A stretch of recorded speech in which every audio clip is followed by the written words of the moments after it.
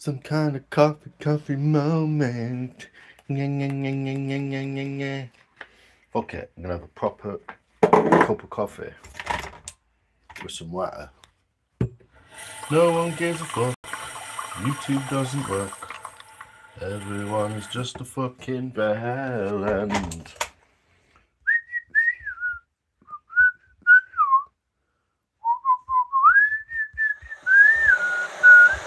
Oh, the chat's just disappeared.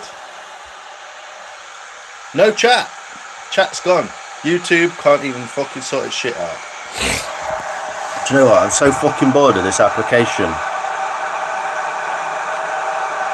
Absolute dog shit. Ah, the chat. Who's a bellend? That's good. Oh no. Beard. Sorry, the chat disappeared. So now you just have to watch me make a cup of coffee for a minute. I've got some of this. I'm going to put it in there. No one needs to know that. How are you doing?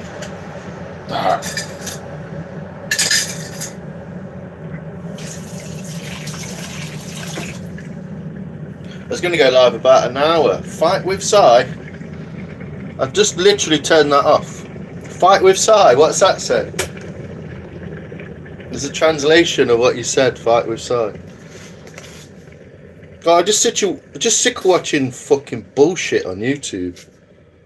People like sticking the dick in a piece of wood and then going, yeah, this is how you use a plane or something. What the fuck are you even on about, mate? Says Yaki. It says fight with Sai. How are you, Tom, mate? Who's the bellend? I don't know. I don't know what I was on about when you messaged. When you arrived, sorry.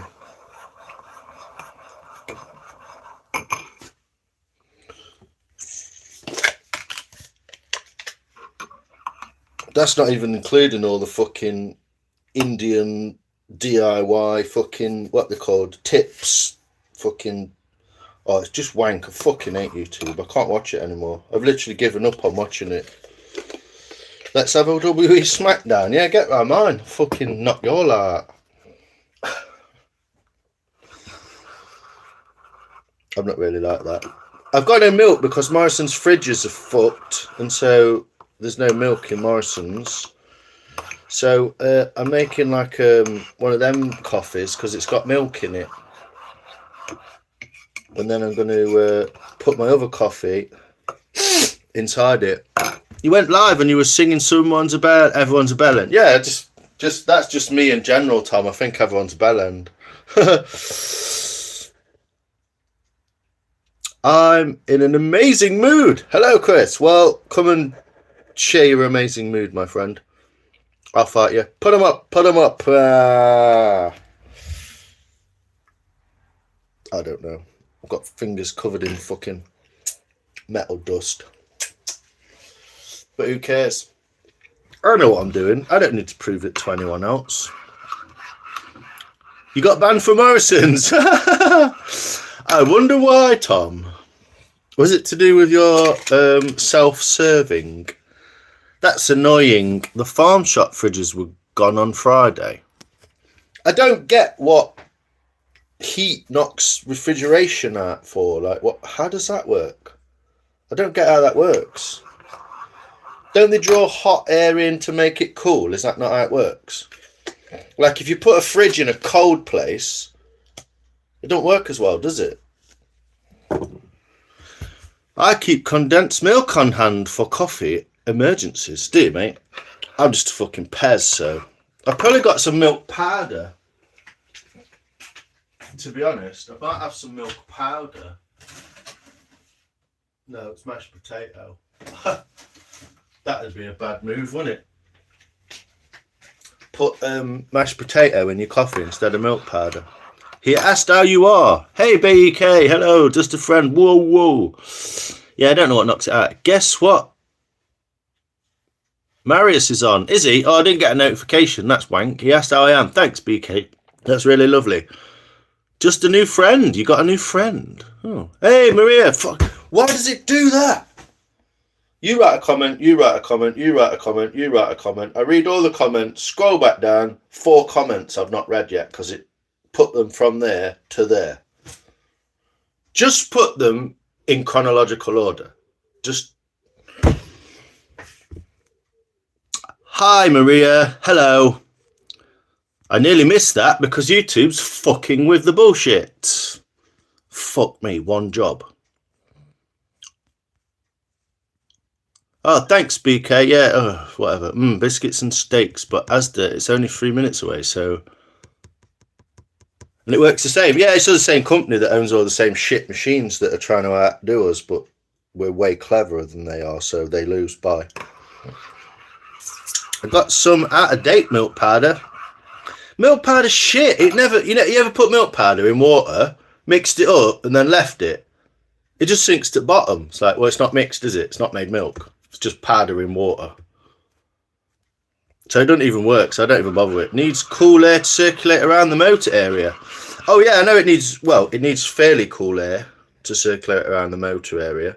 But you would think, in a heat wave, if you just need some cool air in the motor, you can, like... It's a heat exchange, isn't it? Whatever, I don't care. I can't have 15 conversations at once in fucking complexity. I've done salt instead of sugar. I did that once with custard. Ruined a whole family pudding. Took 3 cups before. Fucking hell. That's a big catch. That probably did you good, mate.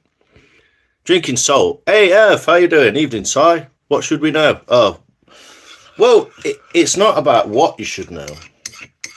It's about whether you know it or not. And if you don't know it, don't talk shit making out you do know it. That's the point. It works for everything. When you use milk powder, got to keep... Why? That's not milk powder then, is it? It's not a product. It's not mixed. You should make milk powder like that, and it should rehydrate and become part of the water. It just floats to the bottom, sinks to the bottom. Anyway, no one gives a fuck what I'm on about. I have things to say on YouTube, but I just don't want to say them because I don't like actually upsetting people, but it just pisses me off. Just watching people gab shit and make out they fucking know what they're on about when they're just blagging it. At least if I'm blagging it, I just say I'm blagging it, you know? Whatever. Crock of shit. Would you rather gain muscle or gain eagles? What the fuck you on about, you spastic? Gain ergers? That's not even a word, you fucking retard. Yo, Julie, Landraver. Hey up, Sarah. Soph, Arena. Hello, Arena. What? I don't know. Don't fucking ask me. I don't know what you do. I don't know what you're asking about either, so it's very confusing to just write what. Chat kisses. What's going on? What's this fucking fake bullshit positivity? Just say hello. Sorry, I'm just going to be a cunt, so get used to it or don't.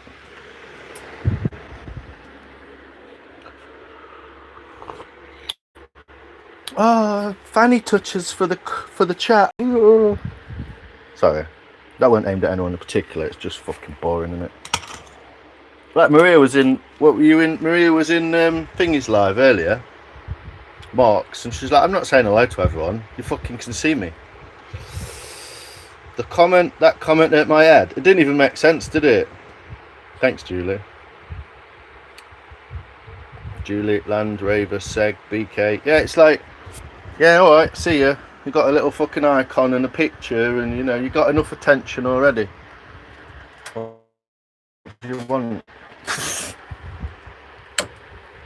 You're not funny. I'm not trying to be funny, you fucking dipshit degenerate. Who said I was funny, you fucking fag? Stop being angry. No, everyone loves it. I'm not angry, I just get bored of biting my tongue all the time. That's all. Can you have some? No, you can't. I'm not even going to read your message. Survival. Anyway, my new job is good. Oh, that's good. Well, folks, hope the day was productive. Hey up, Kieran. It still is, mate. Miss Gigi, hello. Survival Empires. Hello, sir. Who are you laughing at, Shane? I don't even know who Shane is, Julie. Just fuck anyone off who's a mong. I can't be arsed talking to him. It's pointless exercise, isn't it? Anyway, I'm having a fucking Arthur Quiche Lorraine.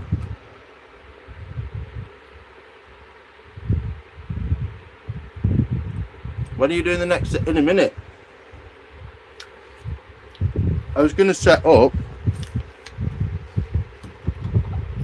There you go, armpit shot for the pervs.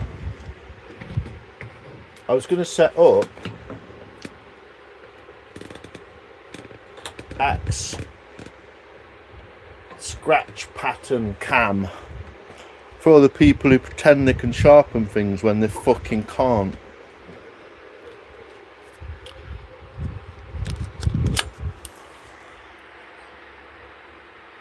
Shiny, hello, gonna sell that armpit shot? Yes, do it. Give us a £5. It's not actually as close as I would like to get the camera. I'd like to get the camera really fucking close to that workpiece. I am reprofiling my axe. As you can see, it's neat as fuck because I'm good at it. And I don't just go and pretend I can do things because everyone else is spaz and they don't understand you can't. You can't blag a blagger. I guess that's what I'm saying, innit, basically. Only Pits. Will you be able to do a backflip for attention? For an attention edit. 40%, nice. That's better than a £5. You're definitely going to make more than a £5 out of that. Shani, hello, sorry. What does reprofile involve, please, sir? Well, funny you should ask, but I just stuck that whole piece of pie in my mouth, so I can't really answer you. Oh, dear. That's bad timing. So, this is the profile of the axe, but it's actually called the bit or whatever, but hopefully you could tell how much I had one back. So what I found was this angle was a bit too rounded. It was sort of like this angle and then this angle. And what you really want is it to be like almost flat all the way along. Which is quite a task because it's actually curved, if you can tell. It's not straight. Even though this is missing a bit in the middle as well. But ever since I donked it on that thing, I've been trying to reprofile it properly. So I've done one side almost. And what I found is that it's like flatter, if you get what I mean. What you don't want is like an edge that way and an edge that way, if you know what I mean. Fucking camera. So there you go, you can see that it's flat there. And that is what you want for carving, at least. And so I was just doing the other side. So join us. Maria, you've got to see her again.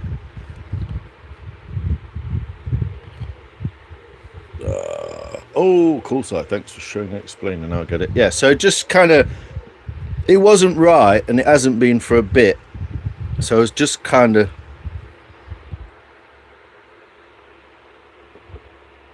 trying to get it right. So I've used this really coarse sharpening stone, which is from I can't even read the name on it now. Magina or something, which I've already dropped once and snapped.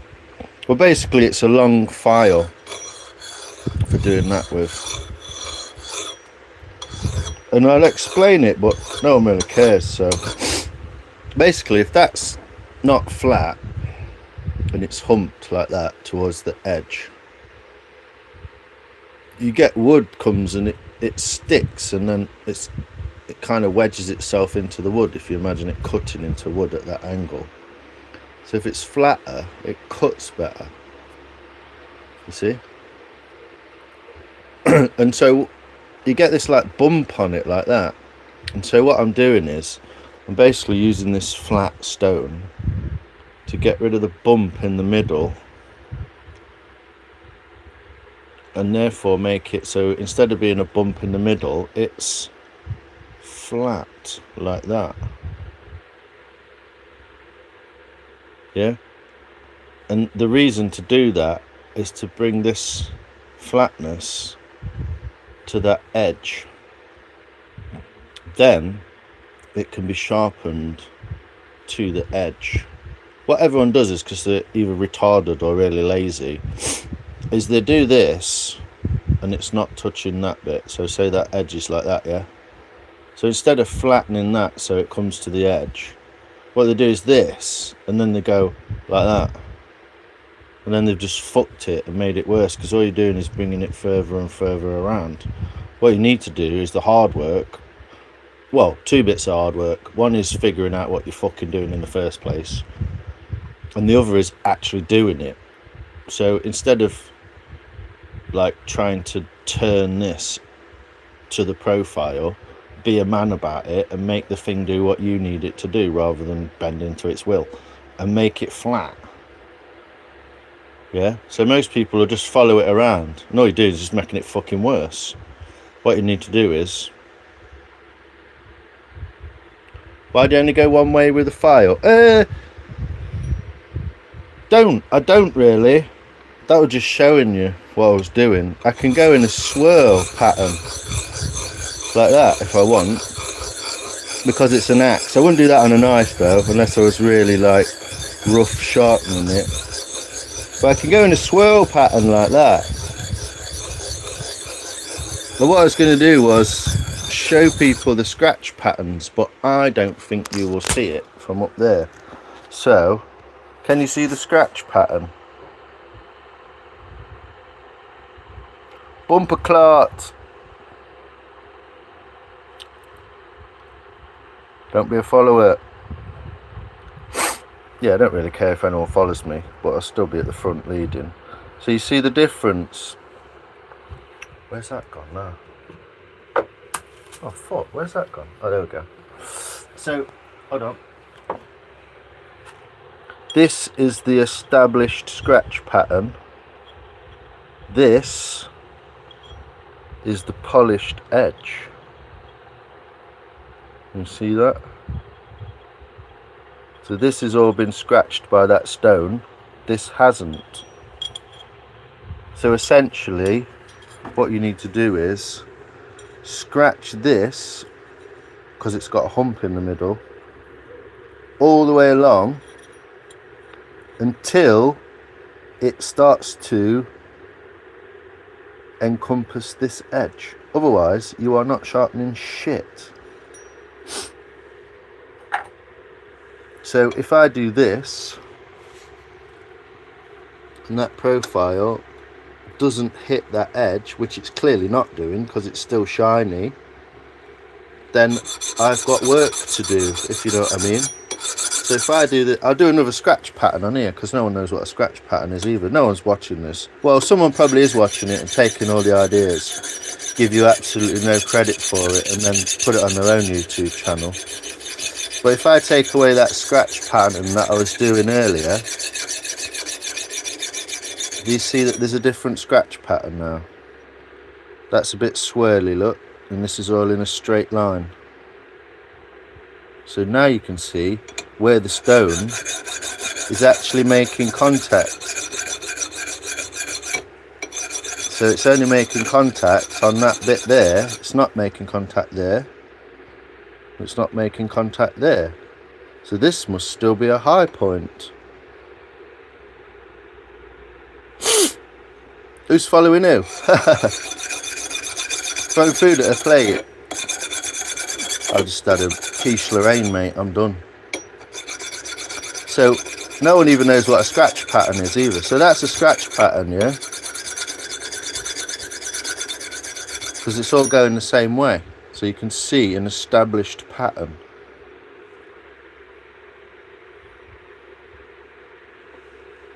Even if I use the same stone and go in a different direction, you can see a different pattern emerging.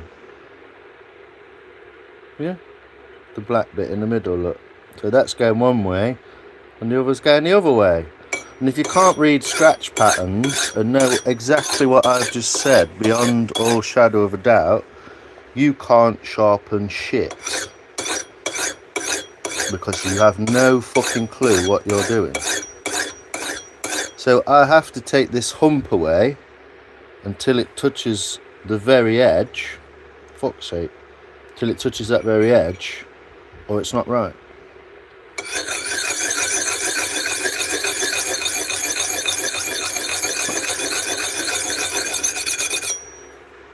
Where's... Yeah, pretty much everyone I know has absolutely fucking no idea how to sharpen shit. They just make it shiny and it cuts and they think it's good, but it's not. So until that scratch pattern hits the edge pattern, at that point there, it's not doing anything. And so it just needs that before it can be what it is. Before it can be possibly be sharp. Still doesn't make it sharp, but at least it's the right profile to eventually get that sharpness. So this is quite...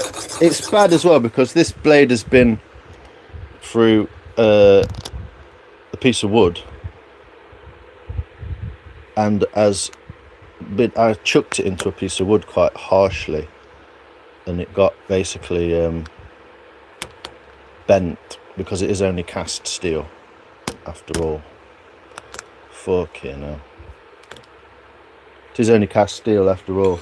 And so it's been resharpened whilst that blade was like this, if you see what I mean. It's kind of like got a bend in it. So I've flattened it again as well, better.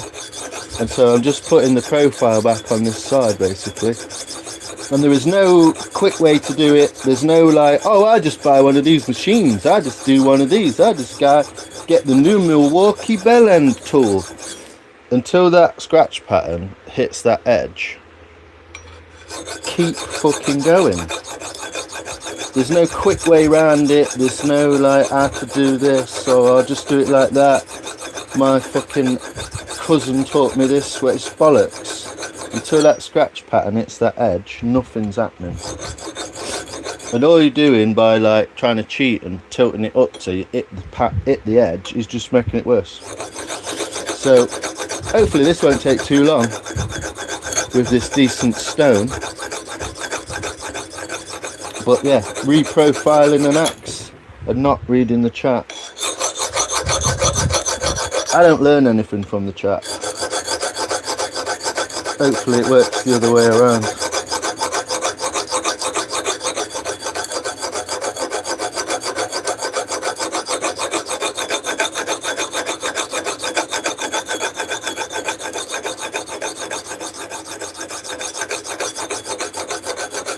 That's a bit harsh, but I did say I was going to be a cunt, so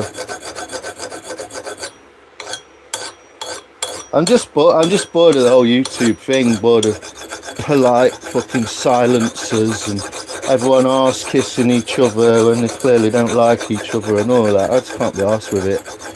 Fucking do what you do, I don't give a fuck. Just don't come round my ass. So if you can see now, that scratch pattern is almost, it's not quite there, look, fucking, so it's almost made it to the edge. You were in focus. See the edge, look. If you can't see that while you're sharpening, you're not sharpening. You're just playing. So that pattern has not got from this edge to this edge.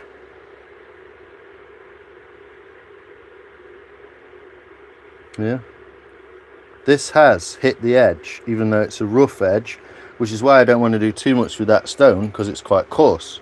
I don't necessarily want to just fuck the edge, but I want to get just up to that edge. With the next stone, which is slightly finer, then I will. See, we're still missing a little bit, look. And like I said, there's no point in tilting it like that, just to cheat, because all you're doing is cheating yourself out of a flat edge. That needs to be flat all the way, from there to there, all the way across it, like so. Yeah, so you see the scratch pattern. It's not quite there, not quite there. There's a millimetre on the edge. And if you can't see this while you're sharpening, just go and do something else, because you're not sharpening. So what you find is you'll go for ages and ages and ages with like doing this, and all of a sudden it'll just go and hit the edge, which is what you want, obviously. So I have put a slight bevel to it, so there's a slight rock, but it's hardly anything to write home about. It's quite subtle.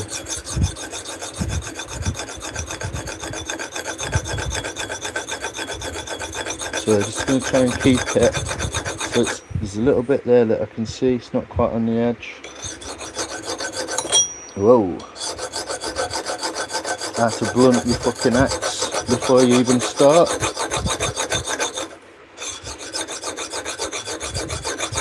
I don't want to do the whole thing perfectly with this, because it's quite coarse, like I said.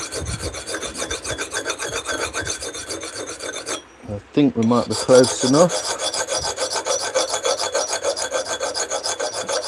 Probably as well as that, see, that's curved around, better off going this way.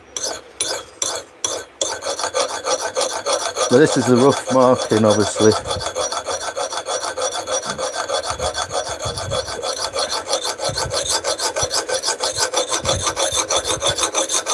And I will be axing the rest of the bowl. I just thought I'd do a bit of a you don't know what you're talking about, I do little fucking moaning ego boost thing.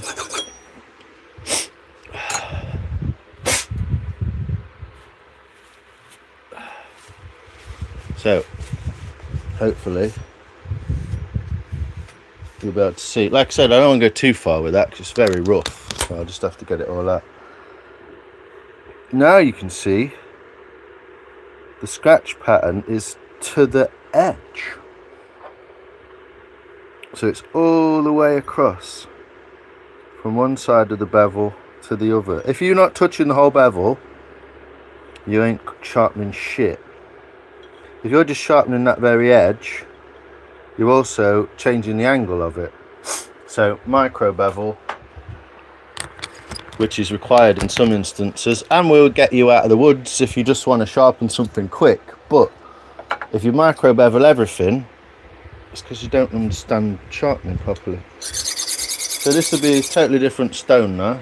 So this will be a totally different scratch pattern, and it's quite a big difference in grit between one and the other. So it's going to take a little bit of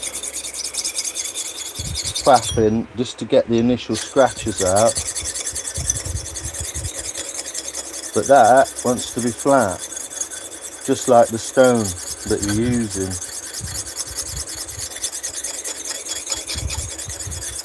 So just trying to get those rough deep scratches out from that first stone, which is good as well because you're finalising that flatness. And it might look like I'm just rubbing this on that, but I'm keeping that at that angle all the time. I'm feeling for it changing the angle. So I'm trying not to hit the front at the moment. I'm trying to just get the majority of those rough scratches out, which is the whole point. If you're not getting scratches out from the previous grit, what's the point in doing anything? That's why you polish a stone or a blade up and you've got a big fucking scratch in it because you didn't get it out using the grit paper before it. And if you're not looking at a microscopic level at that scratch pattern, then you need to. I wish I could show you, but I can't hold the camera that close and do the... Well, maybe I can. Let's have a look. I'm not reading chat, by the way, so... Can you see the difference in the two scratch patterns? So this is a sideways pattern that I've just done with a better gritted stone, a smaller gritted stone, and then that's the edge. Fuck me. That's the edge that's not been touched yet, that's still in the old scratch pattern. This is the new scratch pattern. This is the old scratch pattern. Until that, by keeping this flat, until that touches that automatically without you having to tilt it in, you're not doing it right. Yo, Desert, how you doing, mate? Desert is in the house.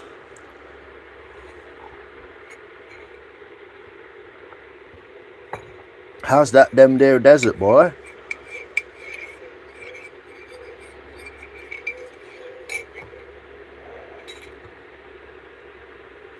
But it's the only way to show it.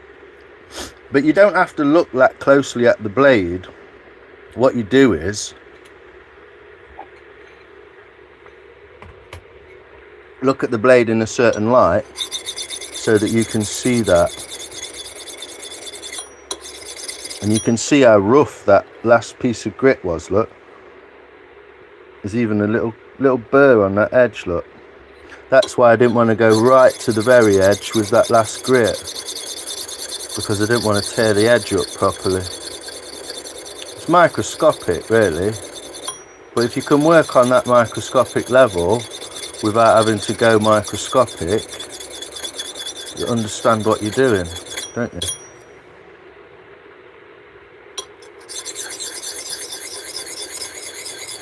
Let's put a different scratch pattern on it.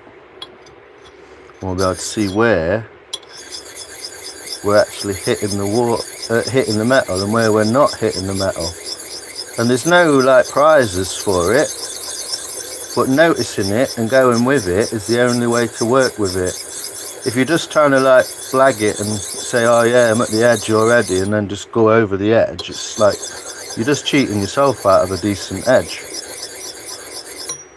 You see that is ever so slightly starting to disappear, but you can see, look, I'm still not. Fuck's sake, how can you go into focus and then out of focus?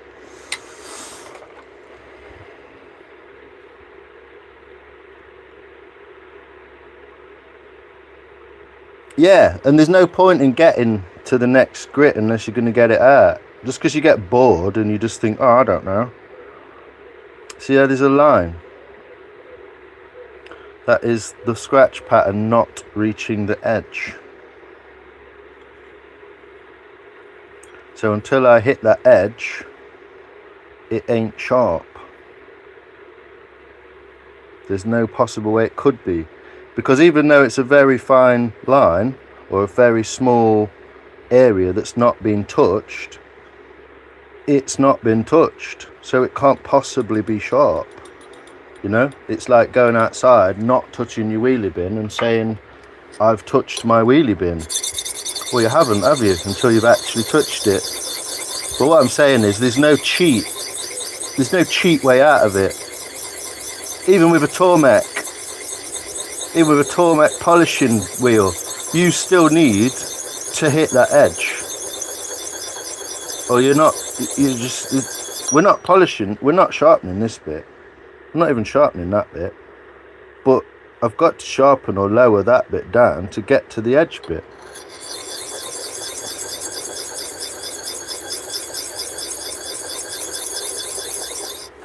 I know you can't really see what I'm doing, but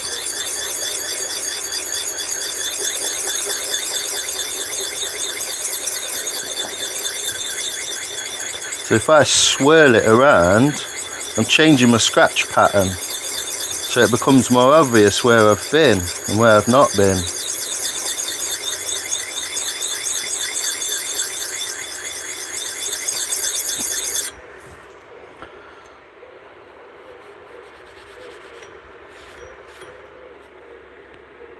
See the scratch pattern?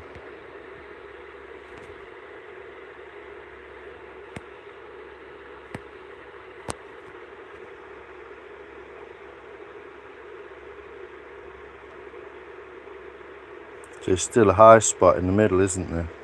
There has to be. It's just basic physics, isn't it? So there is the swirly pattern. My God, can you just... Closer it focuses, further away it don't focus. Ayush, how you doing? So while I was moving that stone around in a circle, I obviously wasn't hitting there because there's no scratches, so I can't have possibly touched it. That's how you recognise the scratch pattern. So that's the old pattern going that way. Oh, I give up with this camera. Give up with it. It's fucking absolute piss. I can't.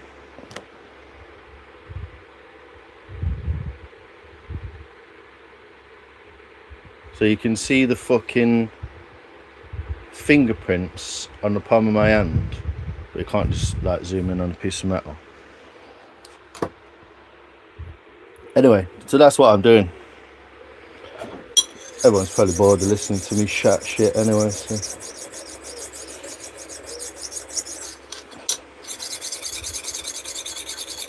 I don't really want to have to prove to everyone on YouTube that I know what I'm fucking talking about, and I don't feel the need to, but ever so often I'm just like, everyone talks shit.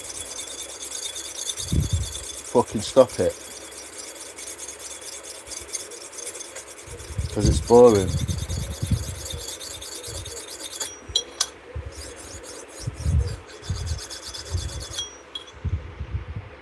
Go long ways, you see, with the blade, with the stone, they actually get a lot more surface area touching. Wants a little clean as well, this does. Definitely got a burr there. Got a big burr all across the other side of it, so.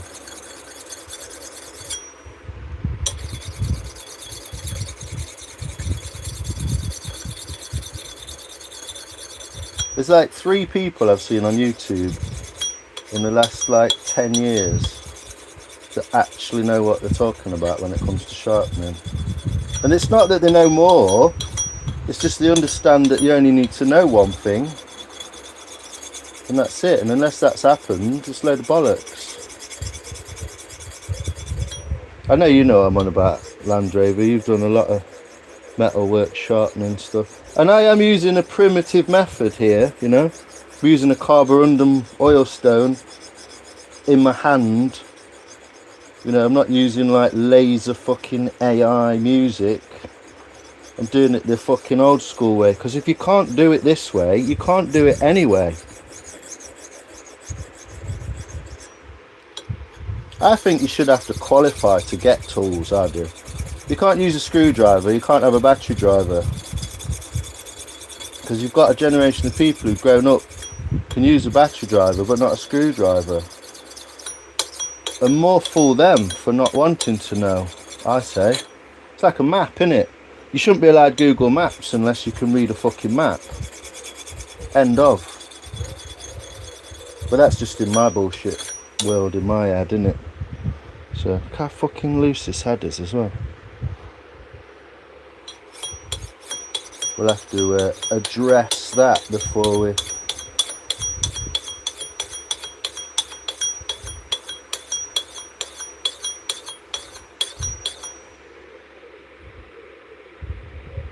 So we appear to have almost, and I will show you close up if I can, just to prove it.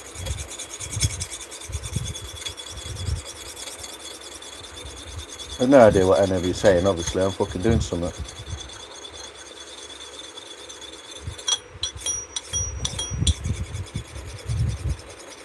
You can also see, I can see clear as day when I hit the edge, because you can just see the line of it is like a perfect pencil line. So now you can see I've hit both apexes.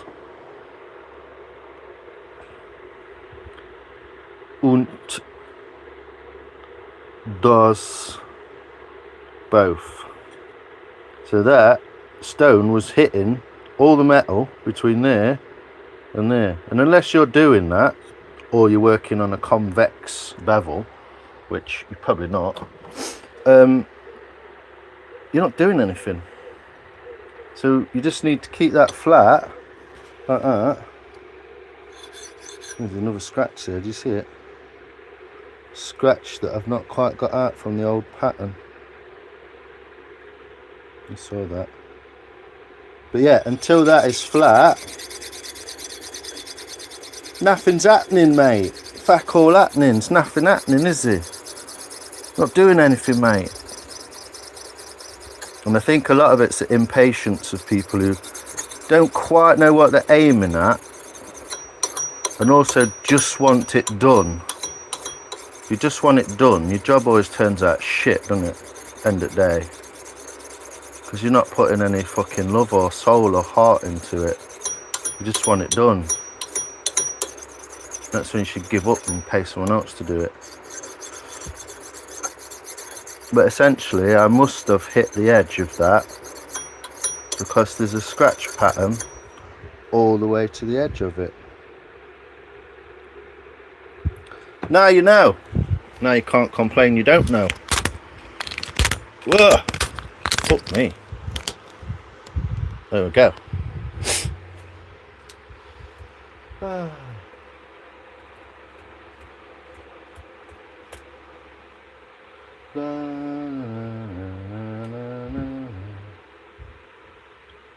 Do what you want, it's not to do with me. Right, let me get the live up.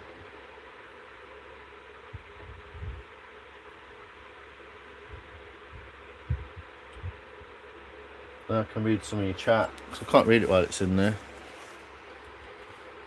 Can't read it while it's in either. When we were growing up, we couldn't have a digital watch until we could tell the time. Hey, another great example.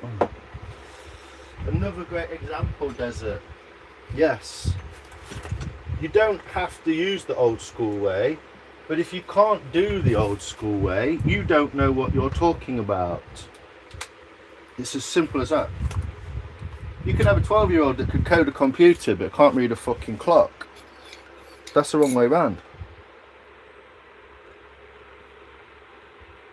And people who run before they can walk and somehow get away with it think that you don't need to run before you don't need to walk before you can run. And clearly you do. Because when you stop running, what are you going to do? The more you know, the less you need to carry. That's the other half of that. What's with the rainbows, dude? Simon, hi, sad man. So yeah, he basically just listened to me fucking mad. I took all out the circular scratches. Yeah, exactly. So until you've gone from one scratch pattern to the next scratch pattern, you're not finished, have you? You know, until it's done. And then obviously we're talking quite rough stones here. That's probably like, I don't know, 380 or something, probably a bit less.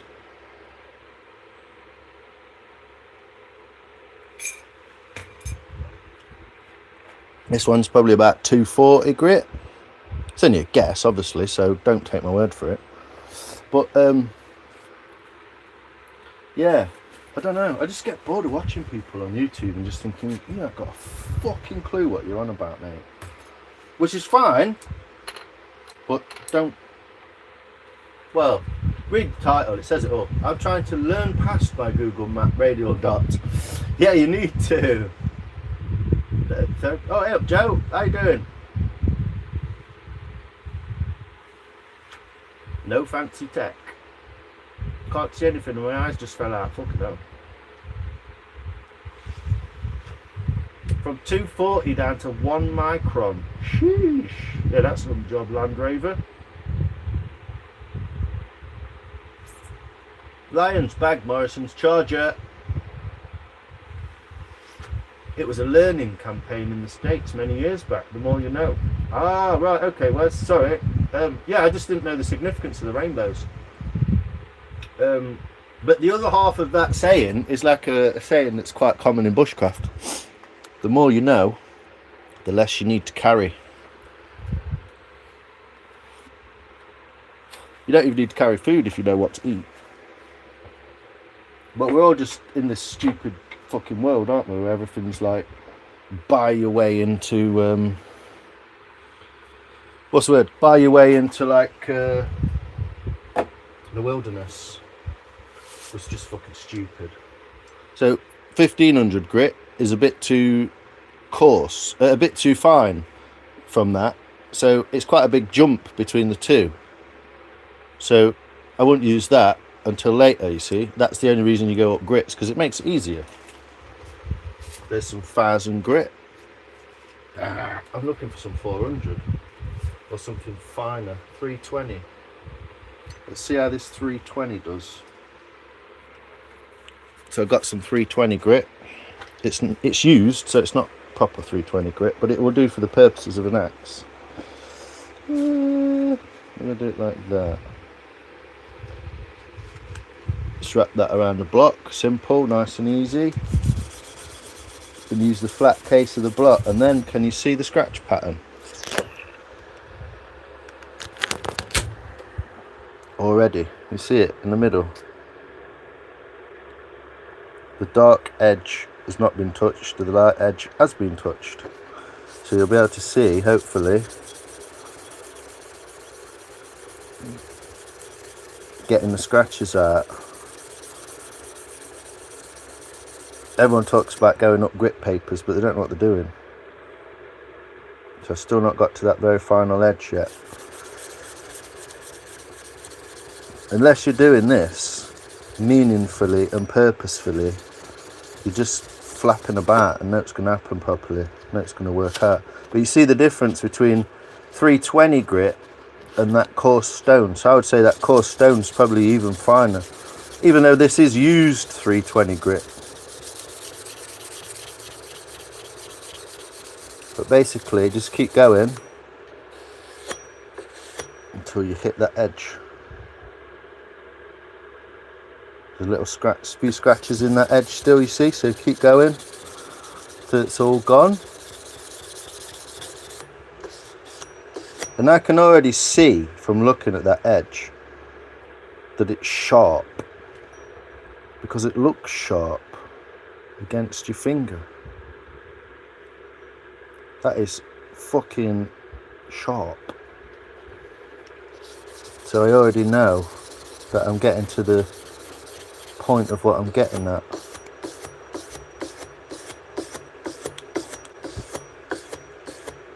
Now I'm going to flip it over, and there's going to be a massive burr on the other side. Just trying to get that corner there because it's a slightly different angle.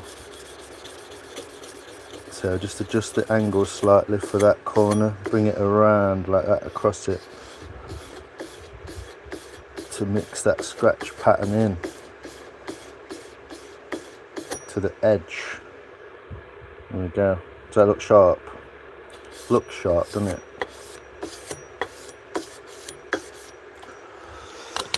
So flip her over. Therapy. Good band. how pretty of a shine. Yeah, well, this is it. If you do it properly. Oh, quick tip as well, Wes. I know you do knives and stuff with heat treating and shit. If you do everything like this before the heat treat, makes your job like way easier, because you don't have to take out the scratches once it's hardened. You want to do everything possible to it before you harden it. Get it perfect, almost brand new, before you sharpen it, before you harden it, and then you know that it's fine, and all you've got to do is just go over your work with light paper. So every scratch, everything, like that knife I made it absolutely perfect before I fired it, and then I made it absolutely perfect before I annealed it. And because of that, once it was done, it was done. There was no going back a stage. But yeah, top tip, get it like a perfect knife, exactly how you want it, just before you fire it. I know you probably know that, whatever. It's one of those tips, isn't it?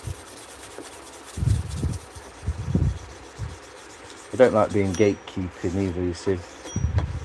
So I know now that because that scratch pattern was already well established, I can just fettle over it quite lightly with this knackered 320. There's one little scratch in the corner there, in the middle there, but I know that that's good enough, you know.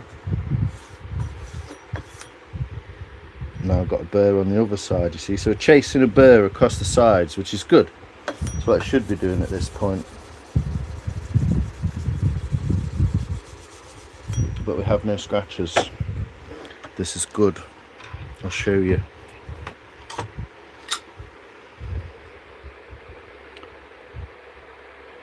Scratch pattern all the way to the edge, and the only reason you can see a reflection there is because there's a burr on this edge now. So what we'll do is we'll flip it over and go down a grit, and eventually it will be sharp as fuck, and we'll be able to axe out the other end of the bowl. And I just noticed that my axe wasn't performing properly last night when I was doing that bowl, and so I just thought, fuck it, I'm going to do that.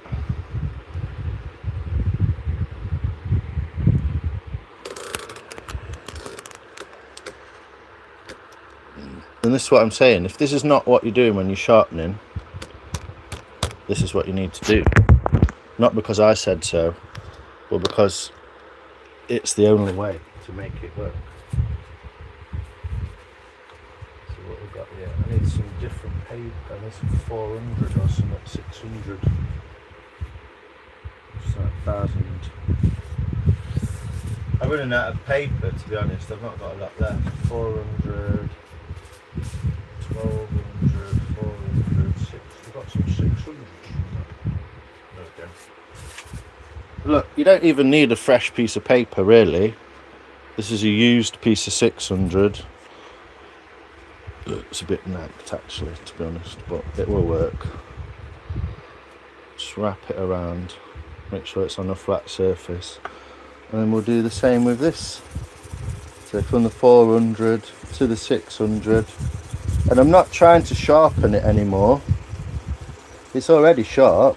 What I'm trying to do is just hit that edge.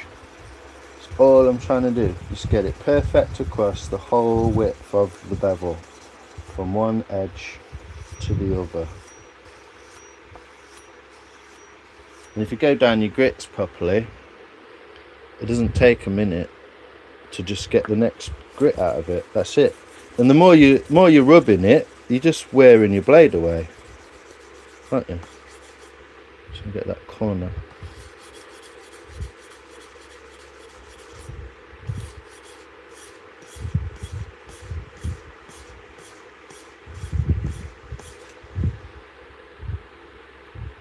Right to the edge. Don't try and make it go to the edge. You've got to rub it until it goes to the edge on its own from being flat. I ended up just holding this now. Its vices, didn't put it in the vise properly. And by doing this, you will end up with a slight bevel on it, which is good. But essentially, that flatness is what you require. So let's fucked that up, hasn't it? Let's flip her over.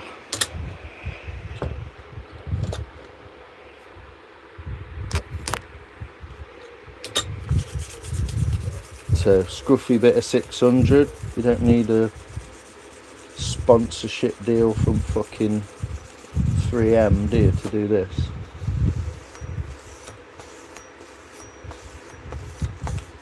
The more you know, the less you carry. Now all I'm doing is looking at it in the light, and I can see when it's at the very edge.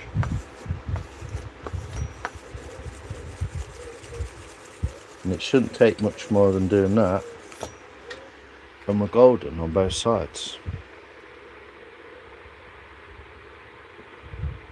You can see there's only a tiny little burr on it now. So we'll jump up from I'll just put that there, it's easier, isn't it? We'll jump up from 600. I don't think I've got any 800. That's what I need now. 800, 320. What's that? 800.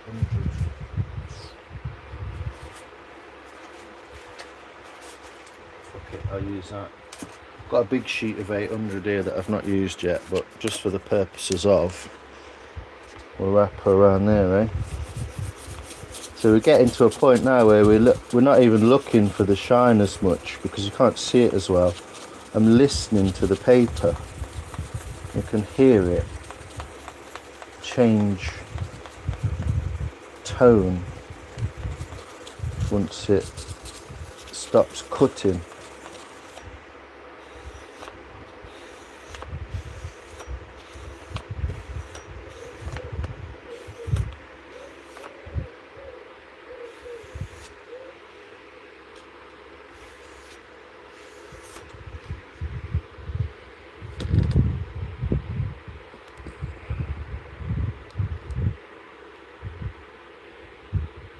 Tone of the paper actually changes. Fucking wow. And that's as easy as that is, almost, to get all those scratches out from the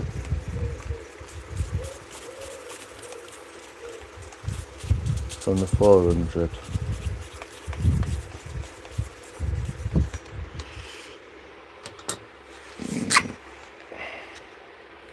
All I'm doing there is just laying it comfortable so I can actually just get at it on a decent angle. So I can hear it going shh, shh, shh, shh. And then eventually it goes quiet. A, because the paper's worn, and B, because it's done its job on the metal.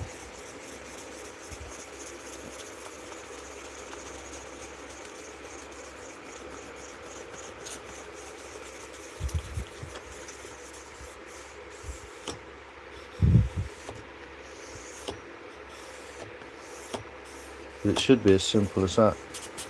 Job done. It's not going to be perfectly shiny because I've been right through a load of grits. But it's getting there, and it's not even been stropped yet. You can see that edge. If you look carefully, you can see that edge is not flat, where it's been wanked into a piece of wood and bent slightly, but good enough for me.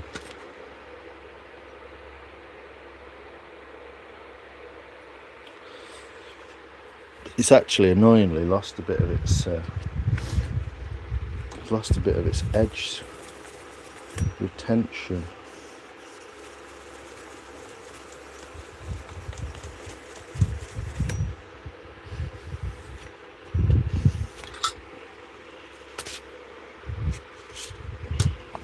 trying to keep it from getting dirty as well, because I hate doing metal work with woodwork, because it just makes a fucking mess of your wood.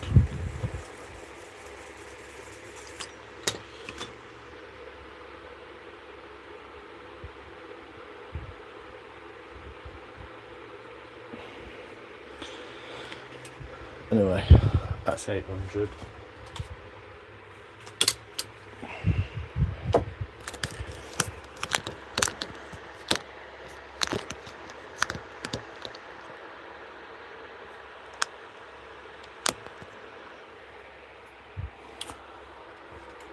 So 800, 1,000. It does help if your piece of wood is flat as well. I don't know if mine actually is, but you need to flick it around the corners just enough to grab hold of it. This is where the polishing starts to happen at about 1,000 grit, where it starts to, the difference in the scratch's size to the human eye stops reflecting the light as much, because it appears smoother, which basically means that at 1,000 grit you can't really see that with the human eye properly.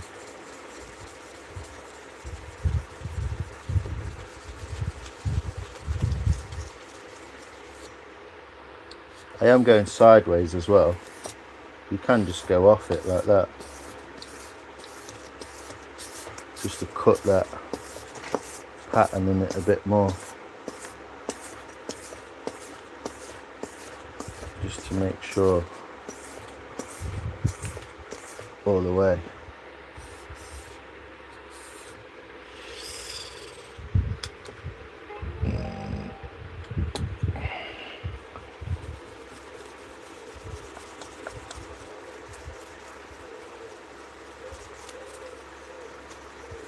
And 1,000 grit's hardly making any noise whatsoever, because it's scratching on such a small level now. Plus the paper's probably a bit knackered, but you know, if we flip it around, use a fresh piece on either side, it does get slightly more knackered, easier. Like I say, I am running through this fairly quick because I'm doing it on here, and I want to actually axe that bowl out. But I wanted to like make sure my axe was good first,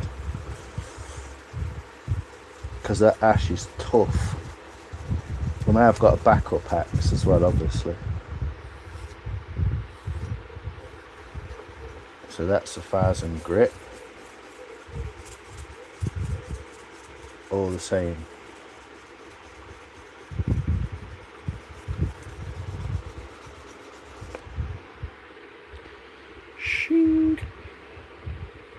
So get rid of that.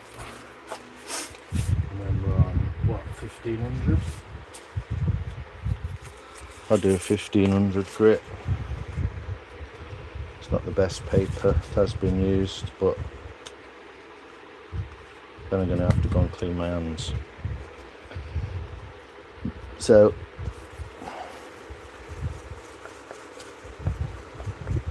the only reason I've gone down the grits in the first place is to reprofile. Normally I wouldn't go through all this gritting because it's pointless. You just want to go down as far as you can, as far as you need to actually cut the bevel as much as you need it to.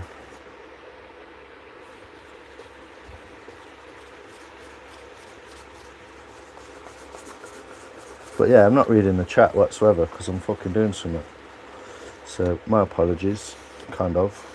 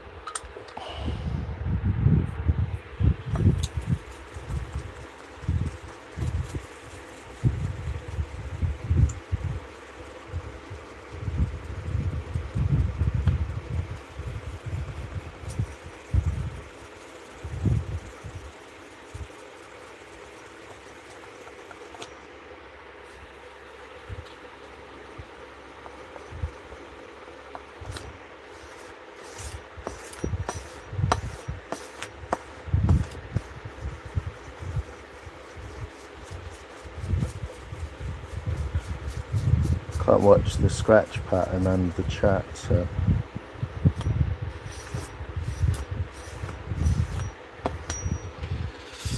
There we go, there's 1000, 1500. And I've also got really knackered 1000 and 1500 on here. So I use that as a final buffer. It's more like 2000 grit because it's a knackered 1500.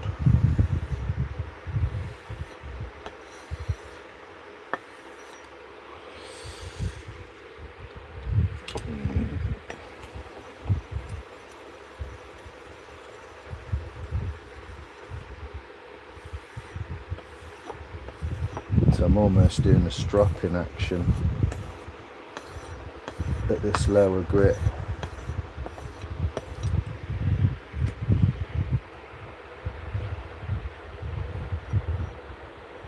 Got a very slight burr, still pretty sharp though.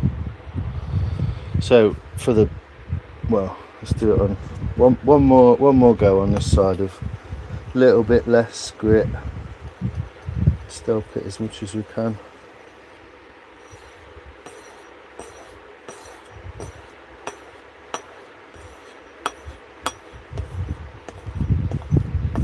So I'm going in like that kind of motion, like drawing J's on it.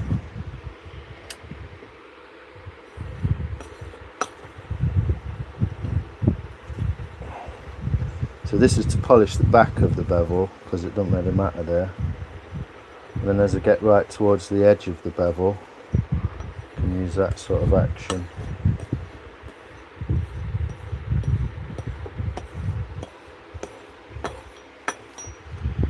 There we go, pretty close to that.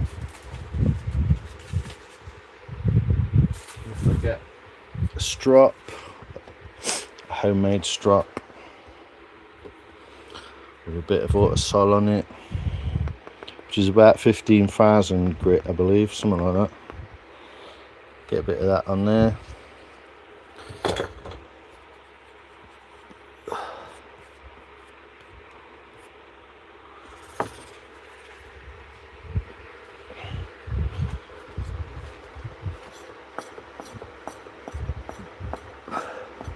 Now I can see I've got to the edge because I can see the Autosol on the edge.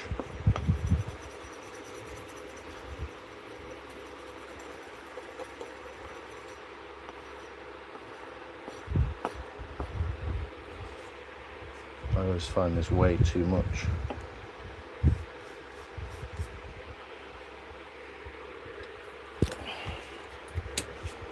The more you want to polish with this, so you can see I've not hit the edge yet, no? So polish the back, like so. Slight tilt to each corner, and then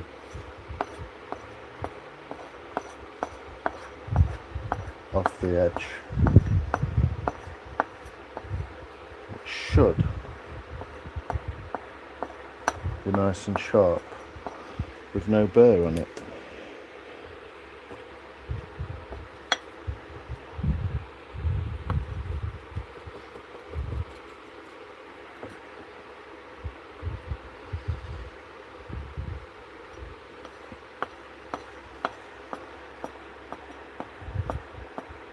That's just a piece of MDF with a bit of Autosol on it, which proves you don't need fancy kit out.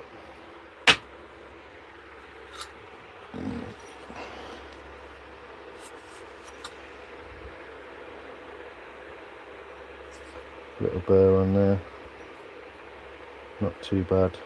Oh, it's a bit grabby that is on the old fingers. Should we do I don't want to cut that. Piece of paper. This will do. Piece of cardboard from the old. See if we can get a decent cut on it. So that's pretty sharp.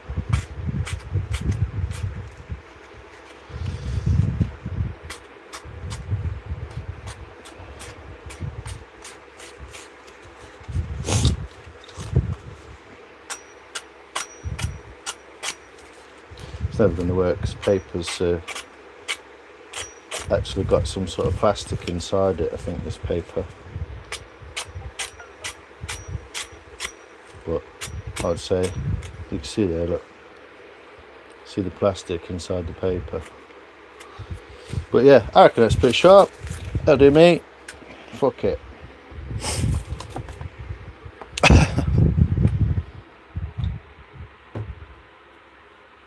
There you go. Finish my water and have a smoke. What does the strop do? The strop is just a very, very fine sandpaper, essentially. I mean, if you use a leather strop, it's even finer. And really, the whole point of the strop is that it's soft but flat. And the only reason you use a leather strop like this, which compresses, you have to remember leather compresses, it holds the compound in there. I could give this another once over, you see, with this. But it does compress, so if you put too much pressure in it, essentially what happens is it will curve around the blade, therefore stopping it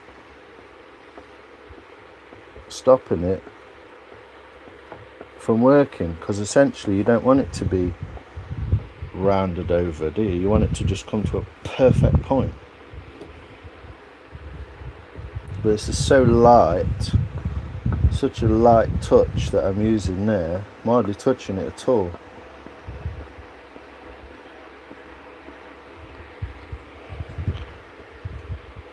But it's just a slight final edge. Basically, the more microscopically fine you can get the edge, the better. So the strop's really just a polish. So it's not the point of polishing it is not to make it look nice, but technically the edge being polished does make it sharper for longer, because it's microscopically less likely to snag and get stuck on stuff. So after a final strop and polish, it's not even been wiped off, look. If you wipe that wax off it, you can see it's a fairly good polish.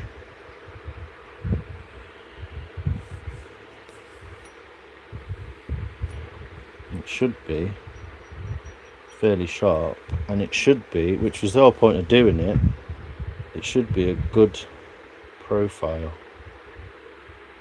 along the side to allow it to chop into the wood. Yeah.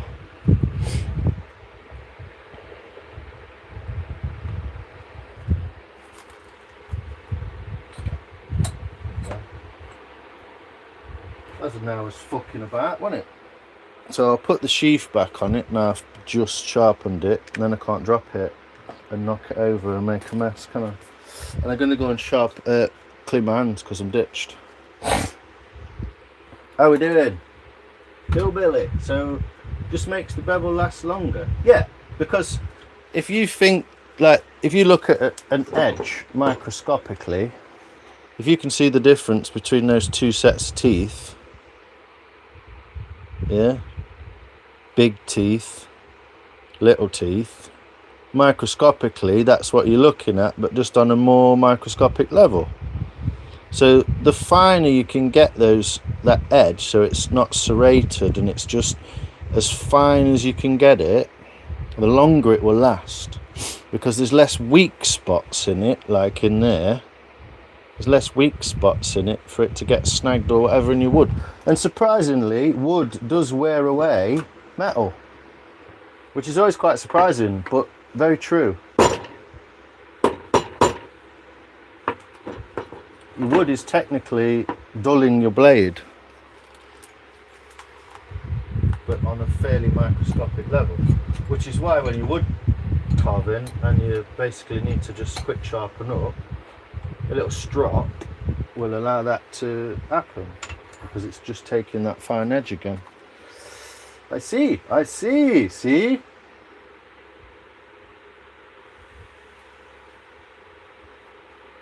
Ah, that's very true, Billy.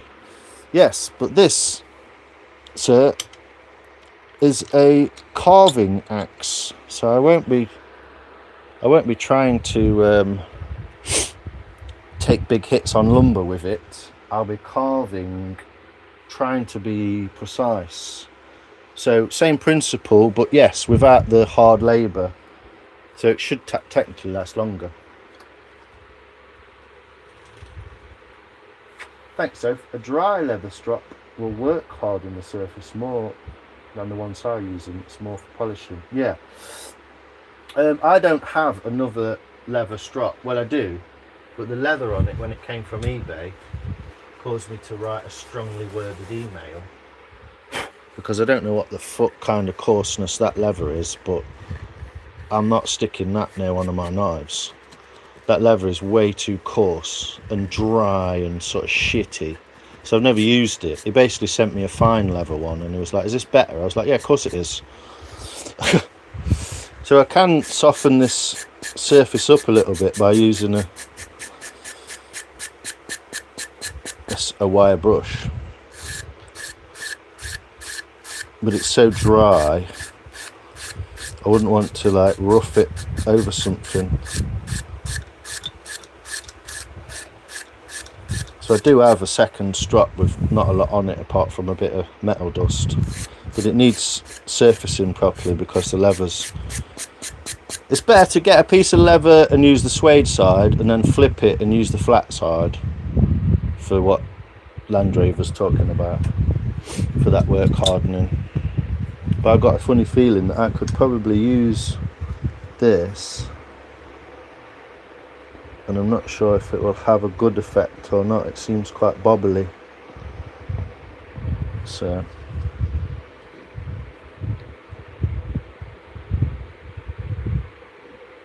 might actually do more damage to the edge. But yeah, a soft, nice, smooth leather strop will finish the job off even more so. But you know, shiny. You can see my fingers reflecting in it.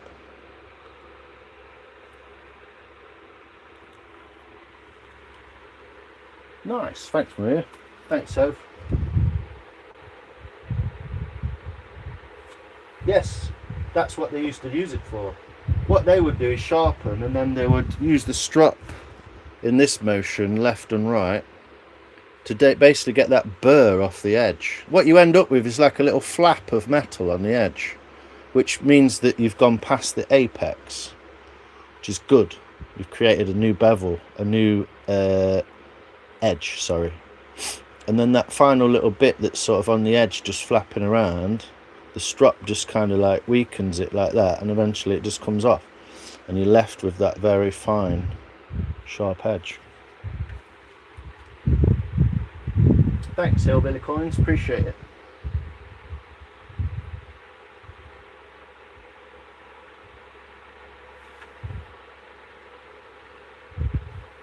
But the main point is that bevel wants to be almost completely and utterly flat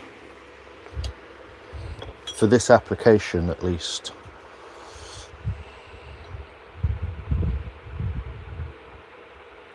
You see? Do you see? There's a very slight curve on it, look. But the flatter, the better. Because otherwise, what you're doing is you're throwing your axe into the wood, and it's like a wedge. So it's just going to go... What you want it to do is go straight in. So the nicer and flatter and wider you can get these in a way, to a point obviously, 17 to 22 degrees, it's going to travel through the wood better, if you see what I mean. Like that.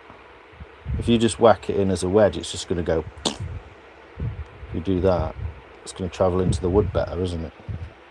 Anyway, I need to go and wash my hands because fucking ditched with metal shit. See if we can get it off with this. The Wonder Stuff. And I will actually be doing some axing over there in a minute, so There we go.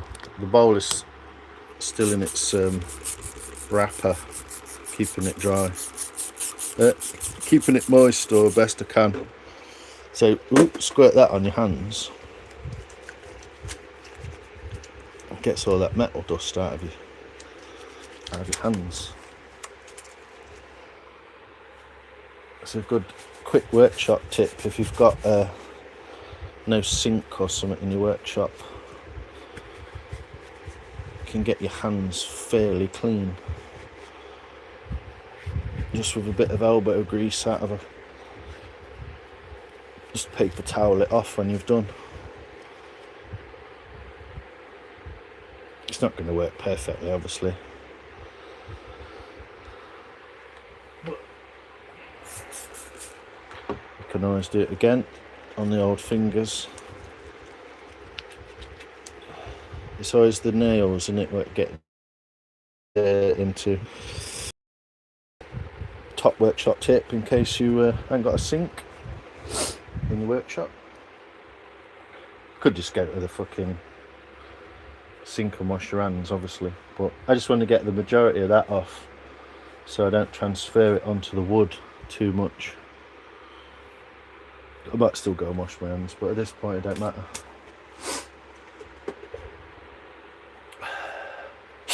Oh, it's not the nose. Oh, I still need to do the edges, don't I? Before I do that. But here's the bowl. As it was last night.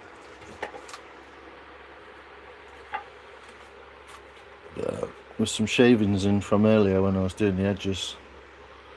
So I'm probably going to put it back in the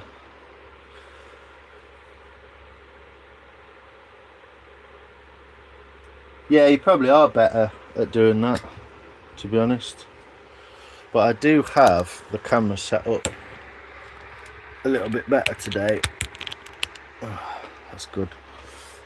I've got all the metal dirt all over this, so let me just wipe this as well. So I'm just going to keep getting it everywhere. Fuck yeah, now.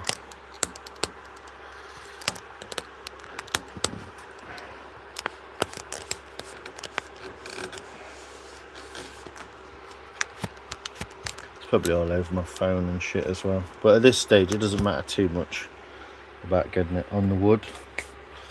But hopefully I'll be able to do a proper overhead cam shot without getting in the fucking way. Are we zoomed in or what? Yeah, a little bit.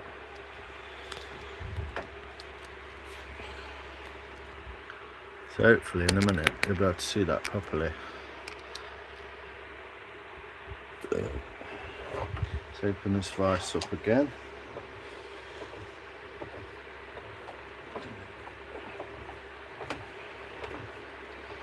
I wouldn't the price of those nowadays. What's that? You can add compound. Yeah, you can add. Yeah, what I'd like to do is have a strop with compound and a strop without compound. It looks bigger tonight. Woo! Thanks, Soph. Sorry. I just see a joke and I have to say it because I'm a fucking idiot.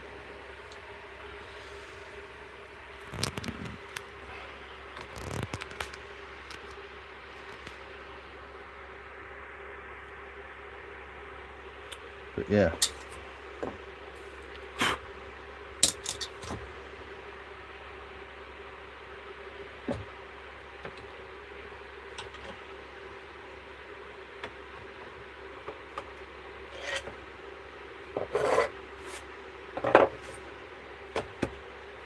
So this is where I get out of my comfort zone, but I'll admit it, that I am actually in a learning stage.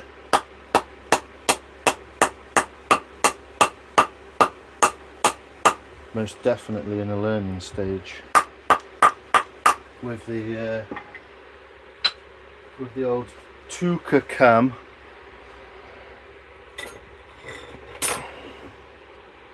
Hey Mike, how you doing? Appreciate you, man. It's getting there. I just need to finalise these edges, which is the tough bit for me, because I'm not sure with this tool, and I'm not as proficient with this tool as I maybe would like to be.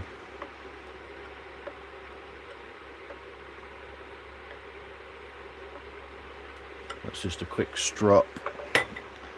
It's curved, so I need to use something curved.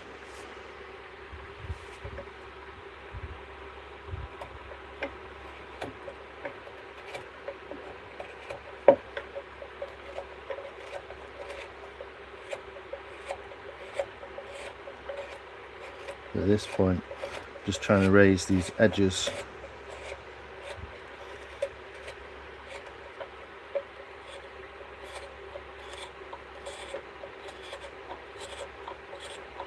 Not as proficient with this tool as I would like to be.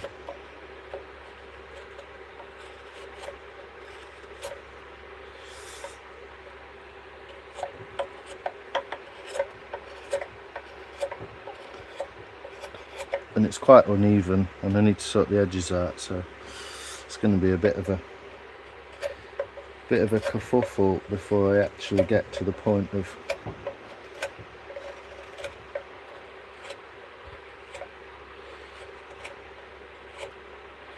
we're taking shavings, so it can't be that bad.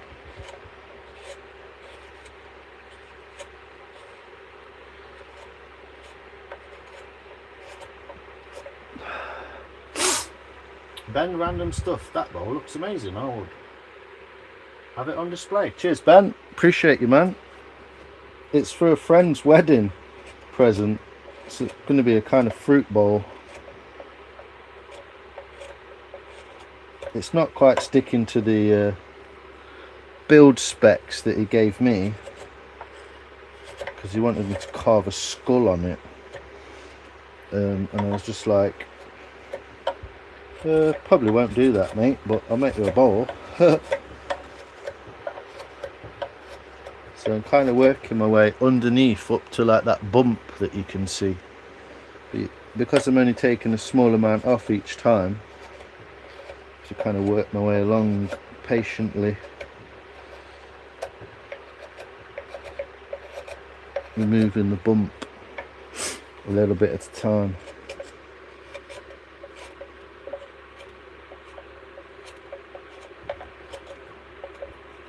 And again, still learning the proficiency with this tool. Not like that.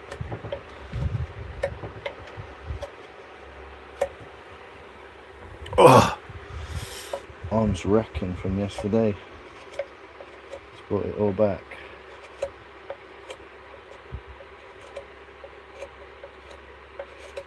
If you do actually want to say something that you want me to read, you might have to write it again, because I'm not going back. Change your curse words. Be nice. What's that? Who's that? Me? Worldwide Folk Tour. How you doing? Alex Flam, bonjour. Yeah, you polishing as well, aren't you, mate?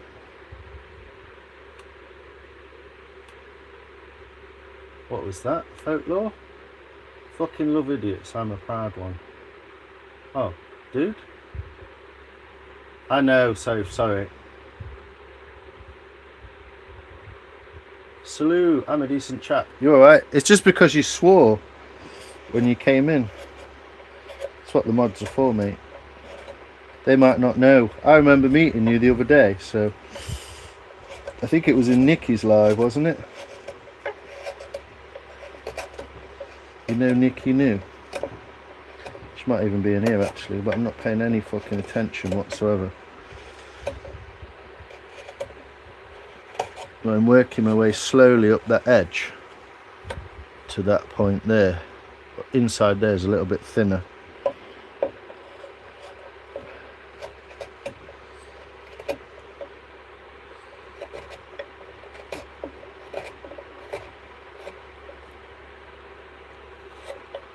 Should really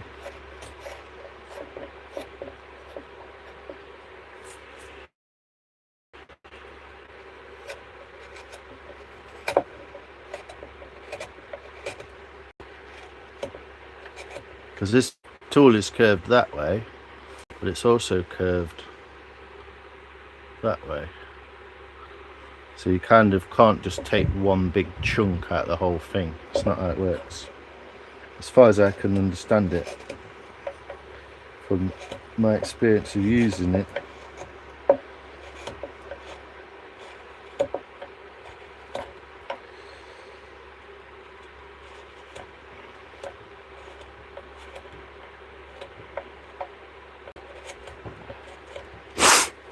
So yeah, I don't know. This is the point where I'm working it out as I go along. I don't know exactly what I'm doing here, so, but I will admit it at least.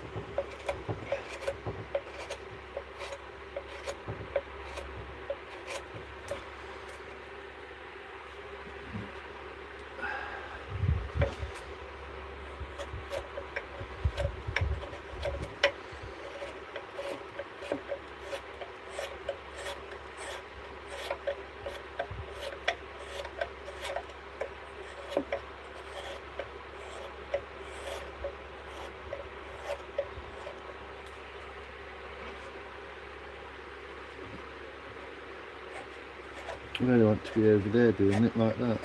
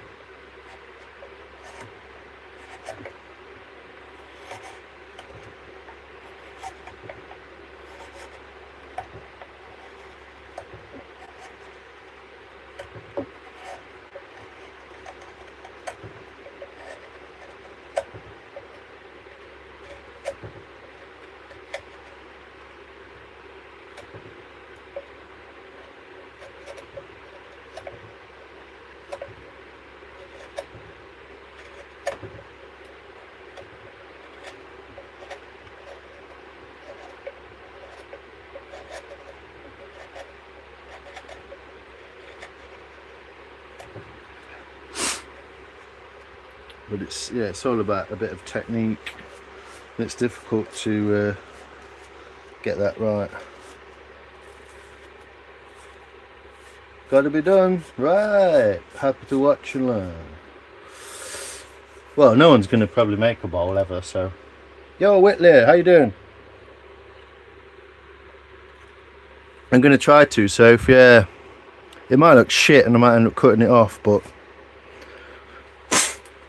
I'm gonna try to.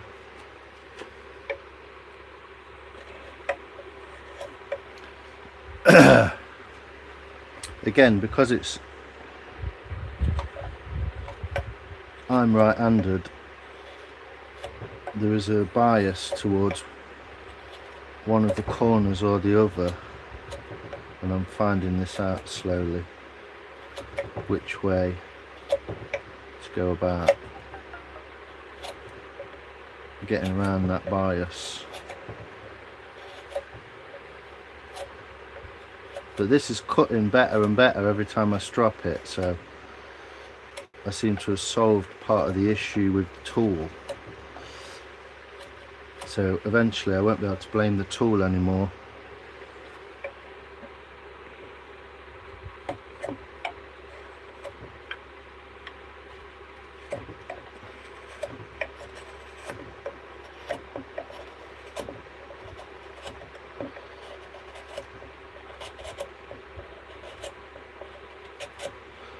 I don't know if you can even see that very well, but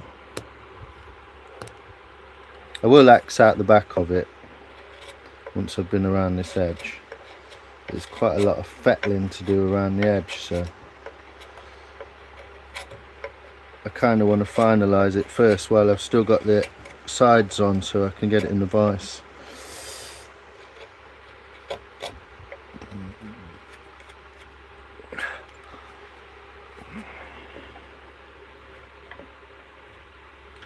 So I need to come from in here.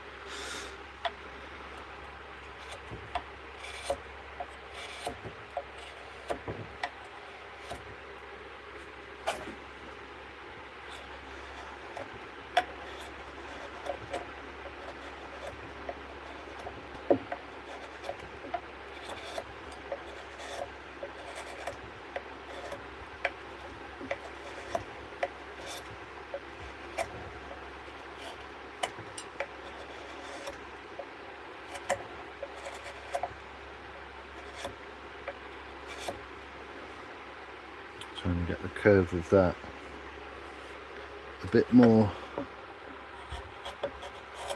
even.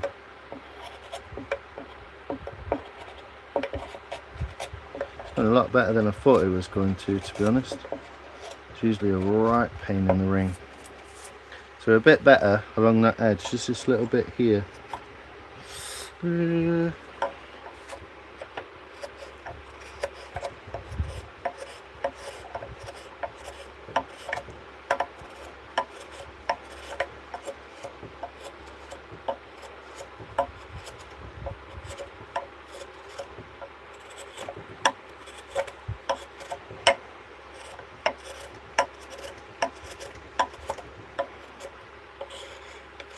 Basically what you need to do is watch this live back on a time lapse, which is what I did yesterday for the last one.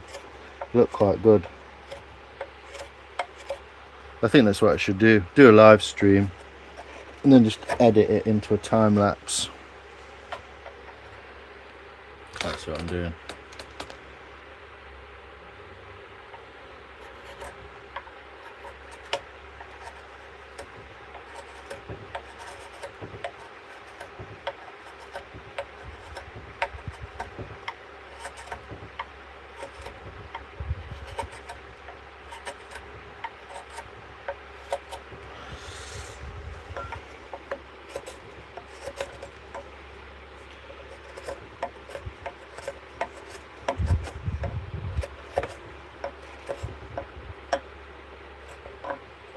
Obviously the more it dries as well, the more difficult this whole process becomes,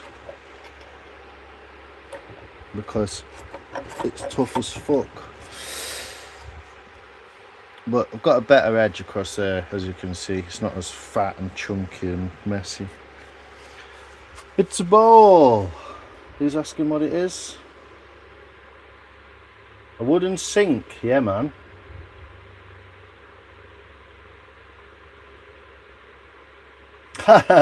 Thanks, Soph. You should come and fettle some of our woodlands. Oh, I'd love to.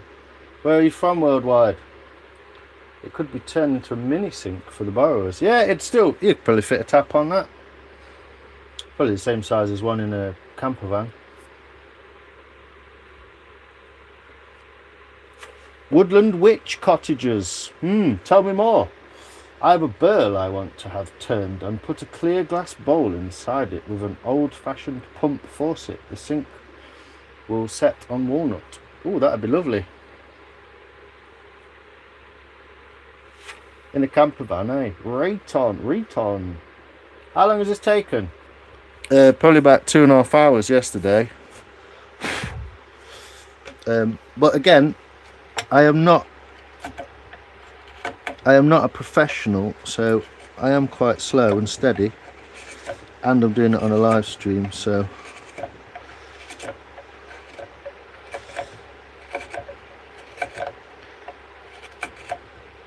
that's what I'm doing again. So I'm working my way up. Oh, you bastard. Just went down my fingernail. But this wood is getting a little bit tough as well. It's doing well on this end grain, to be honest.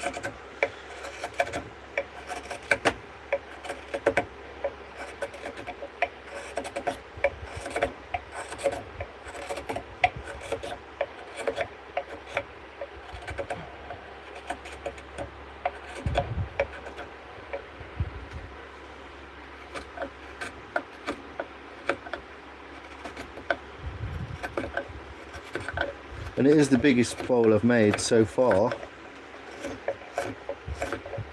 I've gone from one you can fit a bunch of Pringles in to one you can almost bath a baby in.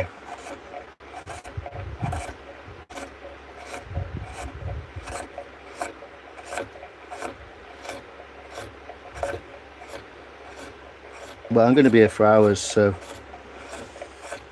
watch and stay or wander off and come back, see the progress. I'm going to be here regardless. I will have to share with my buddy here in Maine. called Sun Brother Productions. Cool.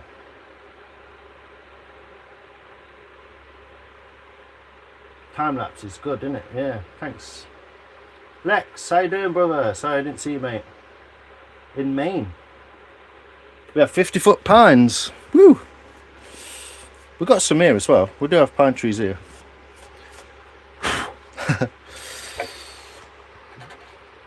I live near the old Sherwood Forest,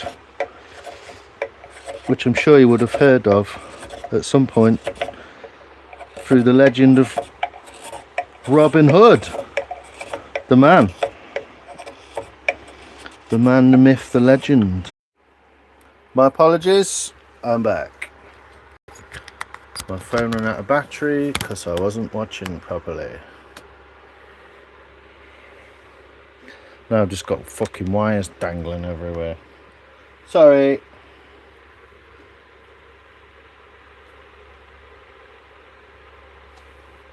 Hey Nikki!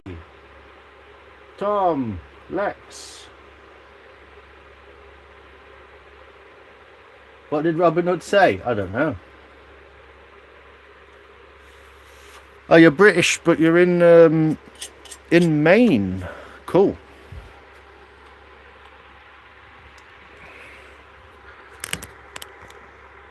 Right, now I've got to contend with fucking cables everywhere as well. Extra fun. Yeah. Whoever was asking how long it takes, I think the simple answer is longer on a live. Much longer on a live, because he's fucking about all the time.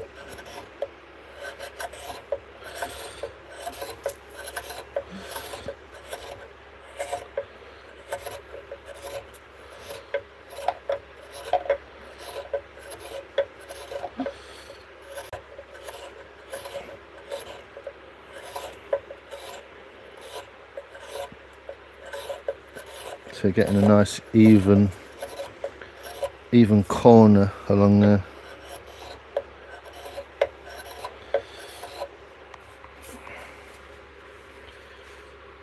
Now I've got to continue that same profile into this corner.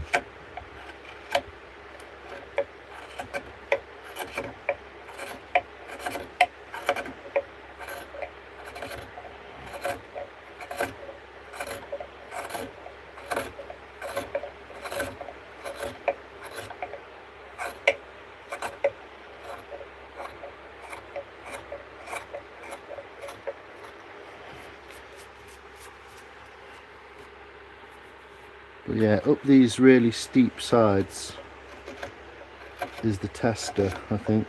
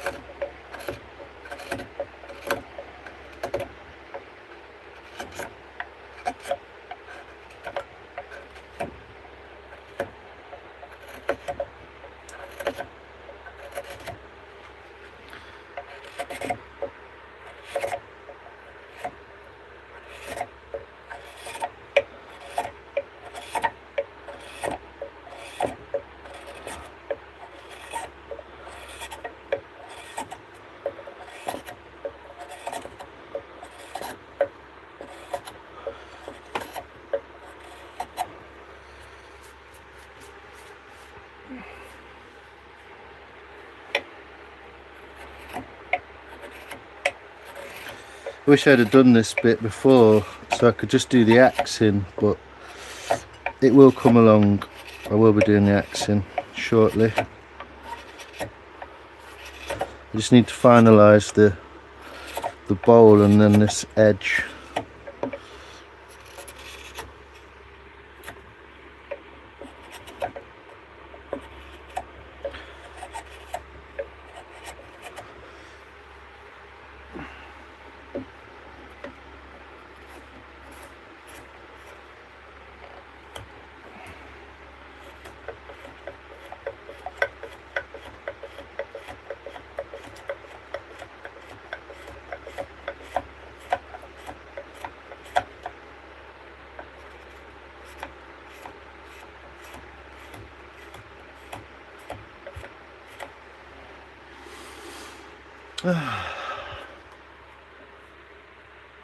Thanks, Nick. Yeah, my battery. Sorry. Wonder if... Whoa. This is too entertaining. Thanks, Worldwide. Appreciate you, man. I'm sure I met you in Nicky's live, yeah. Hey, tree hugging. Yeah, get yourself a Tucker cam. Have fun learning how it works. Not quite as simple as it looks, especially when you're stuck in a corner in your workshop without a proper setup. But I will get there.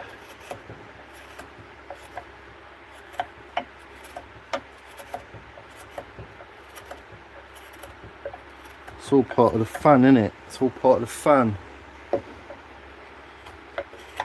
I'm glad it's not freaking hot today. It's been ridiculous. Definitely back down to more normal temperatures.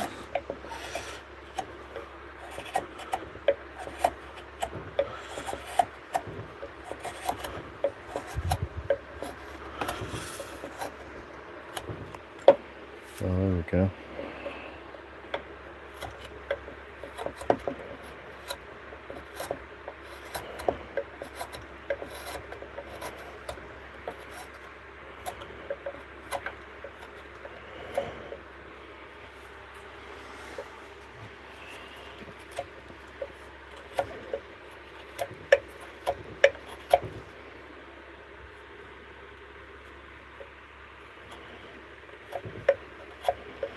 I think, to be honest, going on this side here, I've gone way too close. It's going to make a right fucking mess.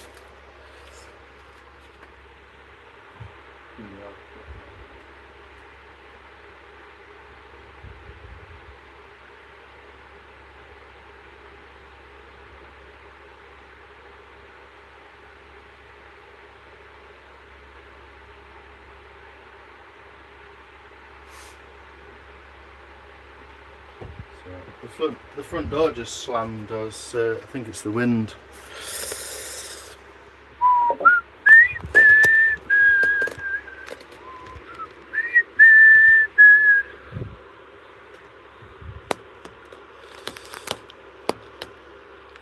But yeah, it's quite a big bowl. It's actually more difficult to get in the shot.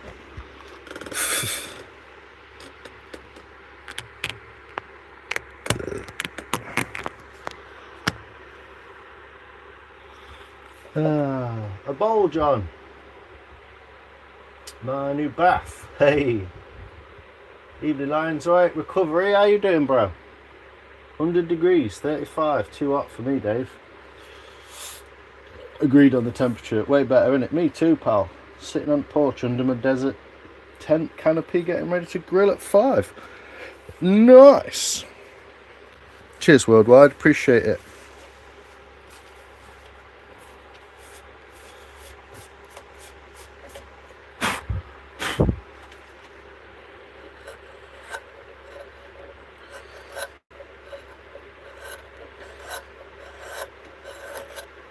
The precision possible with this tool in certain situations is absolutely outstanding. Then in other little situations, it don't feel so comfortable. So I think that's the learning curve, isn't it?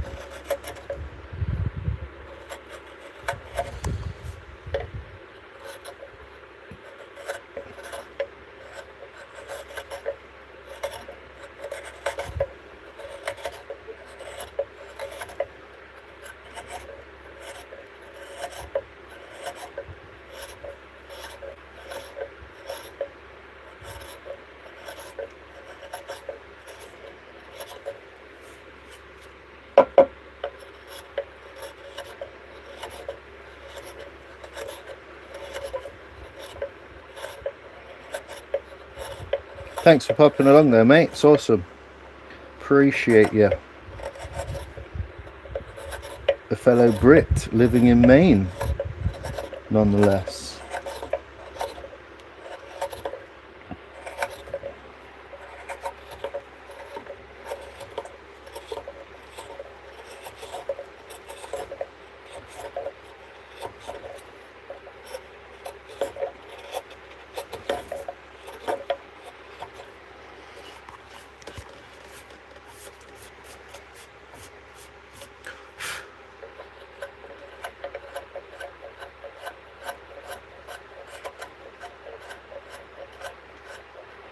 I think some of it is because it's a really big looking tool, you think you should be like taking off a load of material with it, but it's not really what it's designed for. It's just for taking off a lot of small slices all at once. I'll just clean this bottom up a bit.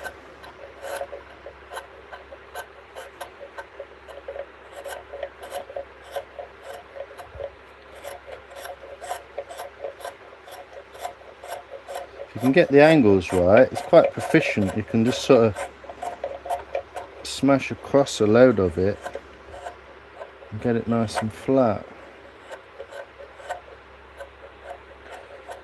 Obviously in the corners and stuff it takes on a different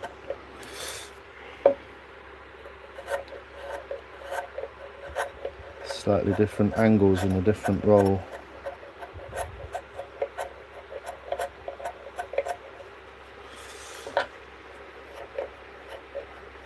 So it looks like we've just broken through the bottom of that last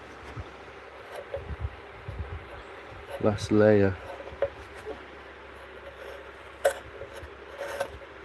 The Princess Leia.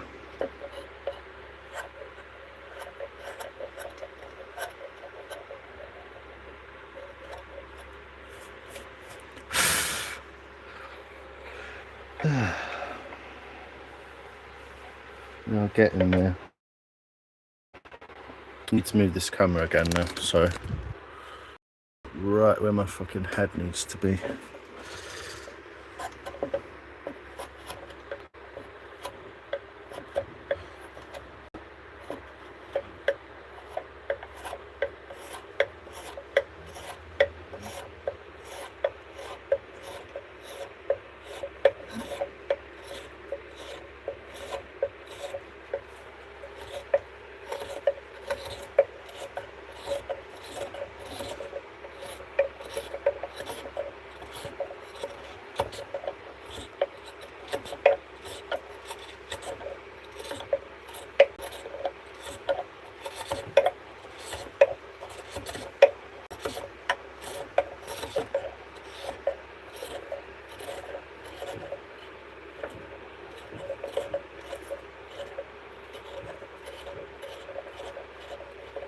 So in ash, these rings, you can see, the big rings are summer growth and the darker little rings are winter growth.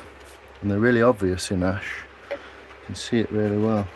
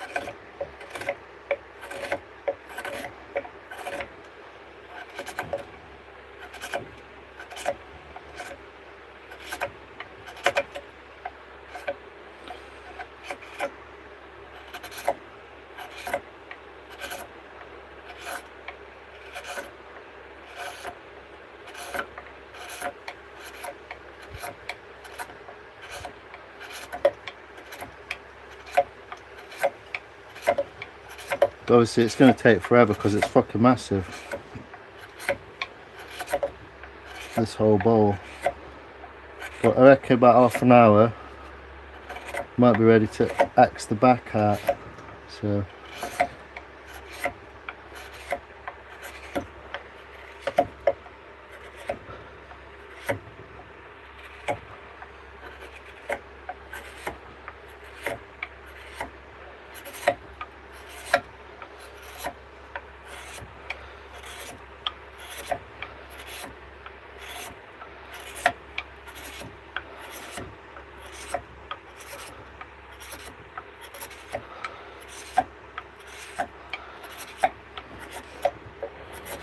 I probably could have done a lot more with the gouge, to be honest, but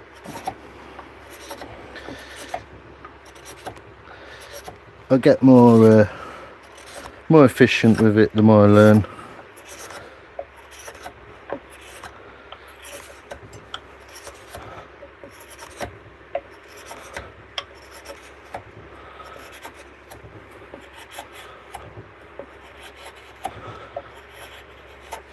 The fact that I've just taken like 1,000 cuts since I started is trying to muscle memory everything so it becomes more and more efficient.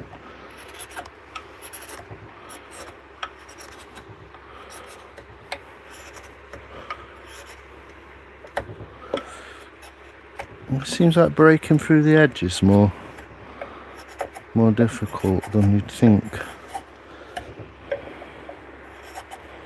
Basically I'm working my way to this centerpiece because this is the bit that's thinnest.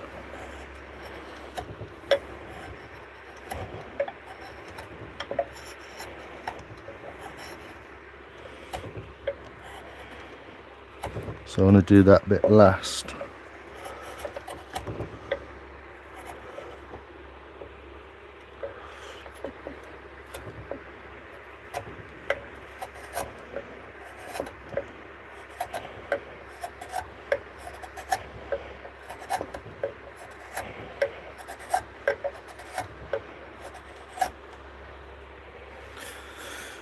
We're getting quite close to critical thickness, so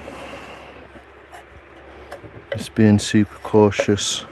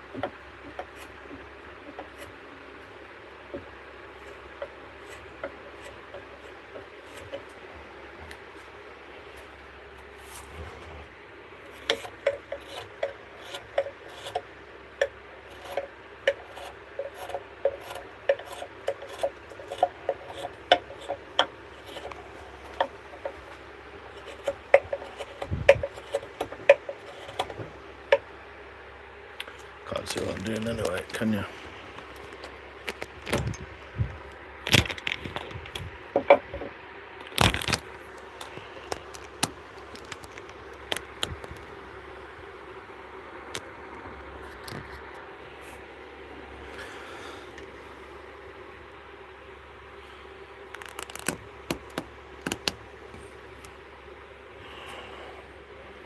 Still in the fucking way. Sorry. What? You're just gonna have to sit over there because there's not enough stretch on the cable. There's not enough juice comes out the laptop, obviously, to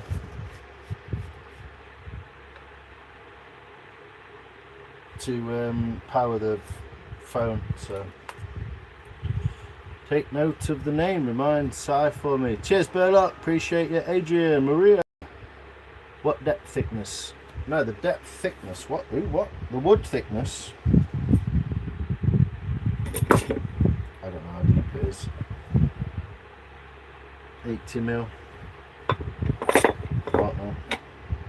I'm miles behind anyway now, so if you want to ask me a question, just write it again. Sorry.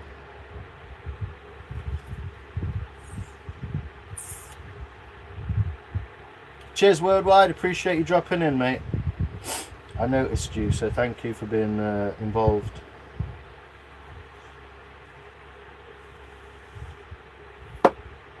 Sorry, but there wasn't enough power coming out of my laptop to actually power my phone whilst on a live, so.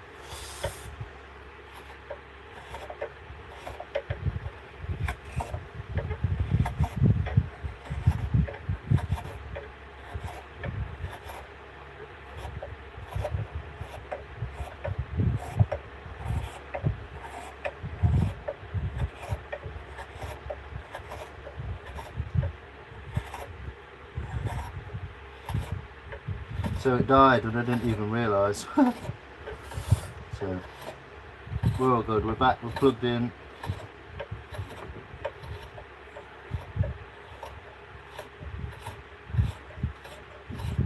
You just can't see what I'm doing, sorry, for the time being. But I just want to get this out of the way and do the top so I can start axing out the back.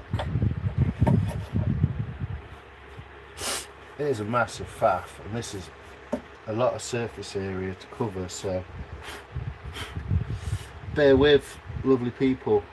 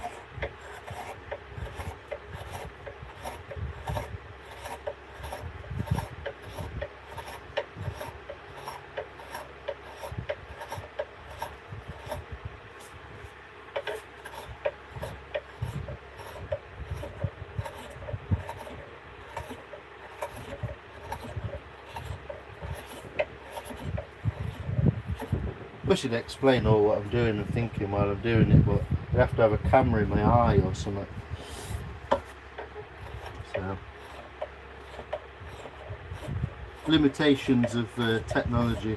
I just have to sit over there for a minute.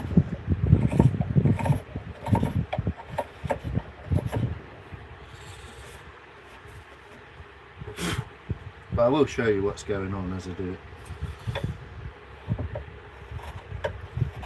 And I will be axing it out, like I said, so worth either sticking around or coming back for that at some point.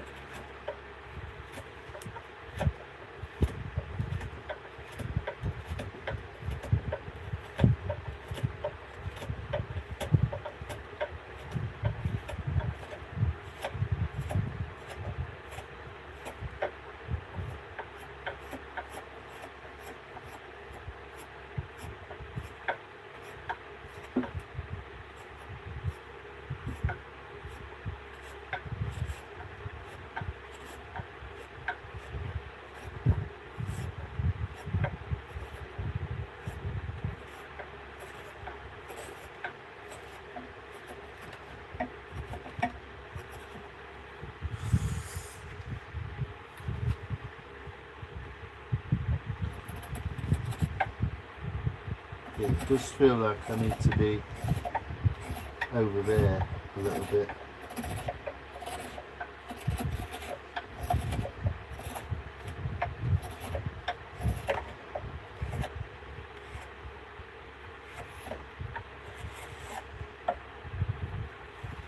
Technically using this upside down at this point.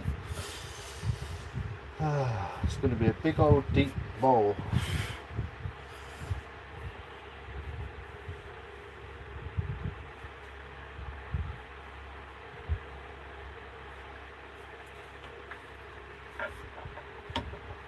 So how can I do that like? Just wanted to go that way. So to fight that, I'll flip it a bit over there and I can do that. Let's try that.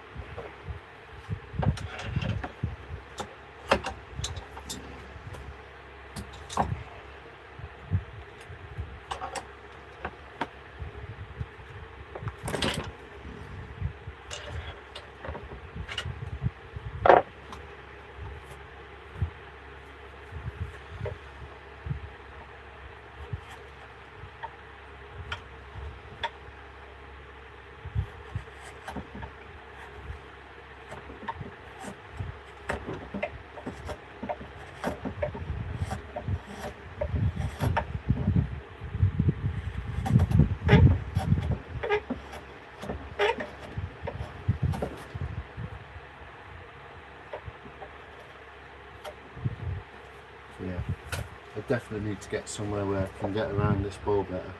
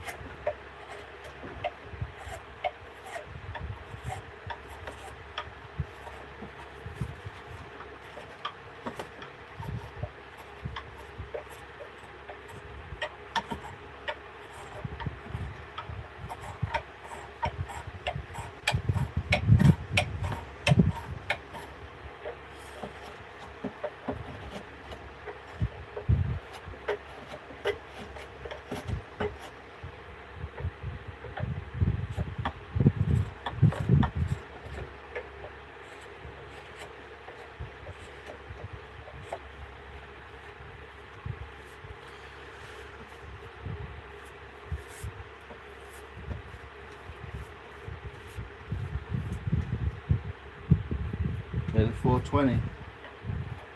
Get involved, dude.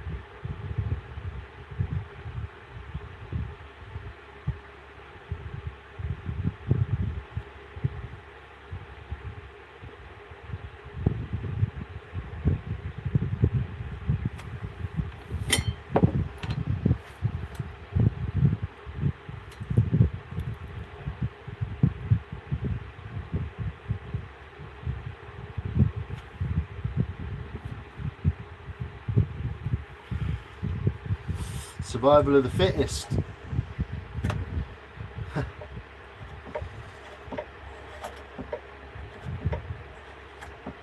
think that's what comes in there, isn't it?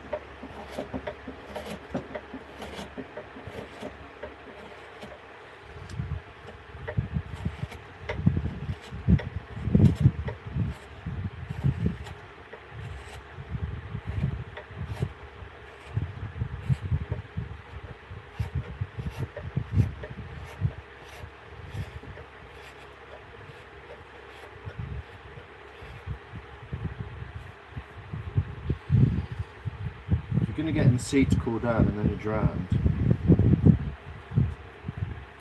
You probably fucking deserve it.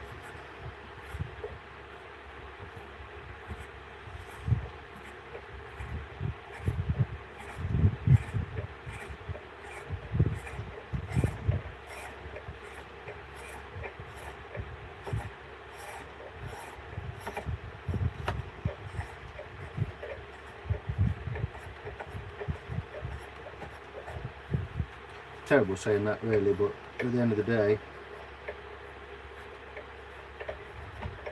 do you know what I mean? It's night time, isn't it?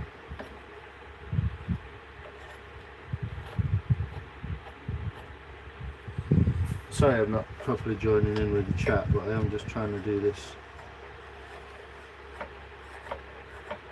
Trying to finalise the shape really.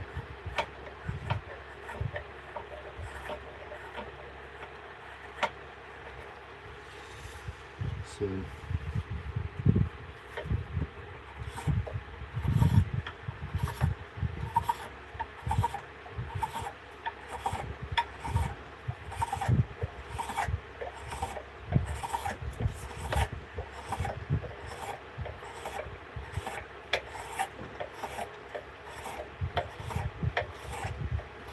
sun goes down on another day.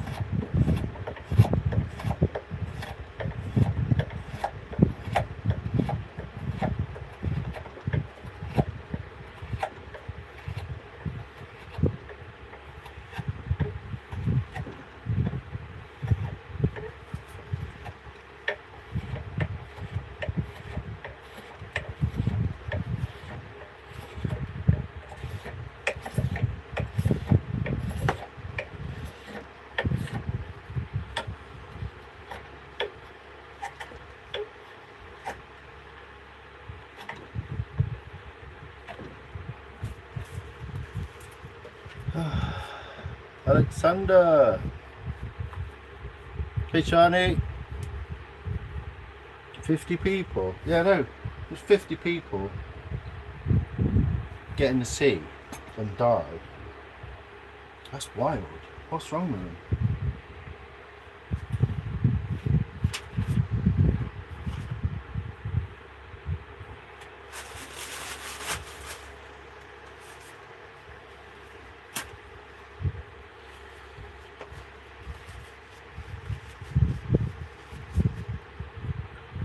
Stupid place to cut yourself, son.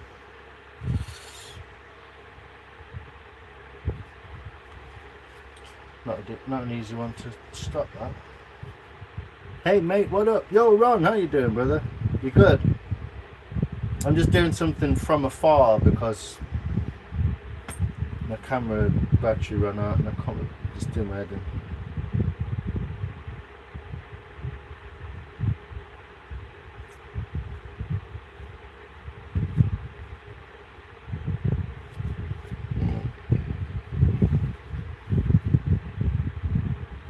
I cut myself there, which is really irritating because this is where I put my hand on the wood. It's not that it's painful, I just keep bleeding on the wood.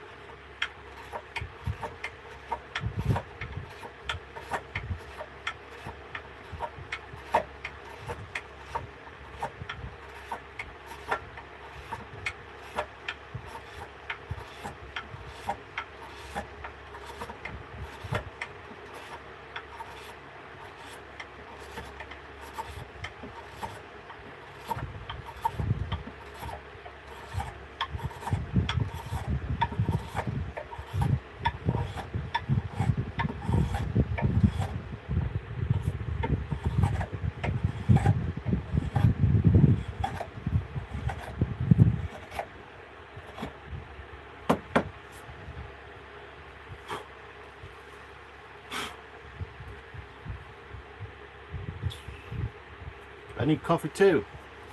Yes sir, yes Mark, what go on? Peanut butter cup. They're full of shit as well, aren't they? It's not even peanut butter. Not that anyone's fucking bothered.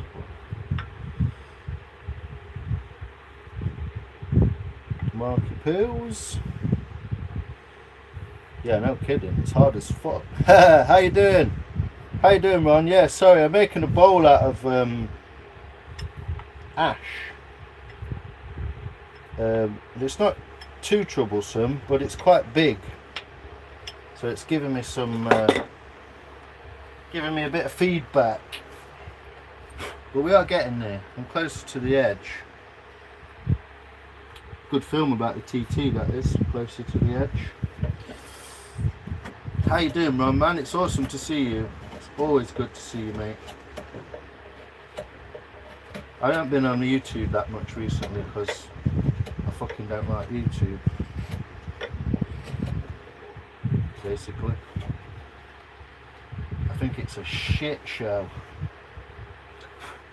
of pure fucking Judaism.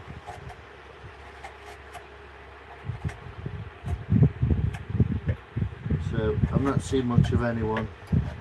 I still see a couple of your shorts there, mate. There was an old one that I saw, but I still get recommended them.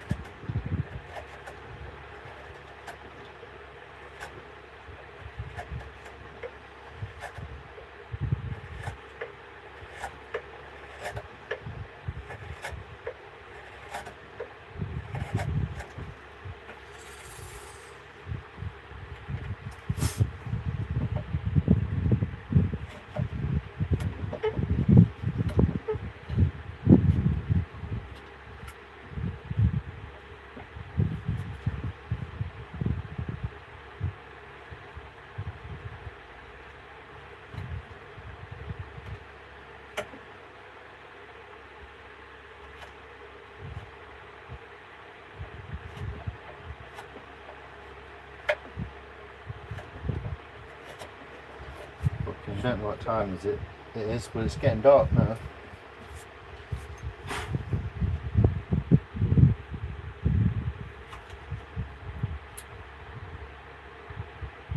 I definitely need to take that back. Take that back more.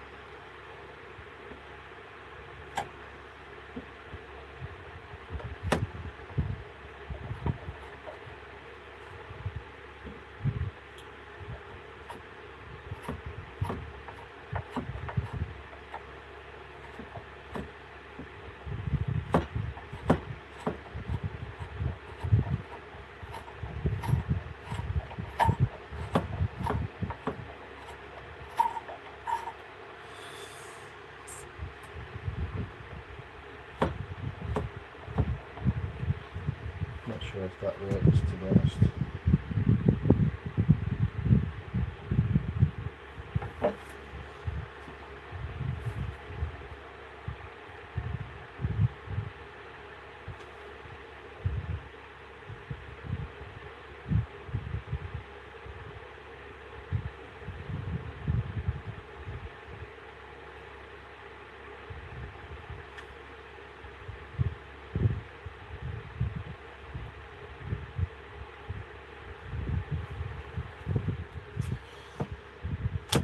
Time for a bit of light.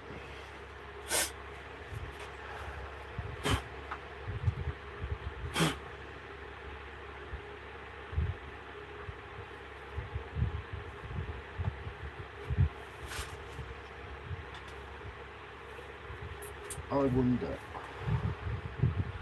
I could scoop.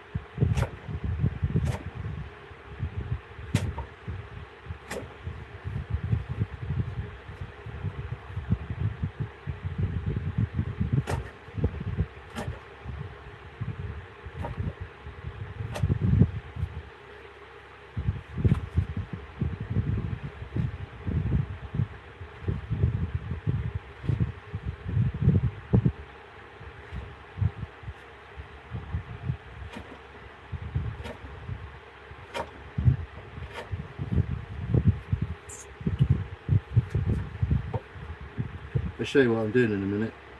I haven't forgot about you.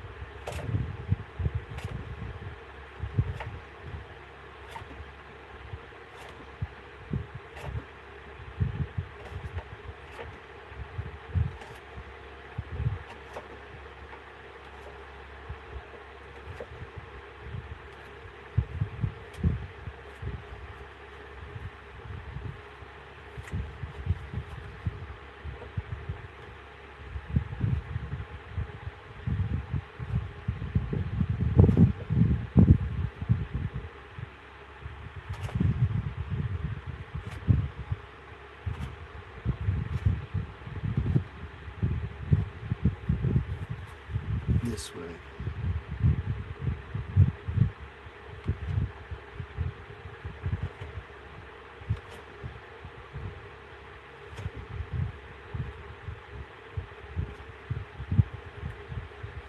don't know if that's a good idea or not. Let me know in the comments and like and subscribe.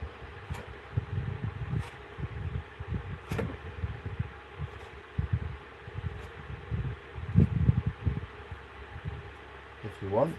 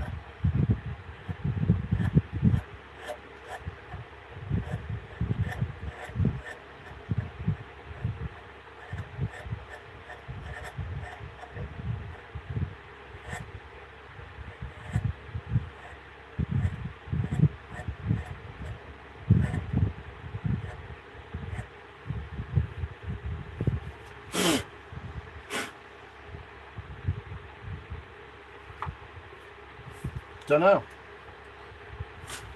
Get your opinion on it. What do you reckon to that? Cheers, Worldwide. Appreciate you, man. Sorry I'm not chatting to anyone. I'm fucking concentrating. I don't know what you think to the... that's what I was just doing. The scalloping, even though it doesn't work here because the wood's flat that way. I don't know. I don't know what that looks like.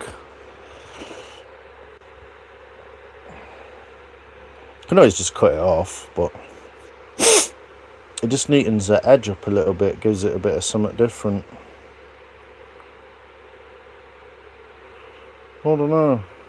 I like a bit of texture. I always like how that looks when you've done it, but I don't know. I'll leave it for now. It's not quite even. It's not very good over there, but I've got all this smooth anyway. Inside almost smooth, some nicks in it, but it's almost symmetrical. I think it needs a little bit more out of this side. I think that's why that's too... I think that's why that's fatter there. It actually needs that taken out. If you see, that sort of thickness is very even here. 1, 2, 3 things quite even. Whereas this comes round and gets fat. But that's the slim side, so I'm a bit pained to take it all off. But this is what you get for messing up with your axe there and then leaving slightly too much wood on this side and not really dealing with it properly. I feel like this comes out more and this is very flat. It needs to sort of come out a bit more, but it's hard to make it come out this way because it drops quite a lot as well, so who fucking knows? I certainly don't. Like an avocado. Yeah. It's cool, isn't it? It's not too bad. It's not super smooth. Still a bit of up there to take out, but I think it's good enough to axe the back off.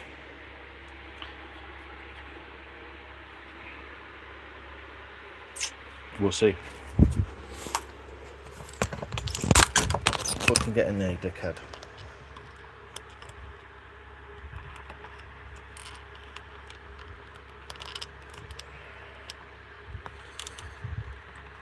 Anyway, let's have a look.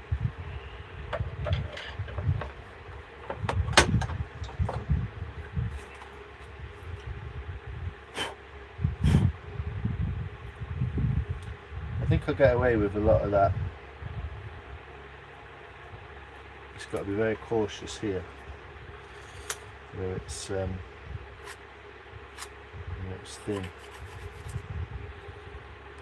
Don't want to put my axe through there.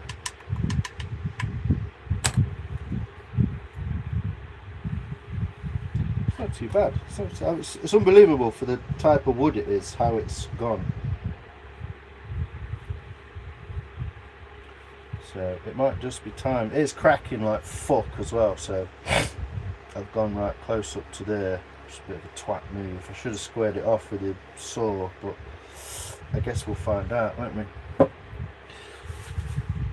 When we use the axe cam.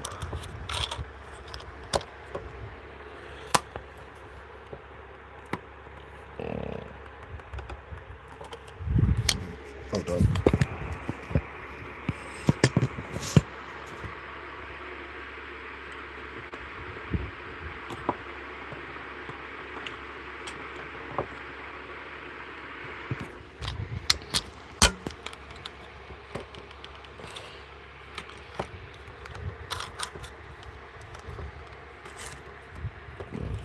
Oh my god.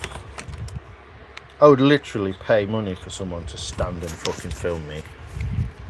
The amount of twatting around you have to do with basic Chinese Amazon bullshit is wild.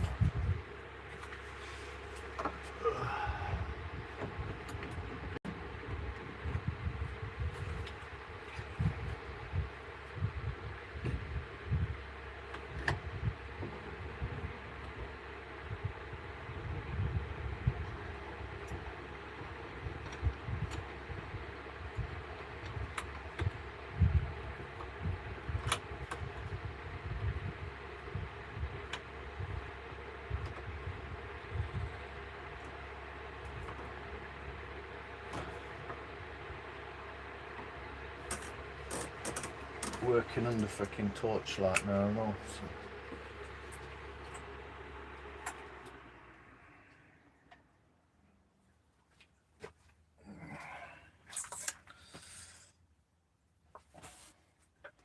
There we go with our freshly sharpened axe, shall we?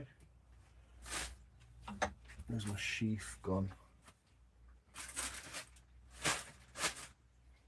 Oh, bugger. Where's that gone?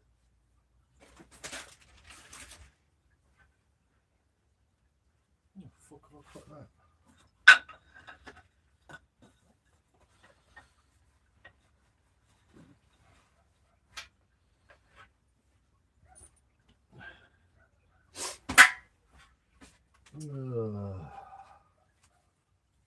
Drop the sheath somewhere.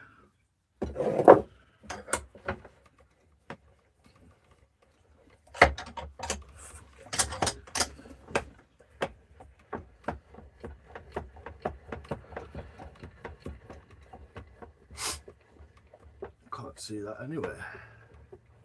Oh, it might be through there. I think I had it in there. Get your popcorn ready.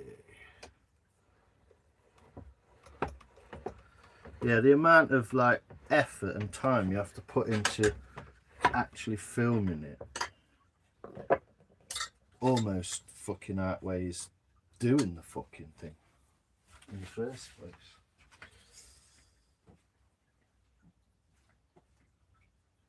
Yes, I was correct. It's in there. To get my sheath on so I don't fuck my tool up more. Any more than it already is. Then we get to utilise the nice shiny new axe.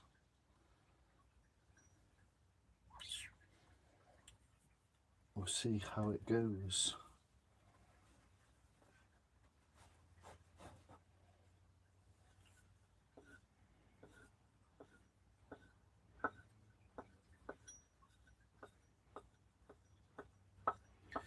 Definitely flatten that profile off a lot. It should bite more and stick in the wood a little bit better.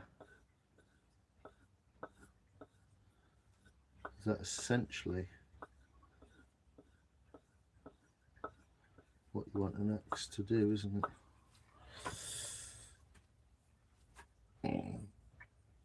It's going to fall off. Hey Woody, how you doing, man? It's a cool detail. Thanks, Pauline.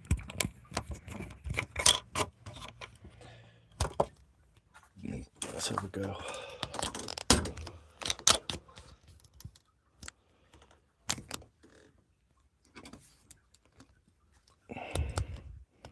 Pauline.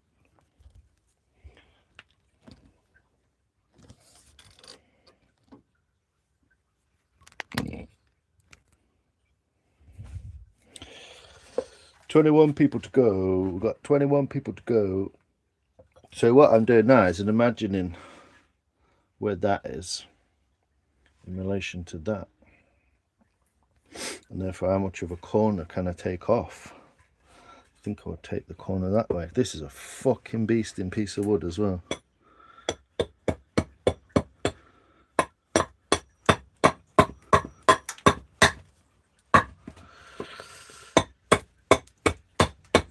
So these are relief cuts on the way down, so that hopefully I can just shave her off.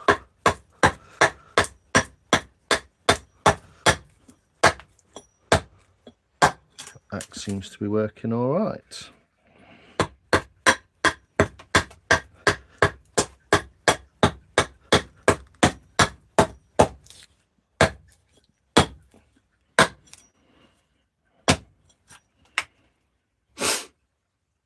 So taking a corner off, but what I'm doing is being cautious here because we've got quite a steep side. I don't even know I'm going to do that because this is really flat and I have no idea. So we'll do these corners first. It's also a stupid shaped piece of wood, so it's quite a bit of a pain in the ass to axe. It wants to slide everywhere.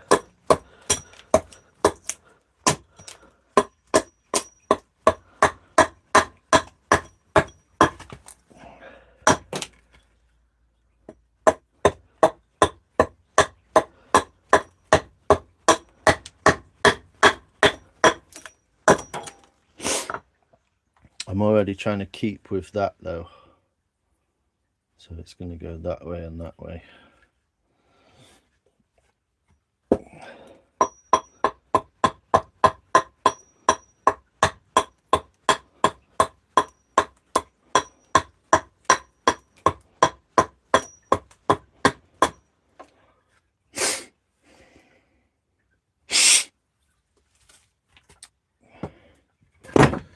Yeah, this has been kept kind of wet in some plastic,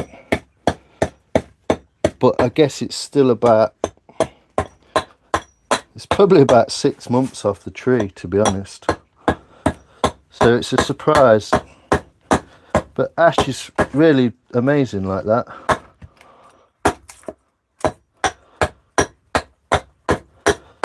Because it's straight grained, it still chops quite well.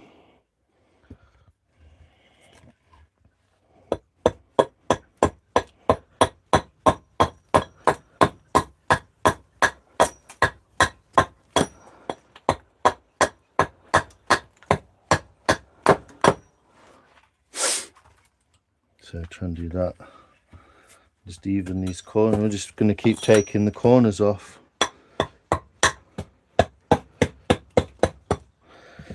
Again, piece of wood's a very strange shape, so some diagonalness to it.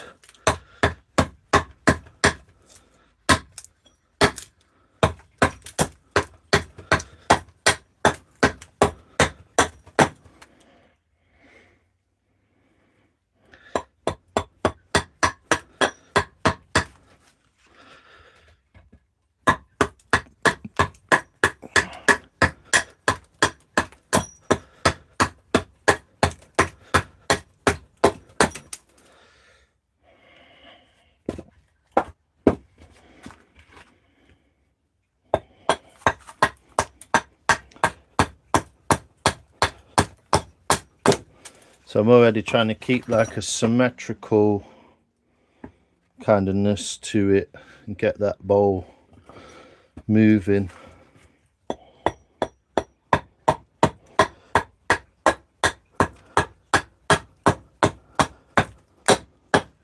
Because it's going to be quite steep in there. It's quite a steep angle. So it's going to be quite a steep angle.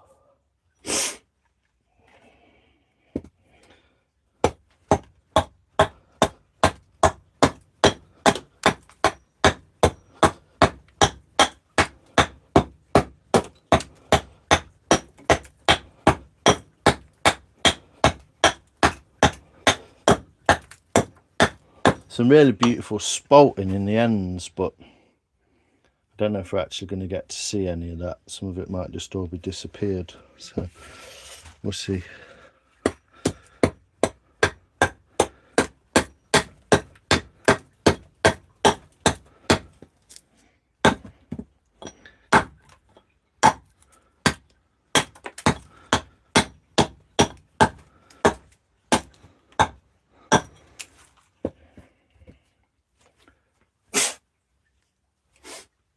The old axe head's coming loose again.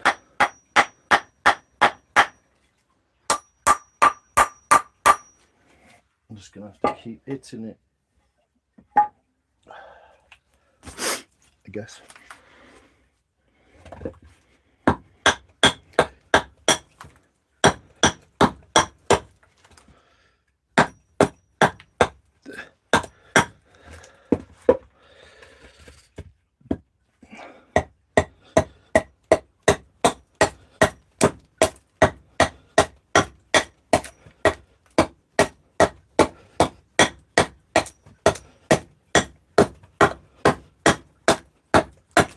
This axe is definitely cutting a lot nicer though. Definitely worth a rejig.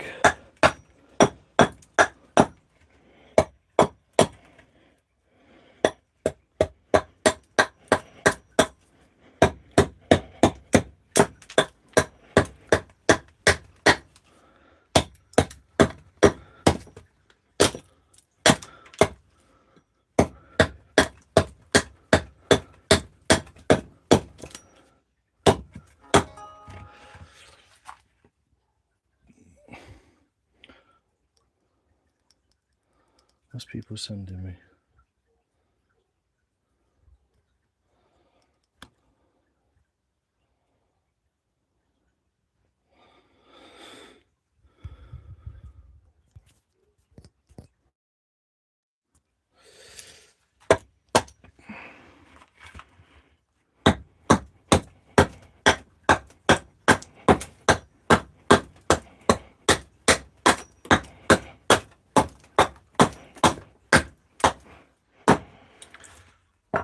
You can see it's fairly sharp, the axe, the way it's leaving that.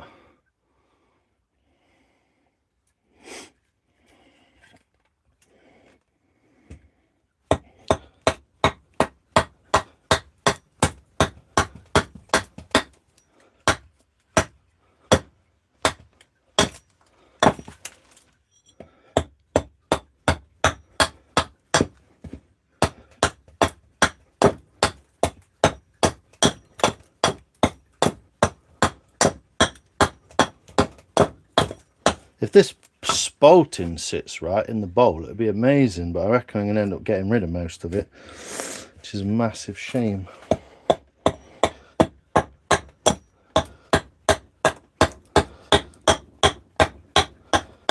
Oh, gone chilly now. Some cold wind blowing through the doors.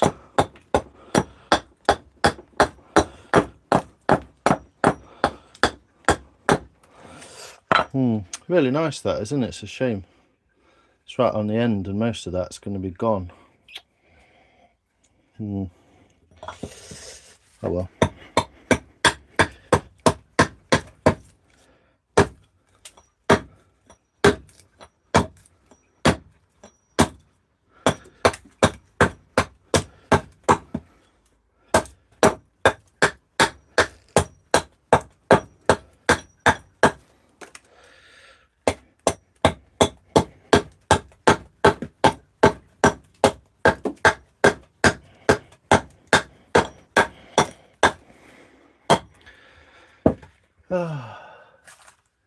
Intersectionally yours. Wild, how you doing? Nice. Does that say nice? Crafting a fruit bowl. Clogger. No, I'm not making clogs, unfortunately. Something I've not forayed into yet, but interesting all the same. The tool I used is derived from a clog making tool, but it isn't solely for that. Cheers, Woody. Hey, Eve.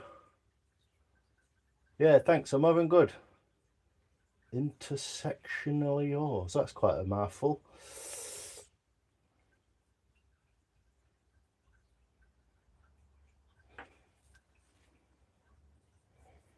Yeah, the live will stay up. I like to embarrass myself, don't I?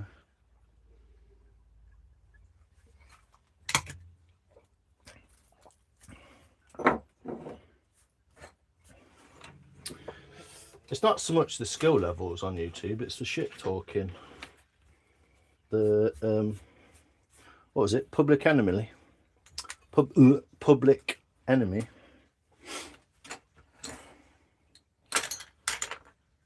Don't believe the hype. Don't believe the hype. Don't believe the hype. Yeah. And you see a lot of what's it called as well, don't you? That kind of Emperor's New Clothes thing, which is why I try and avoid it. I everyone, it's very nice that everyone's complimentary and, you know, nice about stuff in a live. But when everyone says, that's amazing, it's the best thing I've seen ever, that's the most amazing, best thing I've ever seen, it don't mean anything.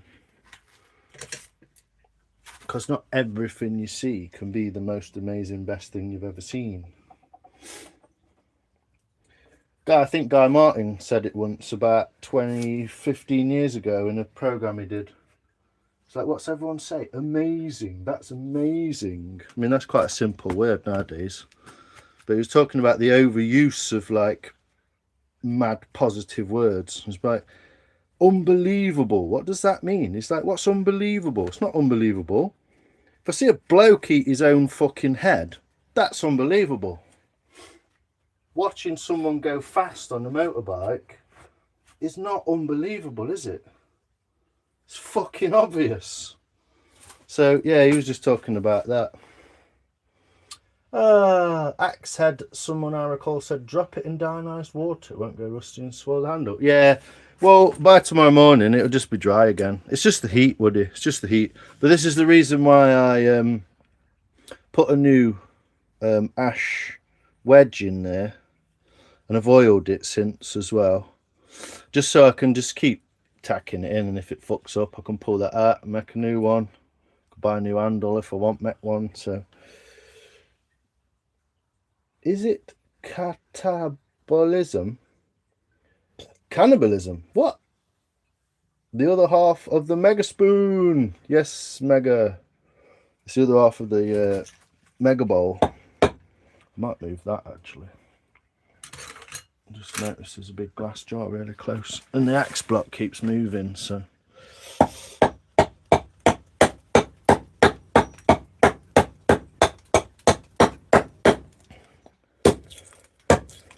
Definitely chuffed with the axe sharpening. I think I sharpened it quite well before. It's very sharp, but it's just the wrong profile. And yesterday this axe was fucking bouncing out of this wood. Like I said, because of that wedge effect. It's too much of a wedge. So it just like went in and just went doink, doink, doink. Whereas what you want it to do is go through that. So then you can actually throw it properly.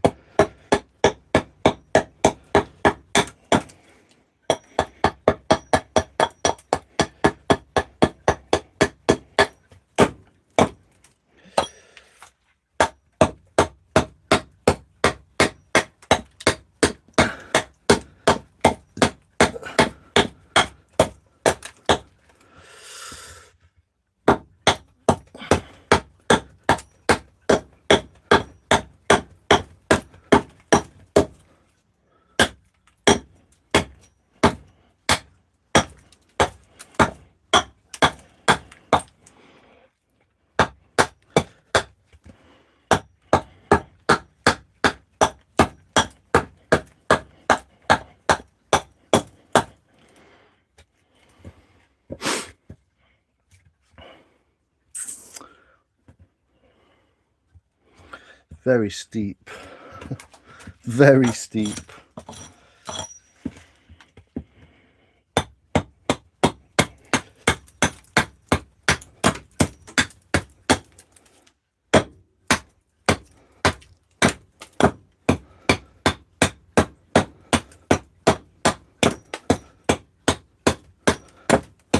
So I'm pretty much at full stretch with the axe right on the end, giving it as full beans as I can, while still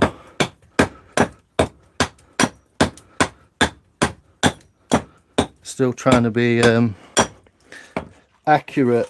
But it's a lot of wood that is to take away, and I'm not really sure about the shape. I think it's going to end up being a bit of a nightmare, to be honest, but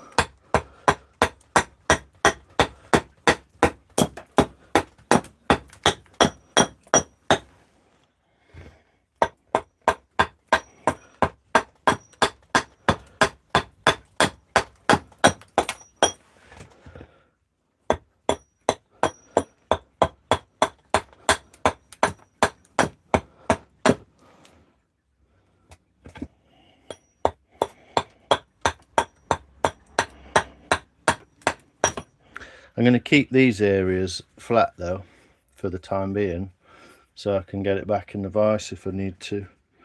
Fucking heavy, man. Heavy.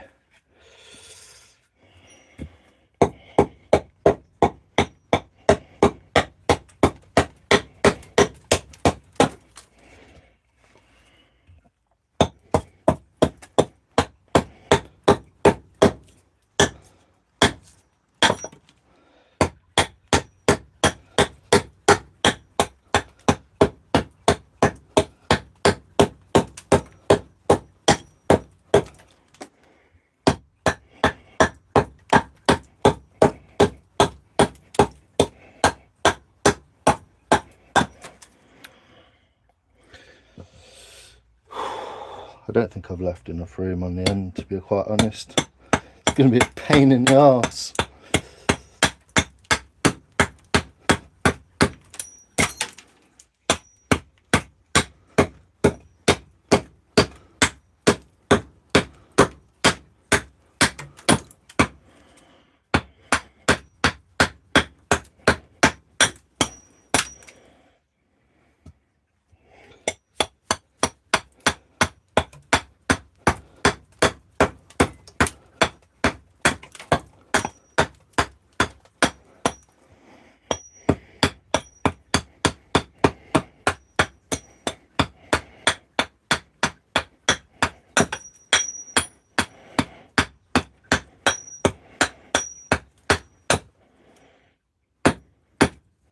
Proof that the axe block works. That just stopped it going past me. But yeah, we're slowly getting there, but it's a lot of wood and it's very tough. So if he eats his old lead, yeah, that's what I mean. Like, everyone's just too quick, aren't they, to be like, oh, that's fucking amazing. I like commenting on people's shorts. People are just like, they run out of things to say, don't they? Cannibalism. Oh, I get you now. Yeah. Which is quite amazing. Oh yes, absolutely, on the BBC. I know they're full of shit. Yeah. That's what I'm saying. That would be unbelievable. That's what the words mean. But people just say, oh, that's unbelievable. What? Because you just found a can of Coke or something. Like, what are you on about? It's not unbelievable, is it? I'm just tired of bullshit societal norms. I'm just moaning about it. That's all.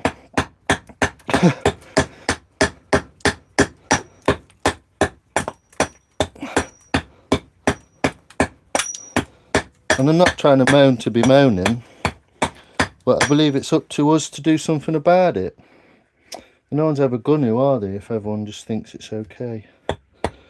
So someone's got to at least mention it and put the old word out there.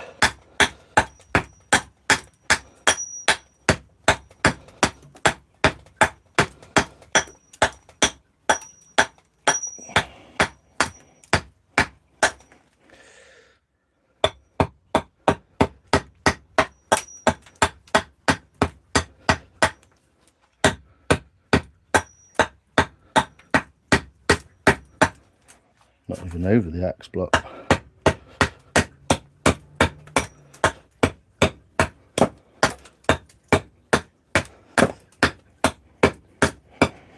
I don't know, it just says social pleasantries, isn't it?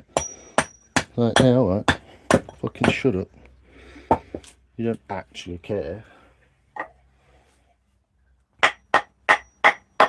You just think that's what you've got to say, so you just say it.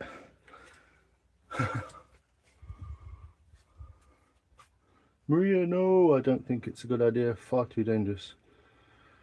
Is there much reverb?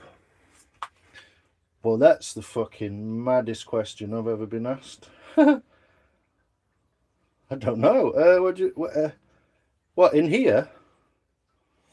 I'm just pouring some oil on this head. I know everyone loves that, so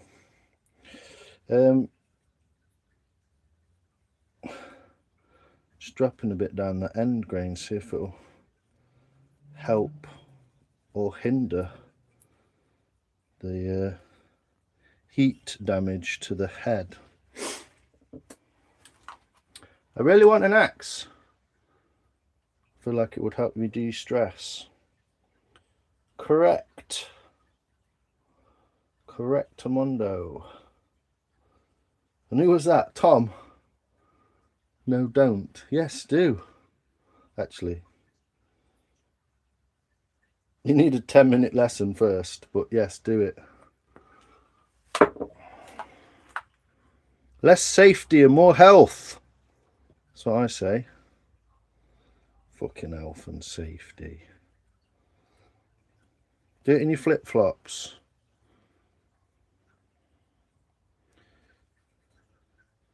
Just going to let that sit and soak in for a minute and see if it'll just... It's not going to do a lot, but it is soaking it in, and it is all the way down there already. It's already like it's leaked through, so we'll see. Might help to some degree. Won't help getting it all over my fingers, obviously. But yeah, it's quite tough going, this wood, so whatever.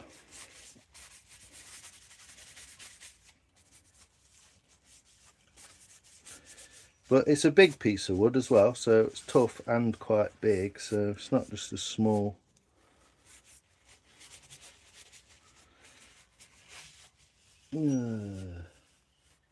But Tom, I really want one. I hate it when someone... Alright, wait. Fucking wait for what? Yeah. What, they try and like keep your attention even though they've not composed themselves to show you what it is they're on about. Fuck's sake, got fucking oil all over hand. Did I not use the right word? When hitting the axe, does the axe go back up your arm like right, like recoil? Sorry, I thought you meant reverb as in like the sound. So yeah, recoil. Like that hitting that and there being like a reverse action to it. Not a lot. I mean, mostly because the wood soaks up that a little bit, and that going into the wood, like piercing the wood like that, tends to go in. But yeah, not a lot of recoil, no. It kind of just goes in, if you see what I mean, because it stops dead. There's not a lot of recoil from that, really. Right, let's have this corner off.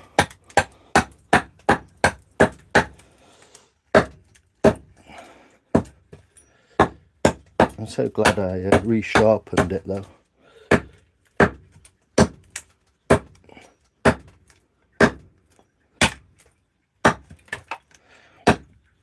But yes, it would help with that, Maria. Once you've learnt to throw it, basically. Once you learnt to throw it, as in not throw it but chop with it, then you can kind of let loose with it a bit, can't you?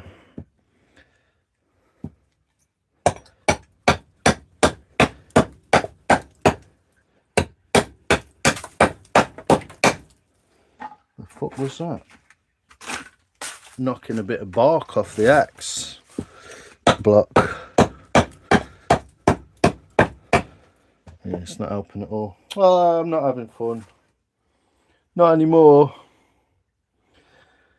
Right, sit and let this axe head sit for a minute.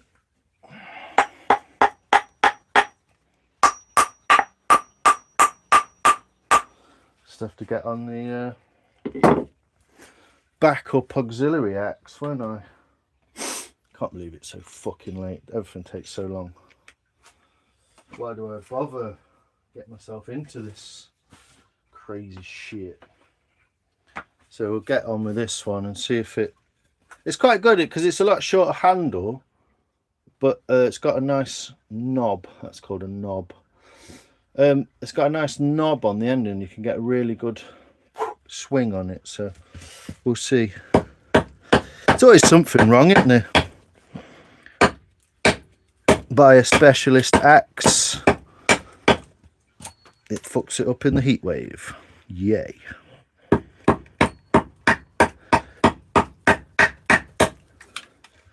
Trying to be kind of kind on myself because this wood's fucking hard as nails, but also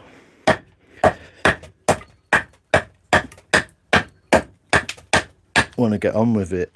Nice and sharp.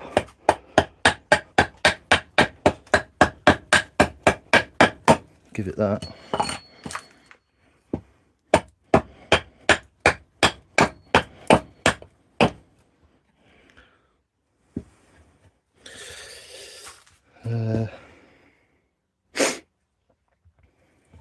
Fuck knows. Why am I doing this on a fucking live stream? It's the hardest thing possible. Thinking how to go with the bowl.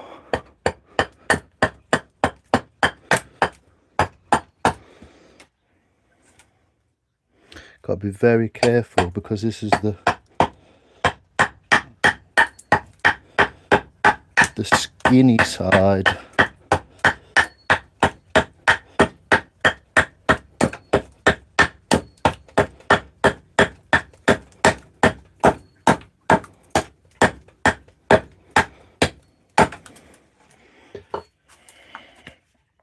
Also, it's not even straight, is it? So, a bit of a faff with that fact as well.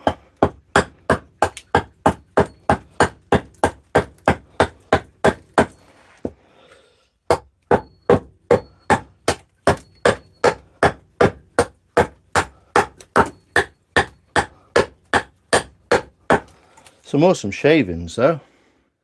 Some crazy wood grain. Not doing bad on my line.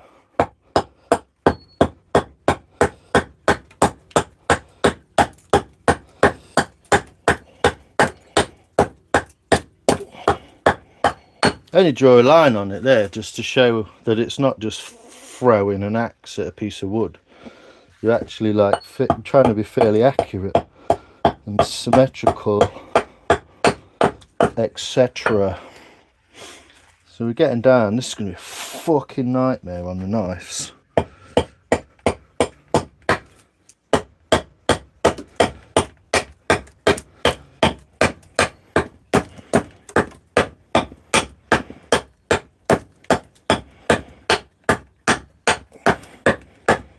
Yeah, backup axe is doing well. I like it.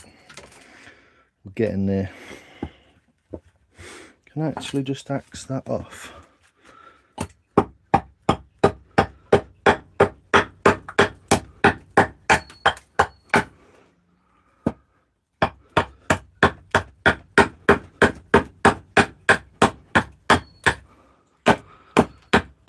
Straight through the end grain.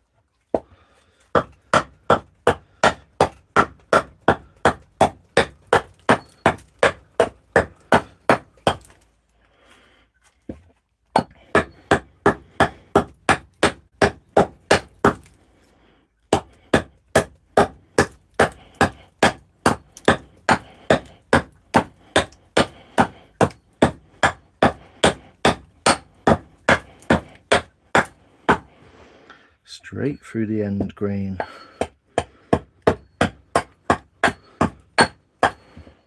I'm actually doing two things here. I'm trying to round off and I'm also trying to square that because it's obviously not fucking square, is it? So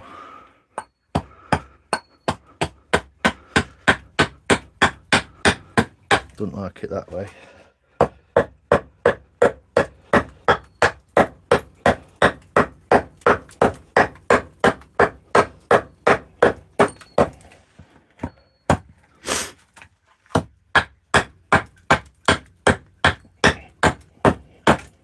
Dead annoying again because it's drying out like fuck.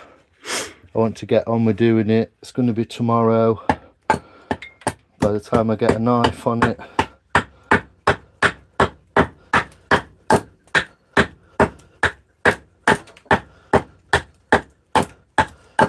At which point it'll be even drier. Oh, whoops, runny nose. Mug down.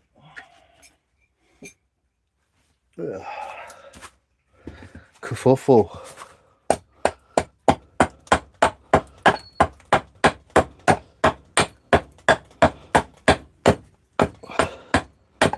But can actually look finally at the shape of it.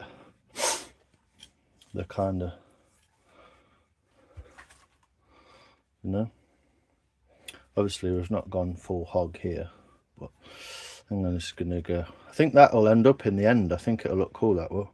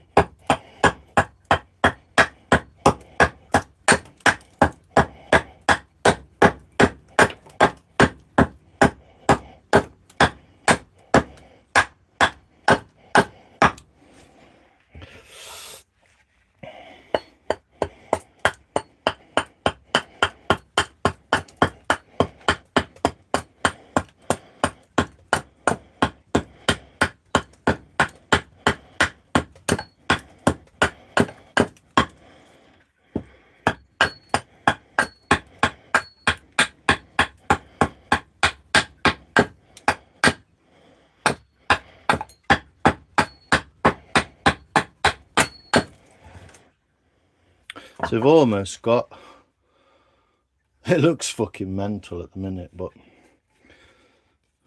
quite a lot of thickness we can take off of there. It's just going to be a bit of a mission.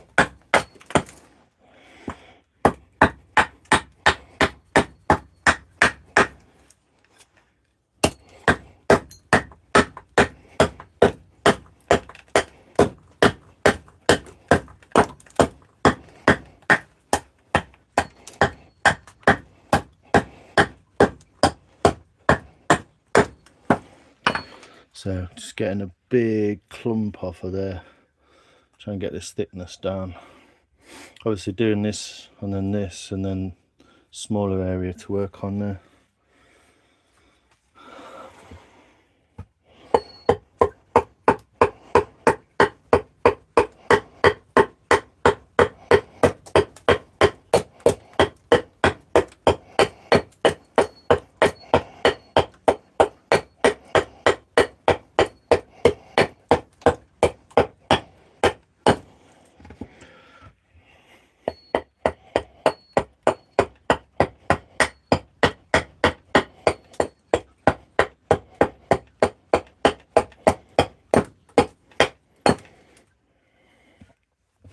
So taken off here what is already there, so just going to try and follow that down with it.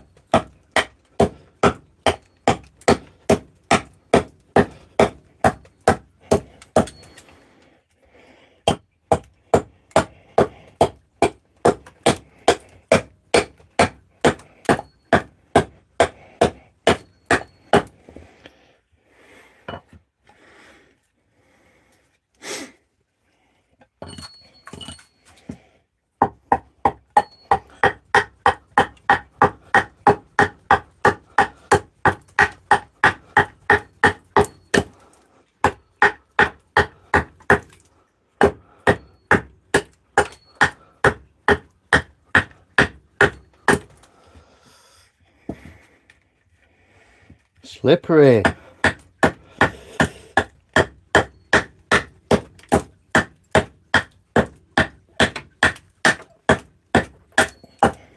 think there's a point when a bowl gets big enough to warrant not making it with an axe.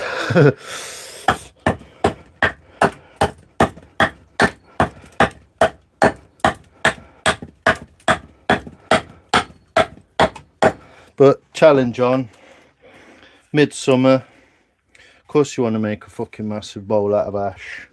Why wouldn't you want to?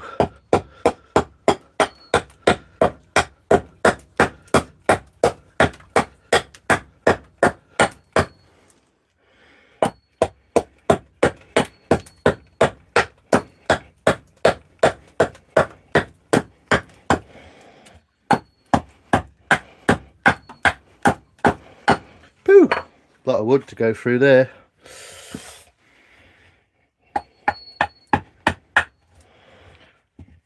It's getting slippery as well because it's well, one, it's drying out, and two, it's round. So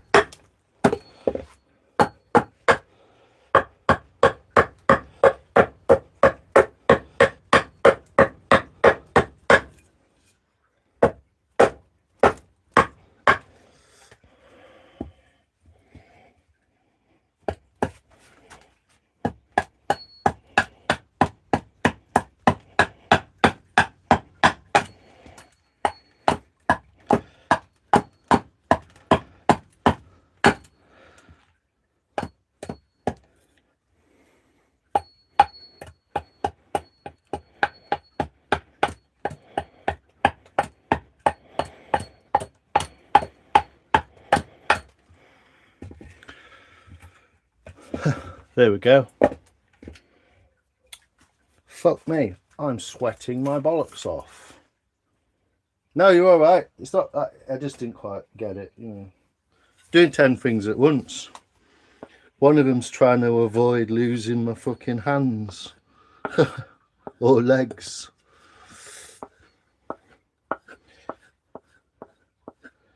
I do like chatting and stuff with you two, but it is so difficult sometimes.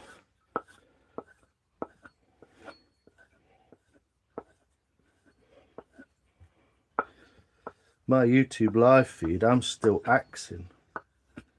That's how far behind it gets.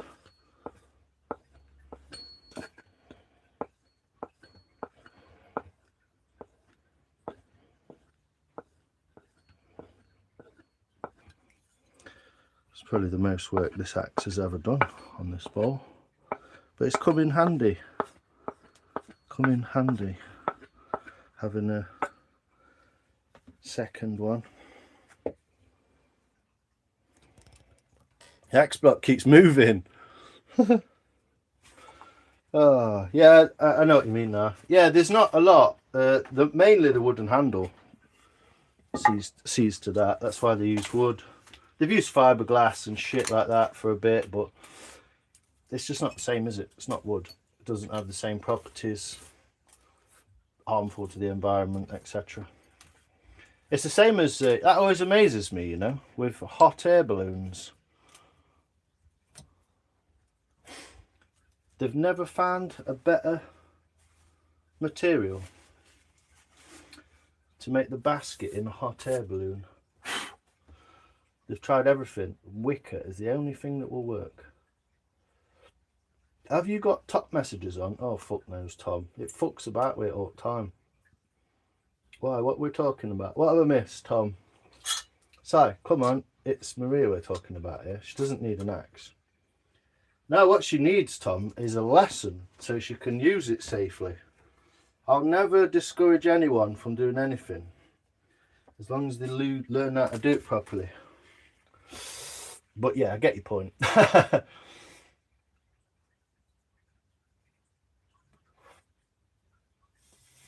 Tom's being mean. He is looking out for your fingers though, but yeah, I've done it now, Tom. It's on live. I've cut logs and kindling when I was younger, but I haven't touched an axe for about 20 years. Wow. You know what to do. Some shoe that. Yes, David Walker.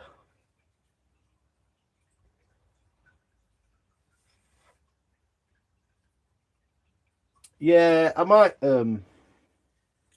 just dunk the thing in water. The trouble is, you see, all these little cuts you get with the axe, these little like bruise marks almost.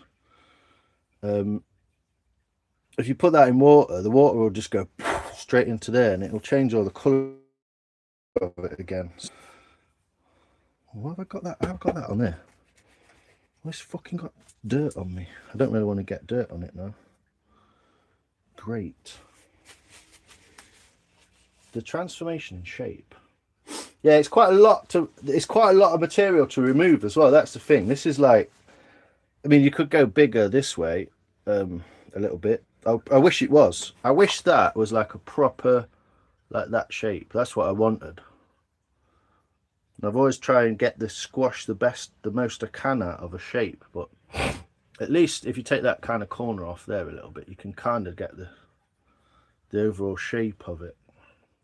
It's going to be quite a piece of kit.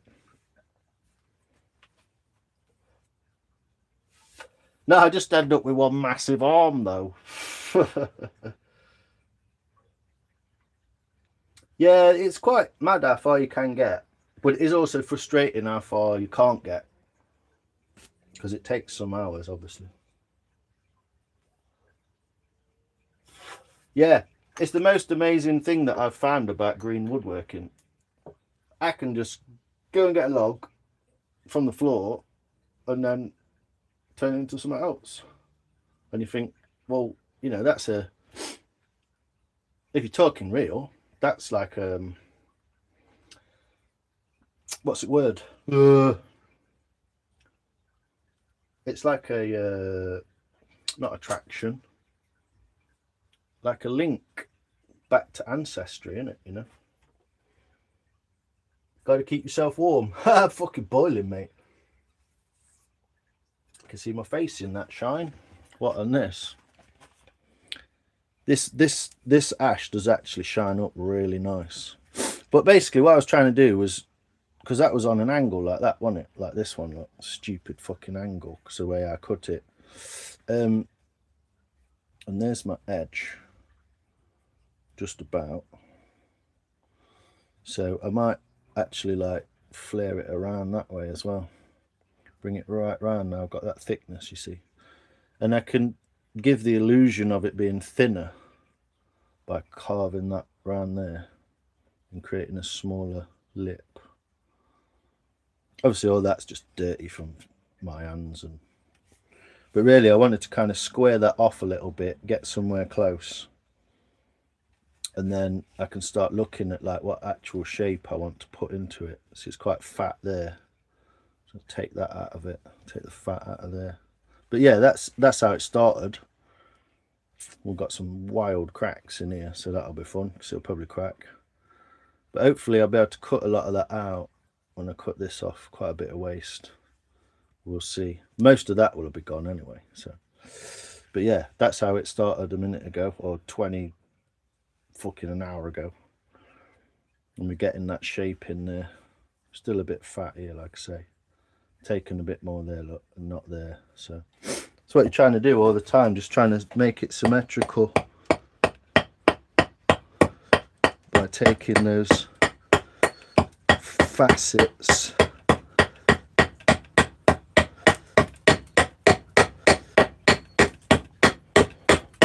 But the axe blade, if you think about it, the axe blade is flat.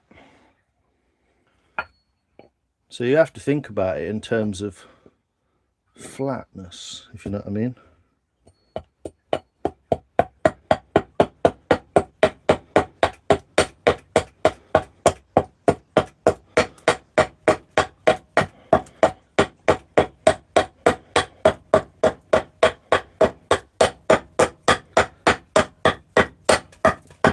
So I'm essentially just trying to make one long cut. all the way along it.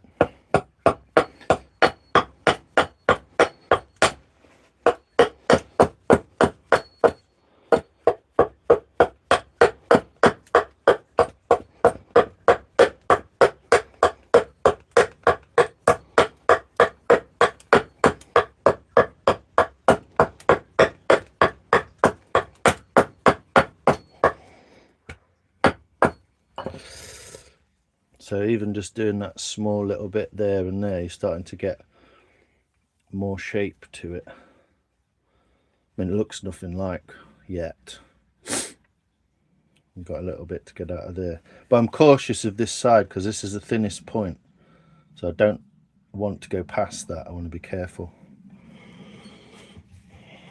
Easier said than done.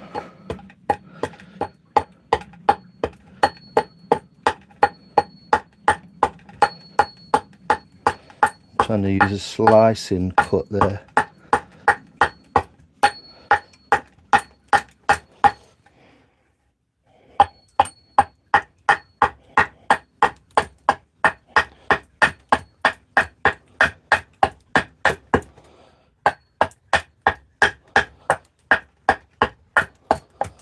But yeah, the sides of the bowl are quite steep. When you look at them, it's quite steep, so you've got to kind of follow that steepness. There's no point in, like, if you imagine where that corner is inside, in there, there's no point in just chopping that off because you go straight through the bottom, you know. Even though there does need more removing from here.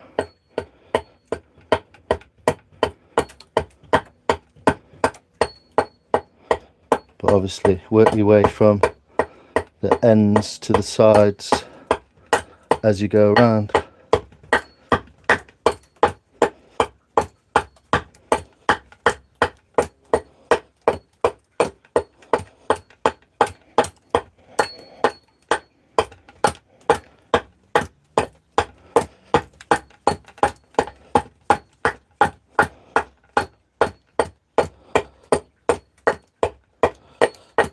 Fucking hell.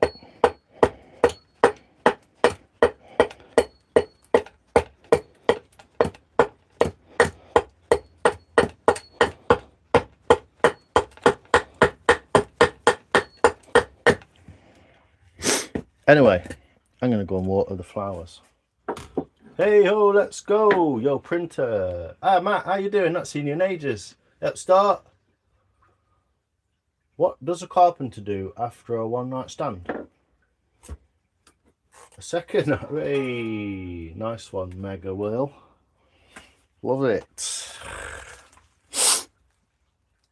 Hey, Kirby, how you doing? I'll be back in a second. I'm just going to water the daisies.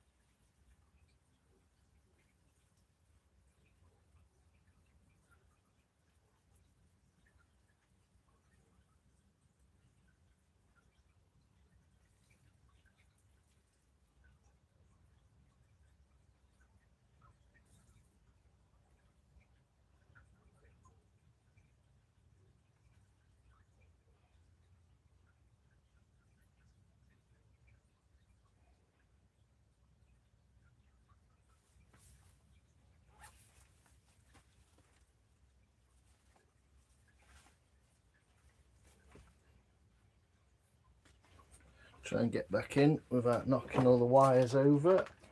Purpose-built studio, obviously.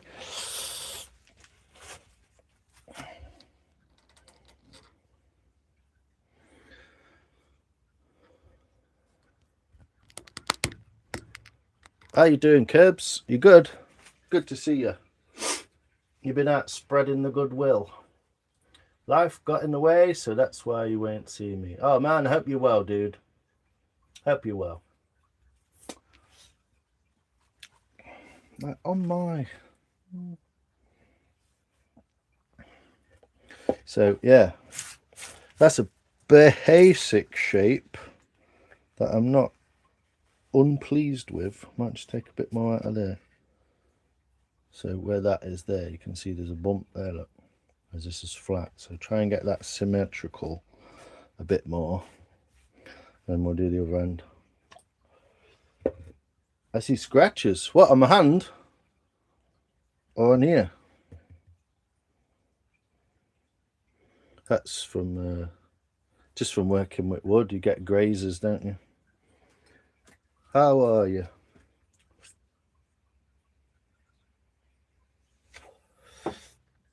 I've got to be a little bit cautious here because there is a centre point. I don't really want to be outside of it. I did it wrong, so this smaller one is the actual centre point. So that's past it, and that's not. I don't actually want it to be a circle, but the circle will help me figure out how far to go. It definitely helps with that point there, because then it can be, whoa.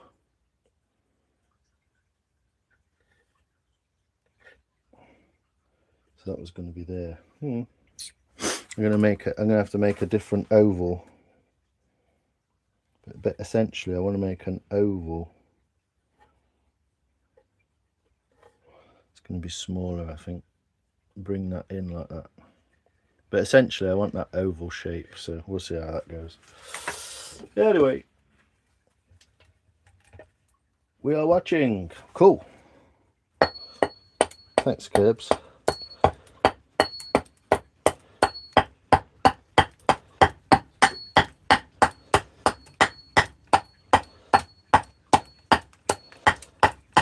I assume you've been out today getting up to your usual tricks of spreading good cheer in Dublin, which is what you're usually doing.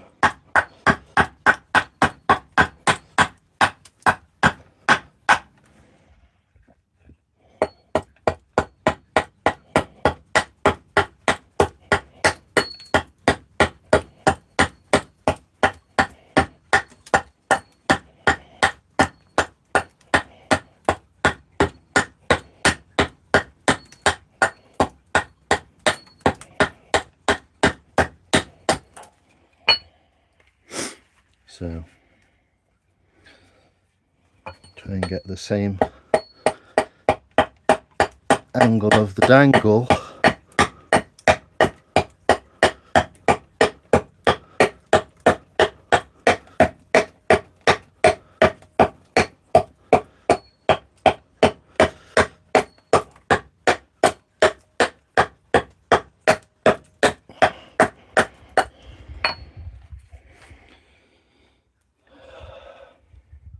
It's not looking too bad, is it, that?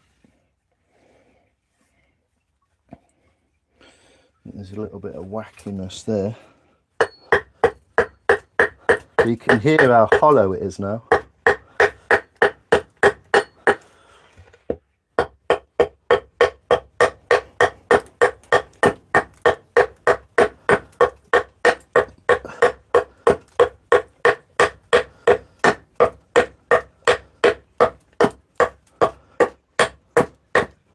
This is a bit of a mammoth task, to be fair, with the axe. Not far off, just looks a bit odd. Can just not quite got the same angle.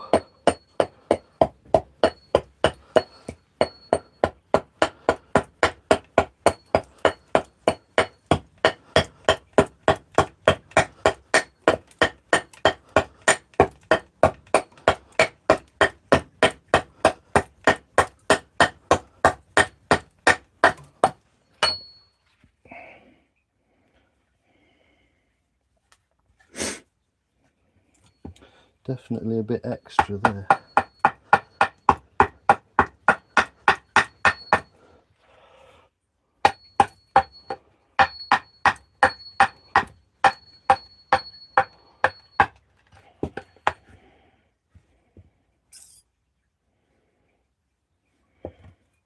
going to be a proper wabi-sabi, but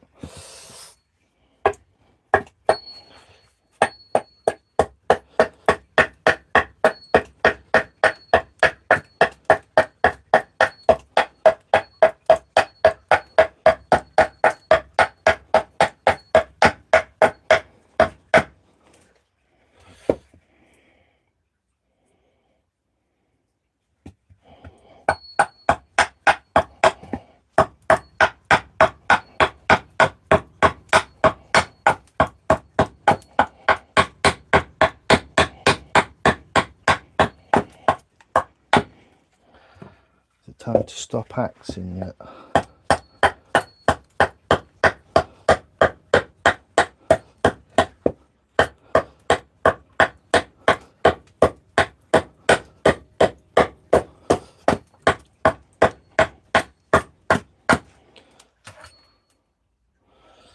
There we go, getting a little bit more symmetrical.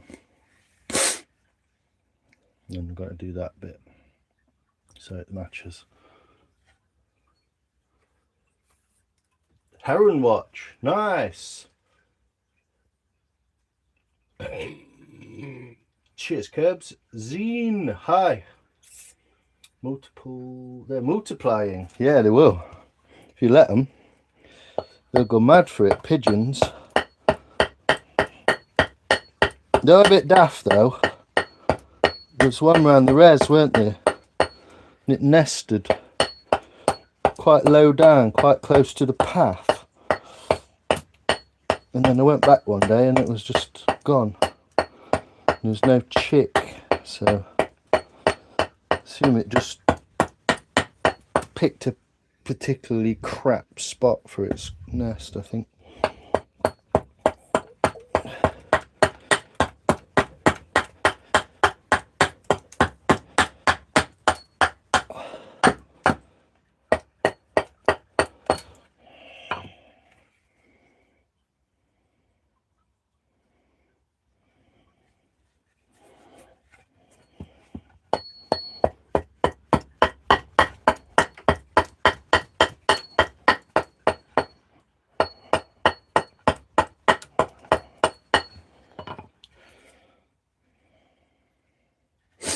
So trying to just eyeball that a little bit.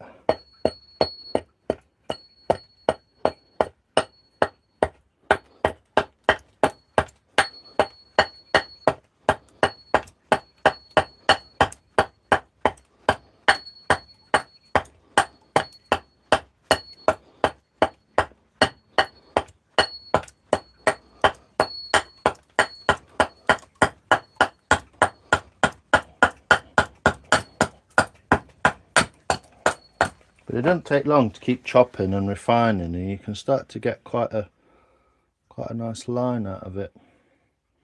Might take that a bit higher, I don't know. I'm looking at this as well now, so I want this bulge to kind of maximize at this point here where it hits this. So bring that all the way around, but we might not be able to do that. I'll see.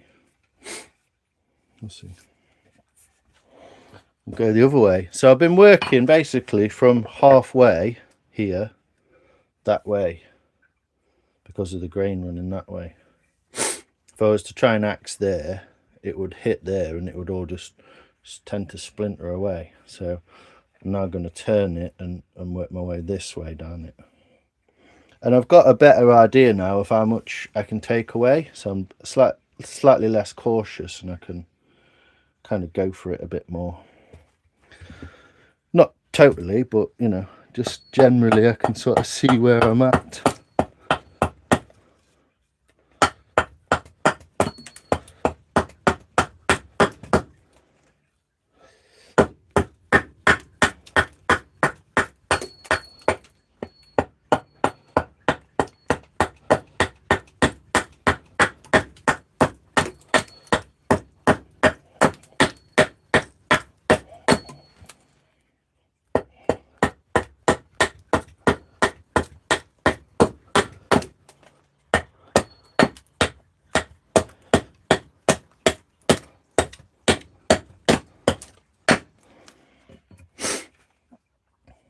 So we're just trying to... It's going to be a wild shape because it's got a very strange lip to it and stuff. So it's going to actually have like a low point here and quite a high point here. Maybe I could do something with that. Change this slightly and make it... But it's going to be bigger at one end than the other. So, but I already knew that.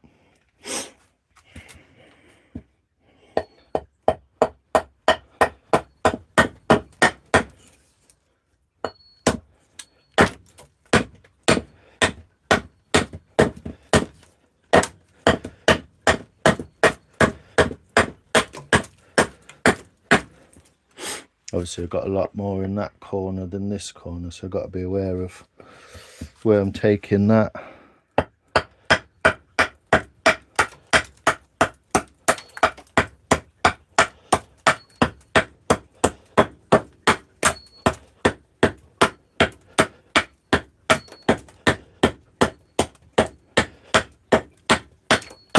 We've got some really nice spalting coming through under that bark as well, so hopefully we'll have some wild coloration under there. I'm just going to be cautious, look, because this is, if you look at it, it's not going to curve properly. Got to be very careful of that area there, which is why I've marked it. Don't want to remove anything from it.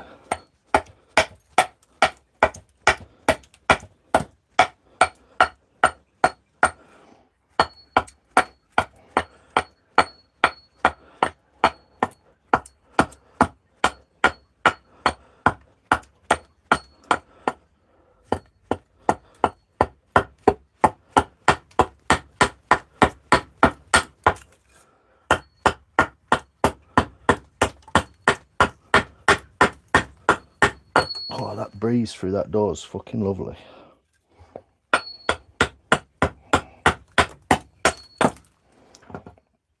So it might have to be a fucking Kemosabe type bowl, because it's going to have bark that's flat on that plane and then bark that's not, so I can bring that quite high probably.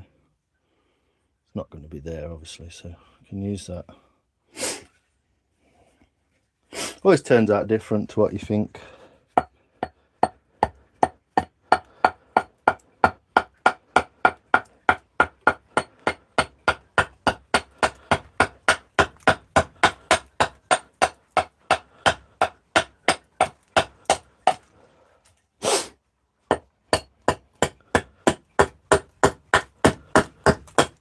But yeah, it's not going to be symmetrical because the piece of wood isn't, and I knew it wasn't anyway. Wabi-sabi.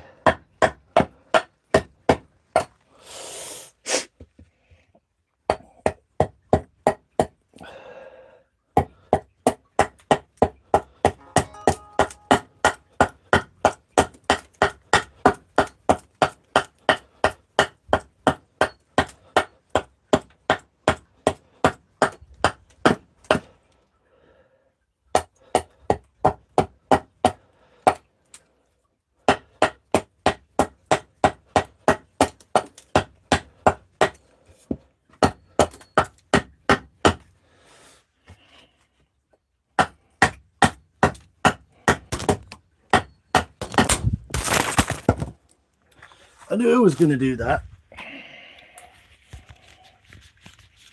Pointy end of the axe, got it. Sorry folks, bit of a flyer.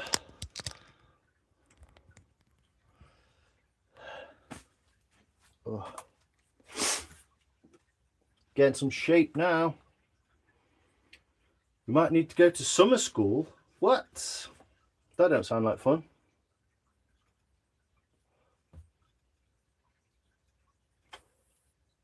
Carlos Roberto, how you doing?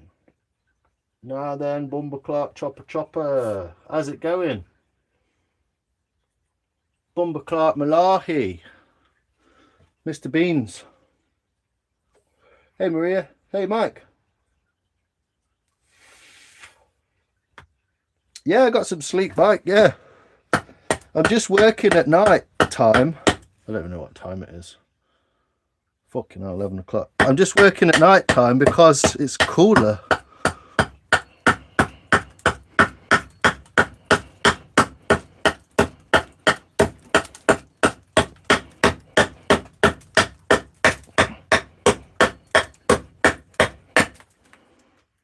Oh, some small things. So you can see I'm working in that.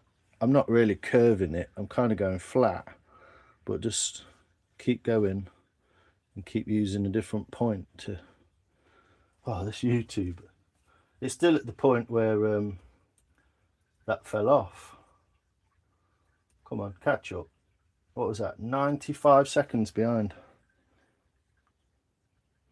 Yeah, it's a nice axe. It's a shame. What's it name bought it, didn't she? Sent it me because my other one fucked up in the sun. It's a real nice head. It's just, this is handled as a camp axe, so it's quite small. They do one that's exactly the same with the same head, but with a slightly thicker and a slightly longer handle with a nicer shape to it, which is a shame because it's the same thing and the same price. But that would have been like almost a perfect kind of secondary axe. But yeah, it cuts real nice. I don't rate their sharpening and making stuff very well, but an axe is an axe, you know.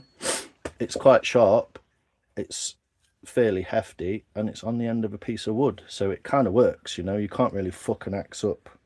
People will probably say you can, blah blah blah, but you know what I mean. So I'm going to go for the last corner. So we're getting some nice shape to it. What do you reckon? What do you reckon? It looks mad like that, doesn't it? Oh, come on. Fucking YouTube. Grow up. Are we live yet? There we go. Lovely snowy owl. Hello. I work at night so well. Jackie, the dogs, and my son are up during the day. Less distraction, eh, Mike? Are you also experiencing the European heat wave? It's kind of over now. It's been the last sort of 3 or 4 days. It's been all right. I mean, I ain't had to particularly work in it, I hope so. Make a new handle, custom for your hand. Yeah, I always think it's a shame to tear one apart, but this handle, even though it looks a bit nice, fancy with this on it, it's not really. It's a beautiful piece of ash, and look how they've put the wedge in so that it's like in opposite directions to that. So they're very keen on making things look very nice, but the functionality, it wants to be a little thicker, maybe more like octagonal, so flatter with like octagonal sides, and then a bigger knob on the end. I'll show it you. Moo! What's the depth now, Si? What, in there? Don't know. Let's have a look. Can you see that? That says 60 mil. So that's the lowest point on the side, and that's about 60 mil. So yeah, it's a bit higher at the ends, obviously, because the ends come up a little bit. So we're at nearly 80 mil on the ends, yeah. So it's quite a deep bowl. It's not very big, it's not very wide. It is big, and but the proportions, it's all about proportions, isn't it? So I'm going to show you that axe while I have a minute. What we're doing?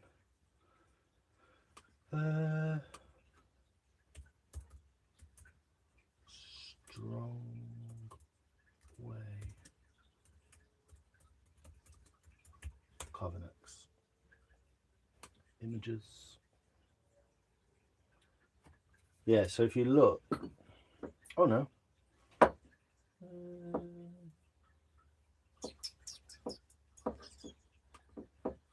Shopping. Why would you bring up all that shit? Literally. Strongway tools. Here we go. Fuck it. Let's go on their website. Yeah, get on with it. Give us 1 second and I'll... There you go. There's your screensaver. Light hatchet. Small carving axe number 4. Yeah.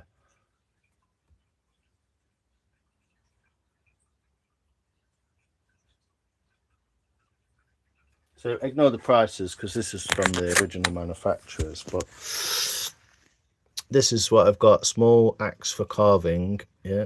This one with the head. But then they do this one with the much nicer handle. Which is a slightly different head, but then they do this one with the same head and a different handle, and then they do the small finish one. I think that's it actually. It's got more of a ergonomic, thicker handle. It's a bit more robust. This one just looks good, kind of looks fancy, if you know what I mean. Whereas you get these carving style ones, look, they just got a slightly different axe. Yo, shiny. But yeah, that's what I was talking about anyway. But I'm not going to diss the axe because it works, and I'm rather grateful for someone having given it to me. So there you go. How you doing, Shani? Leave the corner. No, man, it's too weird. It's too weird, man. It's kind of cool, I know. If I'd have left both of them, maybe. But yeah, it's far too weird to leave on. It makes it very complicated. It is a cool shape to do it like that. But how would you have to fuck about with the... Yeah. I just want a normal bowl shape, you know? General shape. It's fucking hefty. It's really nice. It feels really good now. It's got lots of weight off it. But I get what you're saying, Tom. It is a cool shape. It is a cool shape. But I'm going to stick to my fucking axe box disintegrating because it's so dry. I'm going to stick to my guns on it. Yeah, it's nice, isn't it, though, Tom? It is nice. I cannot fault him for wanting to take it. We both know you best leave it be. Oh, what's that? Take what? Leave the duck alone. You could take that duck. You'd have to get it to follow you. That's what you'd have to do, and then you could keep it. If it don't follow you, you can't have it, can you, basically? It's domesticated, though, because it's white. The main population of them are black, and they mainly live in Miami. I found out today. Move your elbow then, so I can get a shot. Oh, sorry. Did you get some? I don't know. Get my freaking choppers out of it.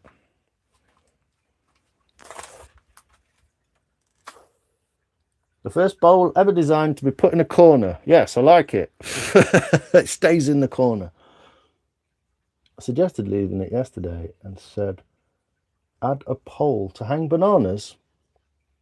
I will keep my ideas to myself. Oh, okay. No, I just didn't see it, Star, sorry.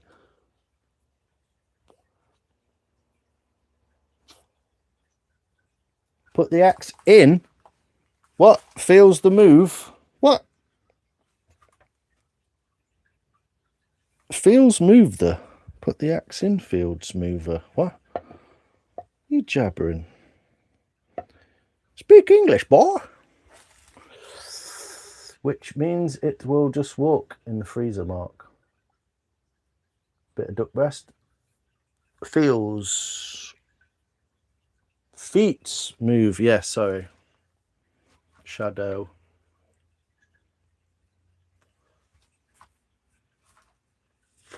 I'd love to learn to clip all my live streams. Get loads of fucking wicked clips. But it's just a faff, can't be asked.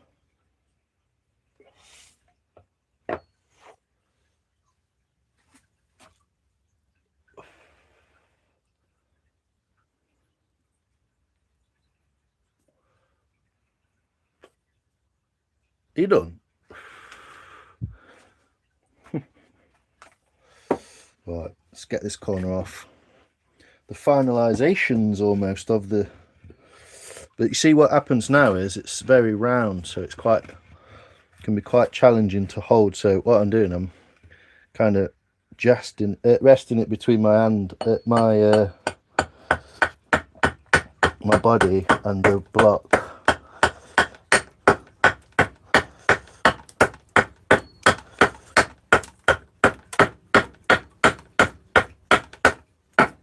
So take a gentle approach.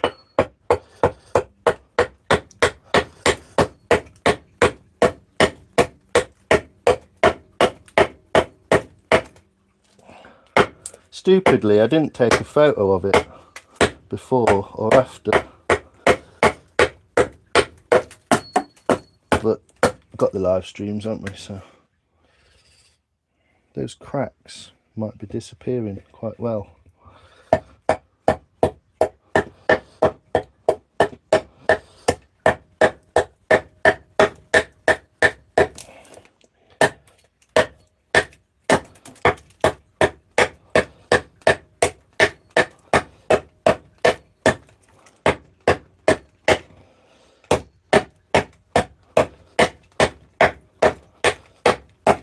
I know it's a long and slow process, but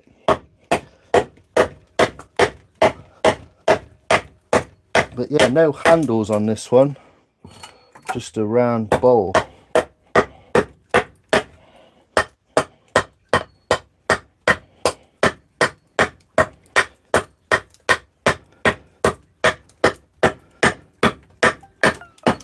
That's probably already worth about 200 quid.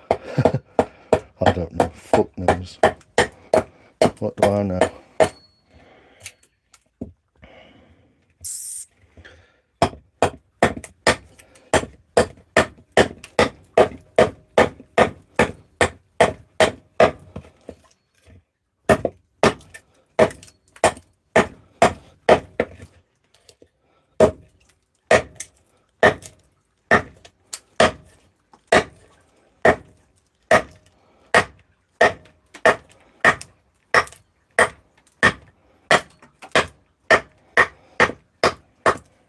About as precise a cut as you're going to get. So we're also going to get the rings are also going to be elongated up on the edge like that, so they're going to look cool as fuck.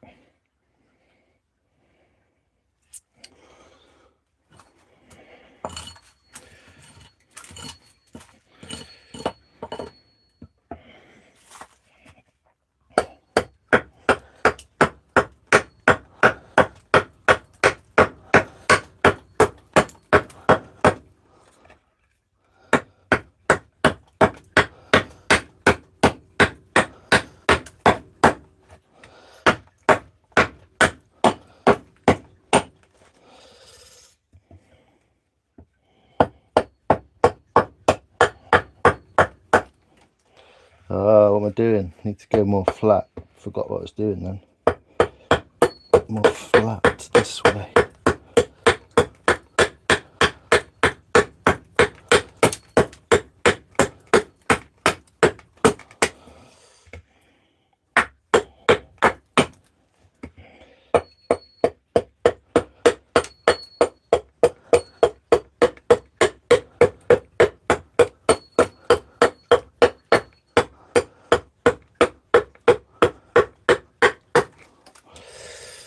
So we've still got the corner on, but we're slowly like removing all the material towards it, so I can finally kind of go around it.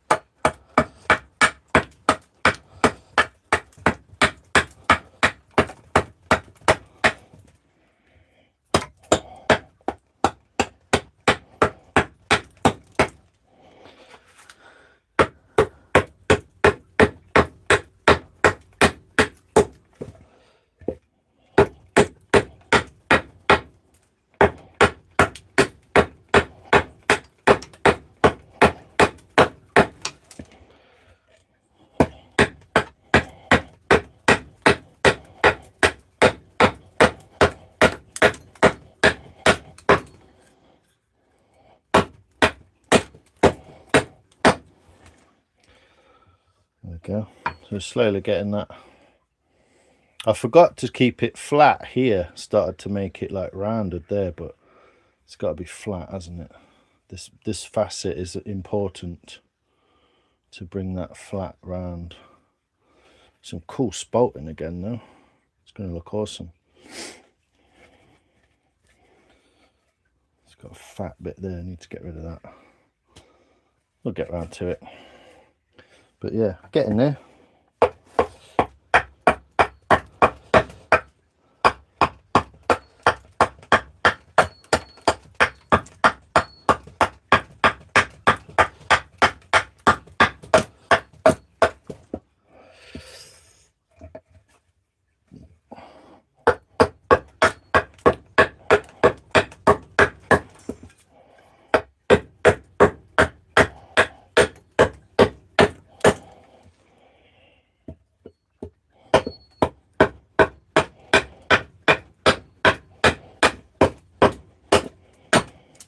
But quite a testament to this wood and how easy it, look at that, right in the middle, perfect. How easy it is to remove because it's so solid. You can put quite a lot of effort in and it'll just sort of handle it.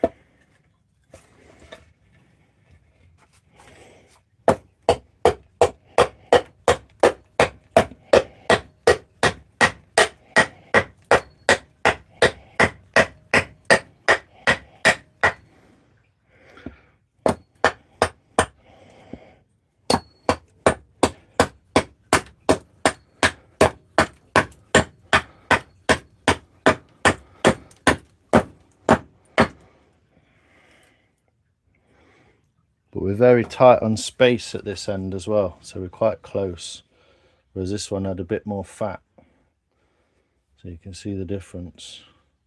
Got a bit extra fat on this end. I'm going to get that off anyway, it's down that centre there. But it's looking a bit Kemo-Sabi, isn't it?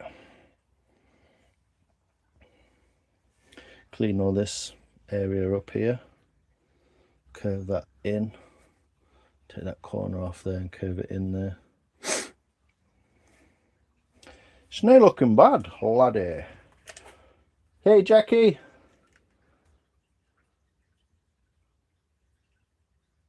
There's a phone. How can you hear that, but I can't? I've literally got my phone right next to my ear. Thanks, Tom. Bling. I heard it plug in. How you doing, Jackie? Good? Fading fucking fad. What? Eating dinner and almost sniffed a bite thanks to living the dream. Ha, whoa. Battery fluid. Sorry, thanks people. I saw it. No worries, Soph. Yeah, I saw it. Thanks, Lex, Tom, everyone who said that.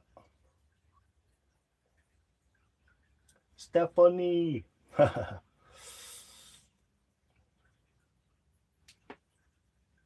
Yo, how you doing? You good, Luke? Yeah, you just came to the final hurdle bit of the rough shaping out. We're getting there slowly. We're getting there. It's gonna look cool. Your last hope. Excuse me. Yes, we're saved star. I'm good, sir. Thanks. Good to see. Why am I left out again? Because I just can't say everyone's fucking name all at once. You see, what's difficult to handle on a live stream is I'm one of one person. Everyone else is one of 17 people at the moment. And so to address all 17 people, whilst also not losing a limb is just a fucking pain. So it's nothing personal, Star. I left it probably so far, and other people who said about the battery. So yeah, it's not a personal thing, Star.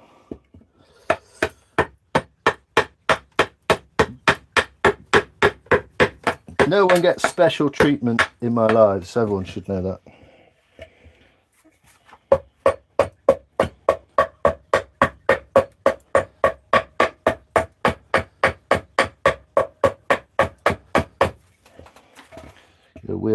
You're not a special snowflake.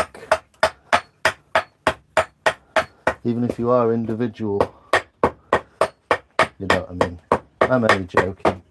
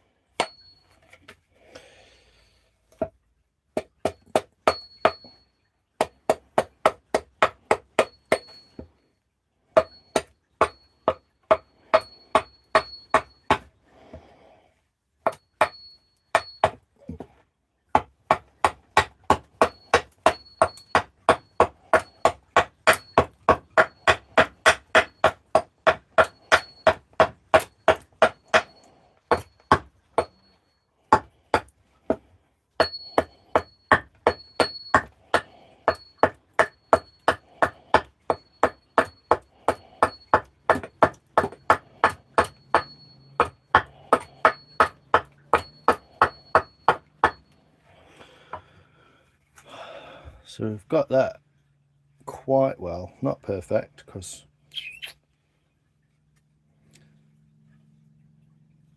but we've got like a slant on this side and not on this side, so it's Kemosabe anyway, isn't it?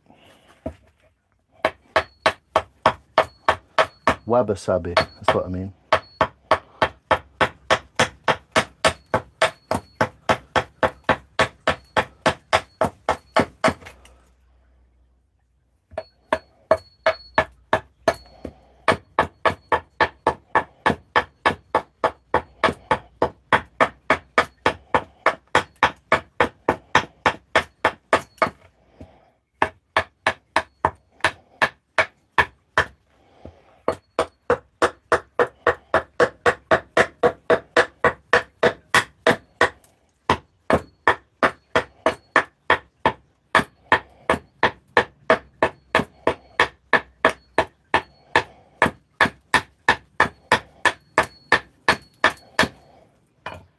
So because I've taken it so close to the end of that log, it's a bit of a risk, but it also means that I've ended up with some really cool coloration in there, which is nice.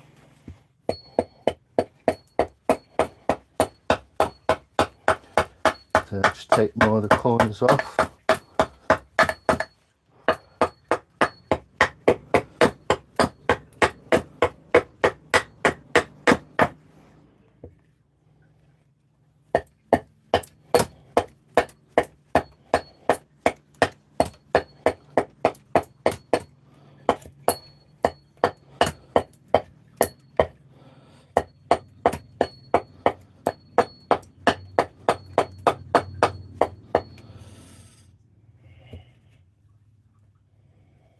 Definitely need to do something with this fucking side bit because that's not even Steven anyway.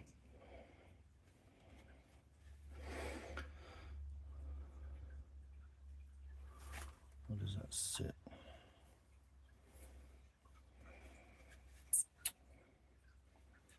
Yeah, it's taken a very weird shape almost because of the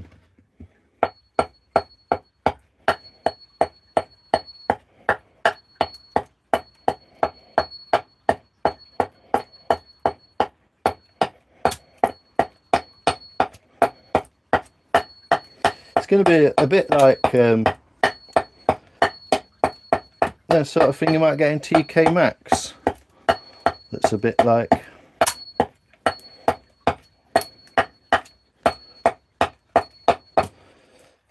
a crispy shape, you know.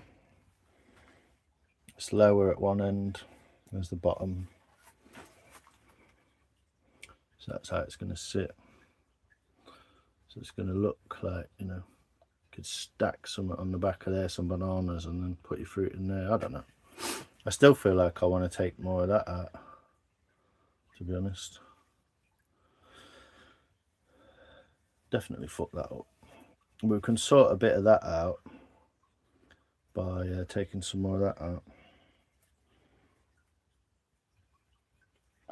Looking good. Beef stroganoff. Palado, how you doing, brother? Did I see you in here? Good man. Your carving has the rare virtue of looking as though the wood agreed with you. Ha! Thanks, Luke. That's awesome. I know you are, Star. Thanks, Luke. That's pretty cool. I try and do go with it. Get back in your hole. Palado, beef stroganoff minus the icky mushrooms. Because I know where it sleeps. Also, a bit of snowflake. Hey, lovely colouring. He is a bit special. Yeah, so I've got some evening out to do here. Got a little bit extra on this end than we have on this end. Just because of that was closer, so it's easier to get that curve. But I think I did quite well with that, with the axe. Look at that curve. Look at the pencil line. Not bad. So even this out a bit, and then obviously this one's evening slightly to bring this thinner. And then that there as well, so we'll have to take some of that out. But I can do that all by eye now, because I've got the rest of the shape.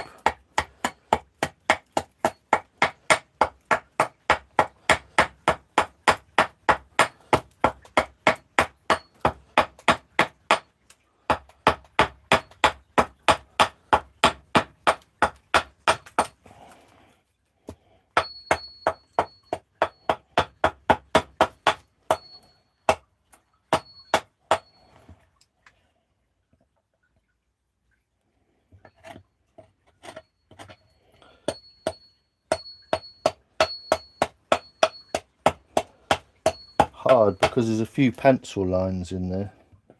Difficult to pick which one to go with. But it isn't going to be symmetrical and even, so I can kind of play on that a little bit. It's not turned out a lot like I expected in a way, but then again it kind of has, so.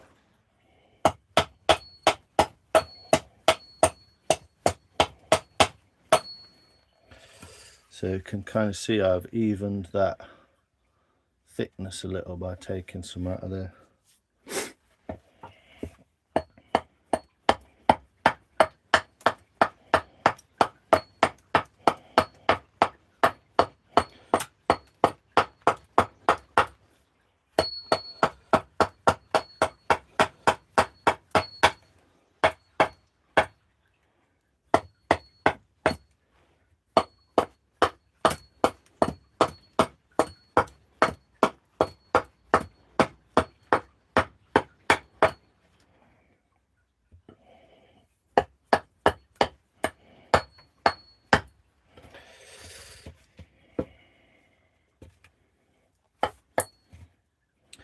Funny area there, not quite sure. But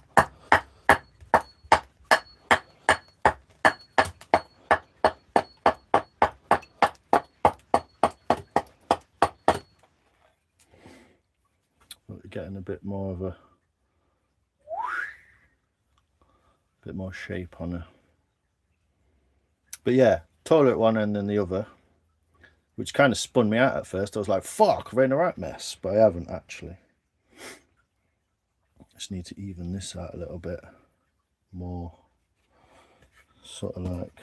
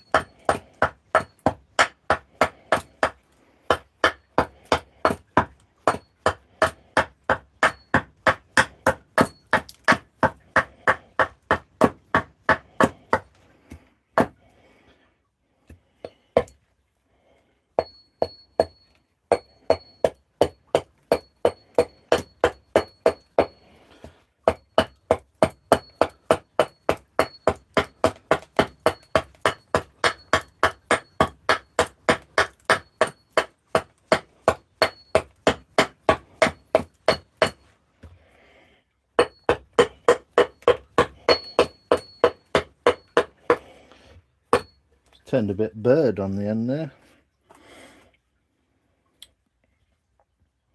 I'll take some of that and even that out on that side.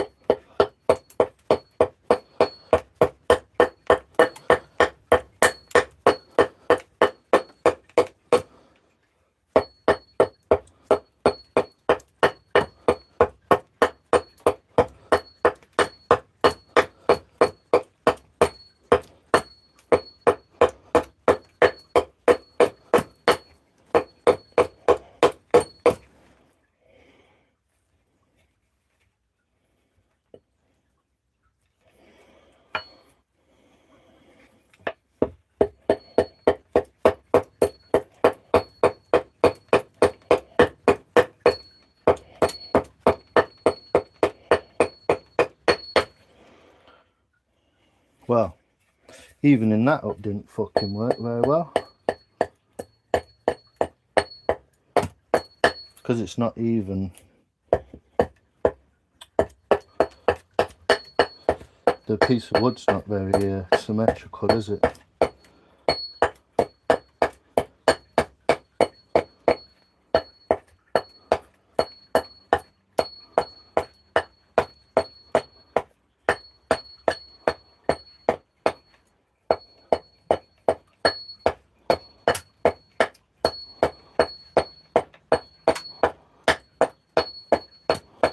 Essentially what I'm doing here is knife work with an axe.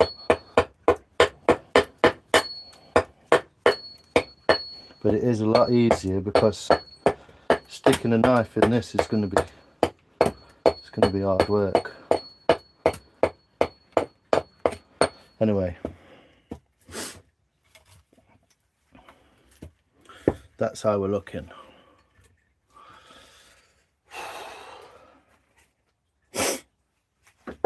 Ugh. Now then, Beans, you're back. Not eating crayons.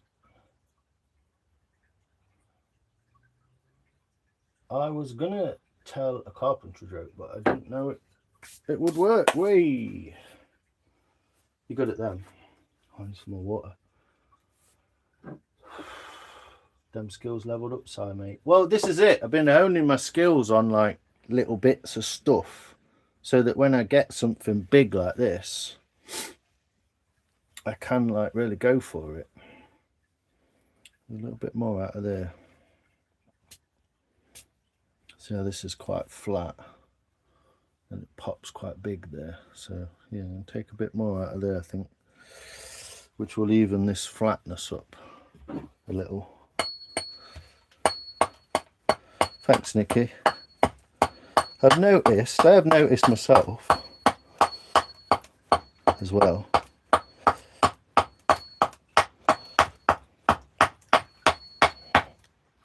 I guess it just proves that practice makes perfect, doesn't it?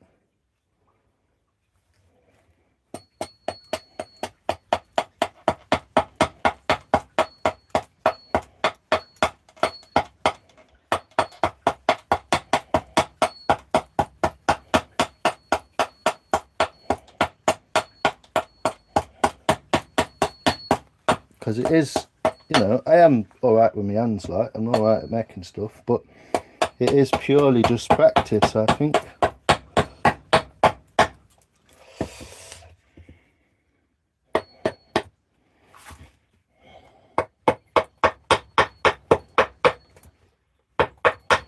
Like anything else.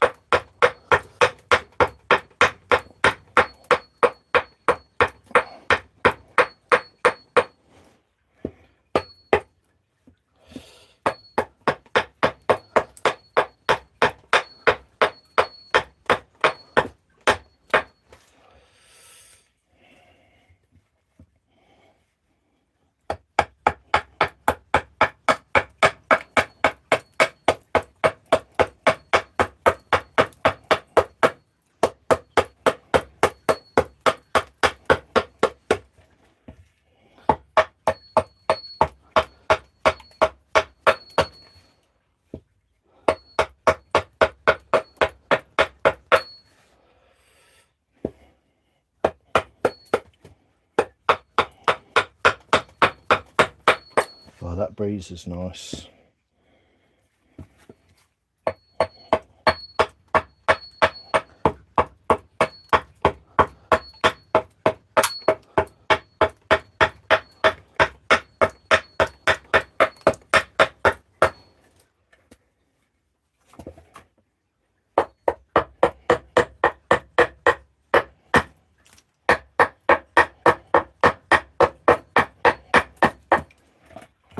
So thinning that edge out a little bit to match. There you go. It's looking alright, isn't it?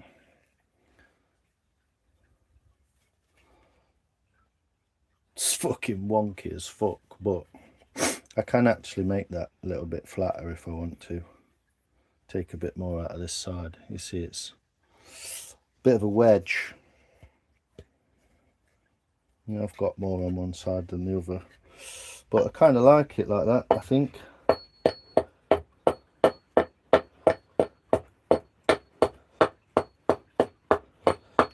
So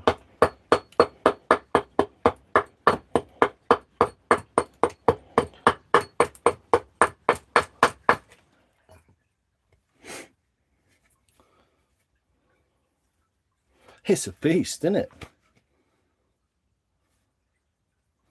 Feels really, really good in the hand as well, yeah.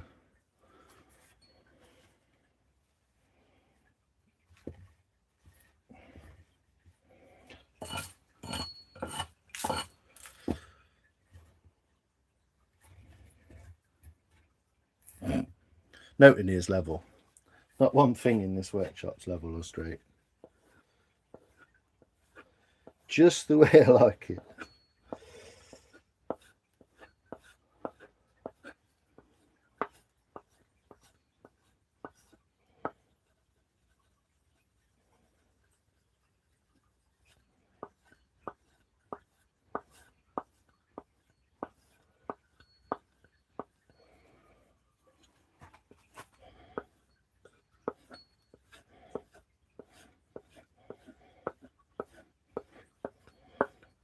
Anyway, I'm about knackered, so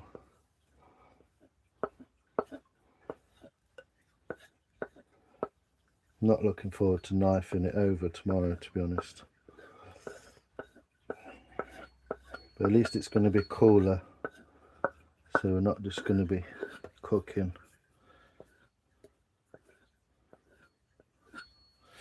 There we go, put that back together.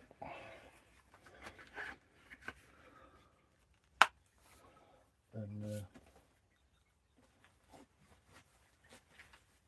see what everyone else is up to, eh? What's the crack-a-lack? We chopping things, are you back? Help me, but you special blah blah blah. I was gonna tell a carpentry joke. Chopping things. I'm doing alright, Lions. Just disappointed that not even I get special treatment. The trick, I think, is making each person feel special, even though there's no special treatment. Yes, indeed.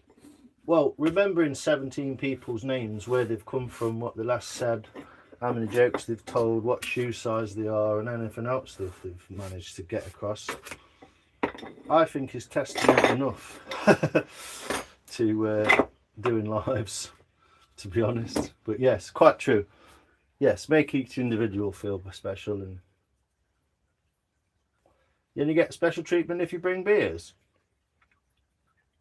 Fancy your bum? Divided, Nicky. Sigh. Divide. What's that? What's that? Divided. What's that? Thanks, Maria. 77 likes. Get in. What's that? 7 Lions is. What's that? Don't time them out. I'm just going to check who that is. What's that? How you doing? Derek Lyons. Lions Imperial. Nice. I like your motif there, mate. I like your picture. It's a cool picture, Derek. What do you do for fun? The moon looks ace, really low down. Oh, bloody hell, missing that. Nice temp here this evening. Yeah, I don't want to show you my armpits. They are not a nice temperature. Lovely and low down. I'm heading to bed. Lovely.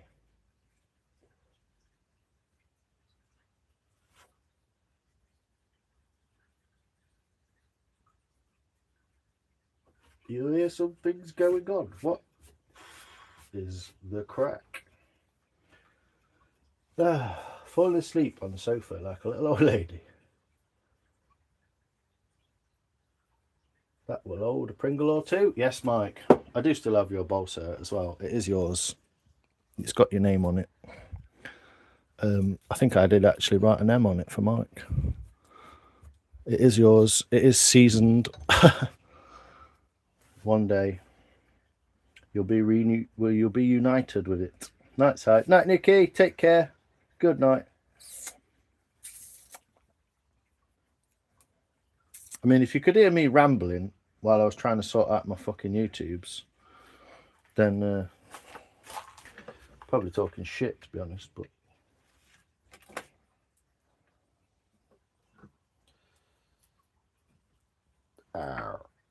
whatever. I'm always talking shit whether I'm on live or not live. But yeah, thanks for the worry about that. Probably said something to piss someone off.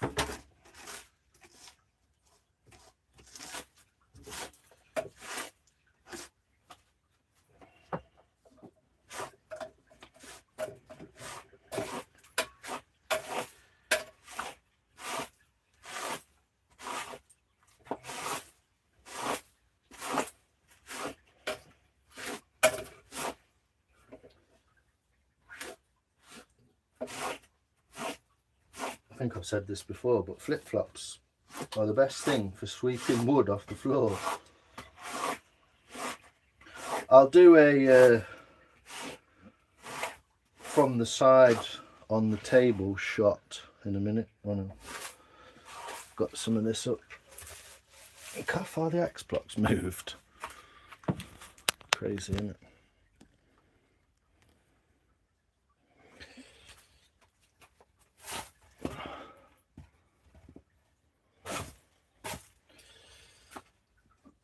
But yeah, quite a pile of shavings we've got out of that. Some nice ash shavings. There's fucking most of the bag there.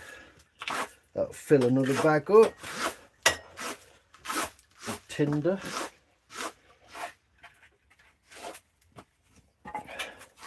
Oh, and the last bit of bark fell off my axe block while I was doing that as well. So the axe block's got no bark on it now.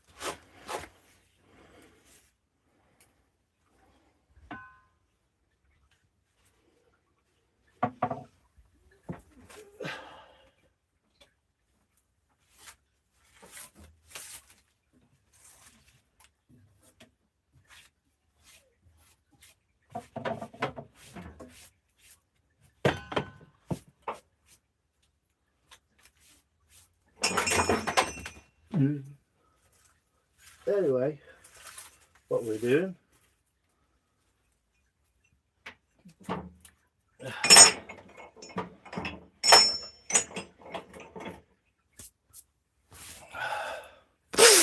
There we go.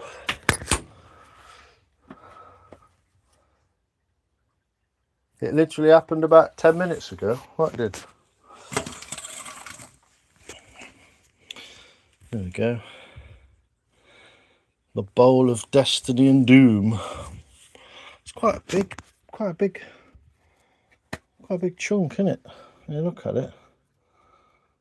I know it's not done. It looks fucking rough, but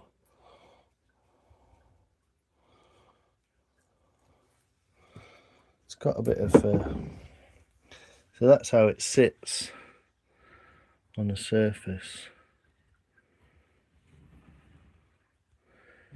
Quite a wacky shape, isn't it? This is going to be different. Obviously, I'm going to bring all this in. So this is the sort of fattest part here.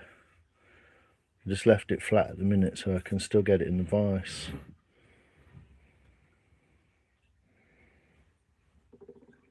It's not the best lighting, I know, but you'll have to do.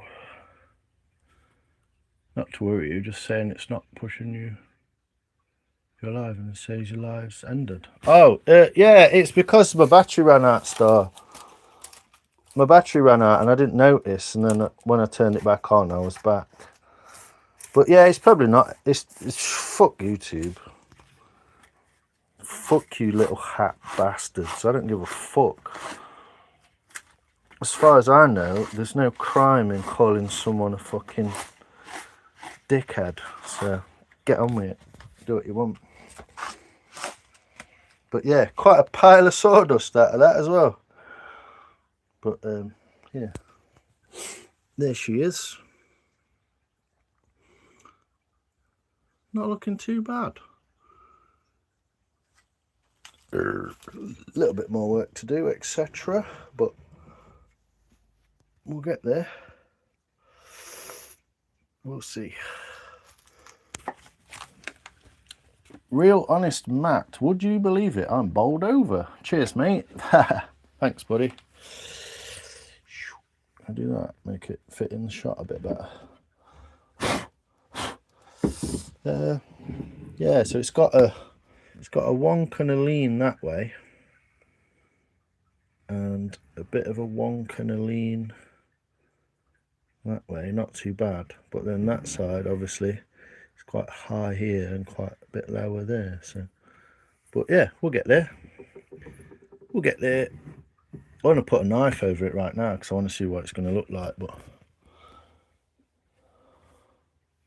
Si, can you show Jackie the bowl? There you go, Jackie. Tell me what. Oh, okay. Can I? Yes, sure. Yeah. So I'll leave you with the view of the bowl alive. So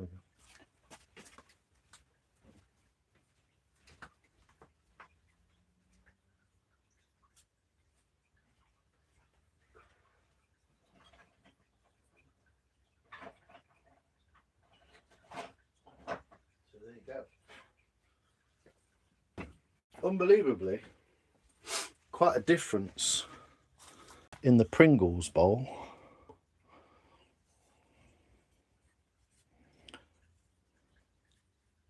It's never been oiled actually. Little detail in there of the grain in the bottom. Is actually made, you can see the size of this bowl now. It's actually made from the same tree. What are you laughing at? Yeah, I'm going to keep that bark on it that's on there at the moment. Maybe take a little bit off of here, but I'm going to try and keep it, yeah. I've got to knife all this off as well, this edge between the wood and that, and smooth it in a bit. But I'm using my laptop, Palado, so cannot comment. Ah, okay. So yeah, that's actually the same ash from the same tree. There's a little bit that I marked on. I believe it's here. I was going to just do a little, just knife a little bit more of it off. But yeah, it sits in the hand beautiful.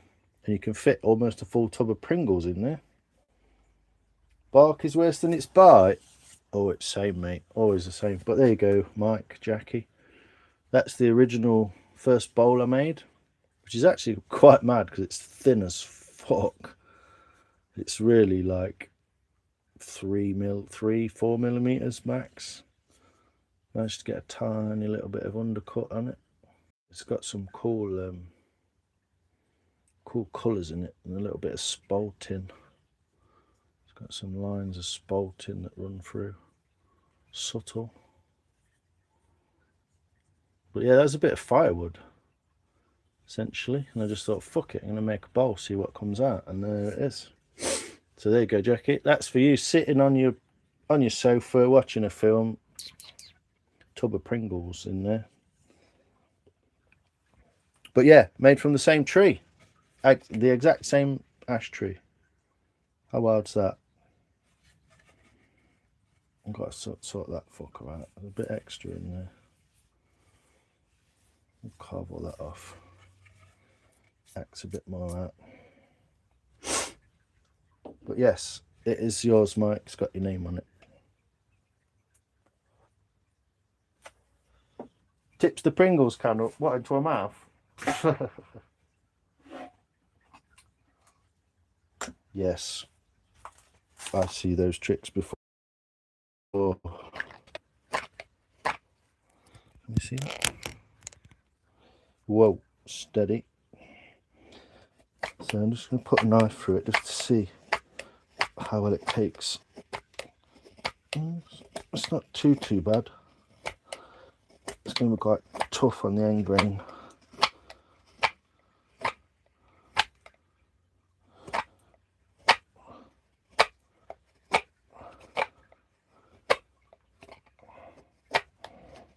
Quite a lot of surface area to cover, obviously.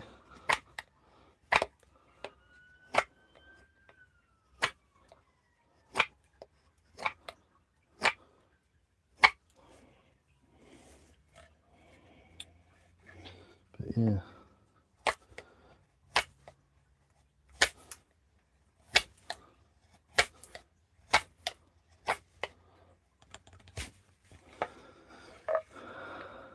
Wants to go that way.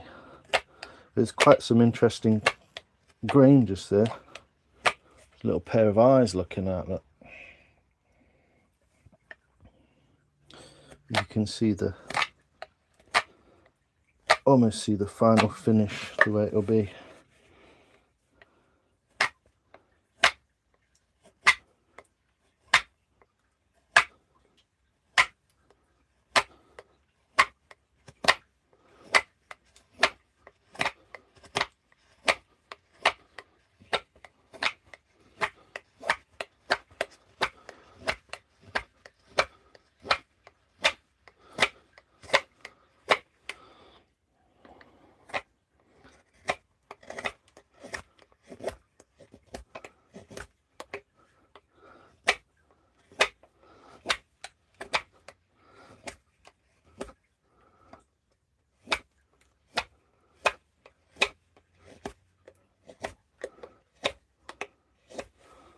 But yeah, now you can see the final finish as it might look. It's got quite a cool grain structure to it.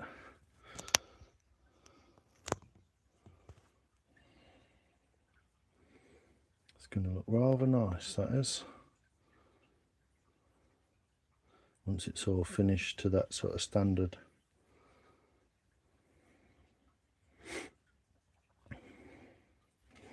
Quite cool. Let's go that way.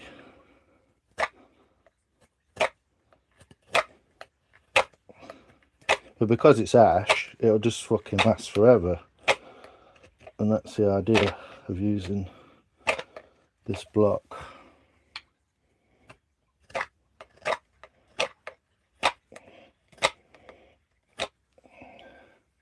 But yeah, get a nice finish on it. Obviously the rest of it is all chewed up with the axe at the minute, so, but like I say, you can just smooth that fairly easily with the knife.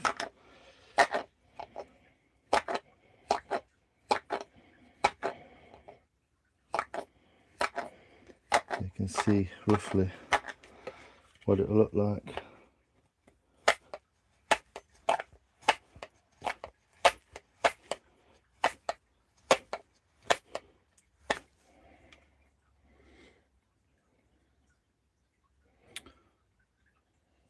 Shiny. There you go. Yeah, the patterning under there, it's off center as well, isn't it? So the sort of center of those circles, those concentric rings, is in that corner, weirdly, just the way it was taken. So it's got like a diagonal grain to it. Cool, isn't it? And yeah, little bits of spalting in the bottom. I think I left it in some water to get that. Cool, eh? When are you going to slap that ash? It's good stuff, man, that is. That is going nowhere. That is fucking nails. So it's going to get thinned out a fair bit, but someday that will hold the little clips Jackie uses sewing. Oh, nice. Already found a use for it, Michael, have it? When did you start the large bowl? Yesterday. I did about 2 and 3 hours. Probably done about 2 or 3 hours today. It's quite a piece. Biggest thing I've made so far. Biggest thing I've tried to make, so yeah.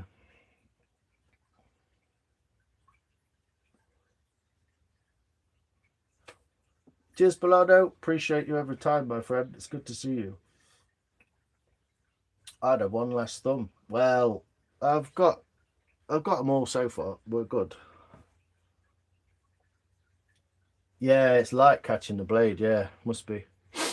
But yeah, it's what it's going to do. I'm going to sort of work my way from there that way and my way that way. Smooth it all out a little bit. Not too much. I'll leave it all sort of like cut like that. I'm not going to try and get it smooth because it's not going to. And smooth these lines off a little bit where it's thick. But it's not too bad. It's not too bad at all. Got a bit of fat up there, but I'm going to curve that round. I'm going to bring that right round like that to give it that like cupped shape almost, I think. Yeah. Thanks though, people, for joining me in my quest to knacker my right arm out and make my friend a wedding bowl. Thanks, Maria. I'm not seeing things then, Matt. Thanks. The grain inside are perfect, aren't they? Yeah. Hey, Ev, how you doing? Yeah, it's come out all right. Real nice. It's kind of heavier weighted and slightly taller at this end. There's still a bit of fat in there, a bit of weight in this middle section, so take a bit of that out. But there's you see this sort of area here as well. Look, that one's whipping off with a knife, but it's fairly easily done. And then evening this out a little bit, so it's a bit more. I might emulate that pattern in there, that oval pattern. Might emulate that a little bit. Obviously not quite as thin, but I could do. There's a bit extra there as well, a bit extra fat there, so I don't know, leave some of that. But yeah, basically just go around the whole thing and get it how you want it. There's probably a bit of axing I could do there actually to get rid of that, but you see how this one comes in like that, and this one comes up and over. So I could try and get rid of a bit of fat out of there. Might do that with the axe. But yeah, thanks, Ev. It's cool, huh? Turned out all right. It's not too bad. If you get a big piece of wood and hollow it out and then knock the back off it, generally it's going to work out all right.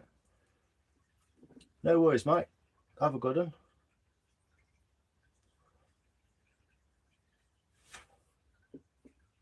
That's the end for the grapes. Yeah, it might be. Stack them on there. And I think I reckon you get a bunch of bananas across it, maybe. On the back there. Or something. I don't know. How many apples are you going to get in your... You know what I mean? Who buys fruit to go in a fruit bowl, anyway? Yeah, thanks, though, Ev, for sticking about. Yeah, I don't want to go... I mean, too thin up here is good. Thin up here looks good. But you want to keep that base, yeah, quite thick. And it is thick enough. Thanks, Matt. Appreciate you, mate. It's very kind. It's not a skill I've developed. Well, it's a skill I've been learning, to be honest. It's just practice and a year and a half of fucking around. And I've not really gone that hard at it, to be honest. I've made a lot of spoons and bowls, but I've not made like a spoon a day or anything, you know. So. Oh, your mum does? Oh, okay. I could tell what's coming next. I made your fucking spoons, yeah. Yeah, I don't think I've ever seen in a house where a fruit bowl is used for fruit. Yeah, exactly. Bits and bobs. Keys at a party. Some party you go to, Tom. So yeah, it must be about midnight. YouTube's about 3 miles behind again, as usual.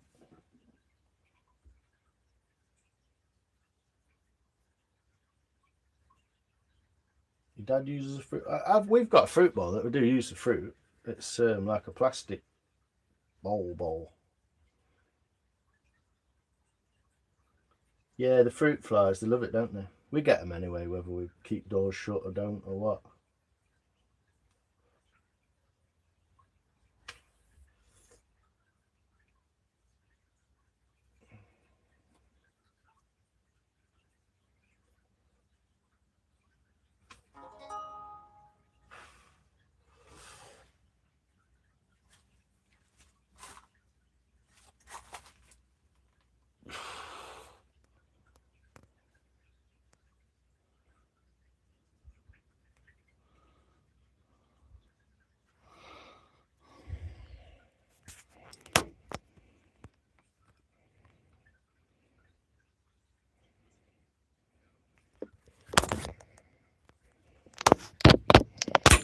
What the actual...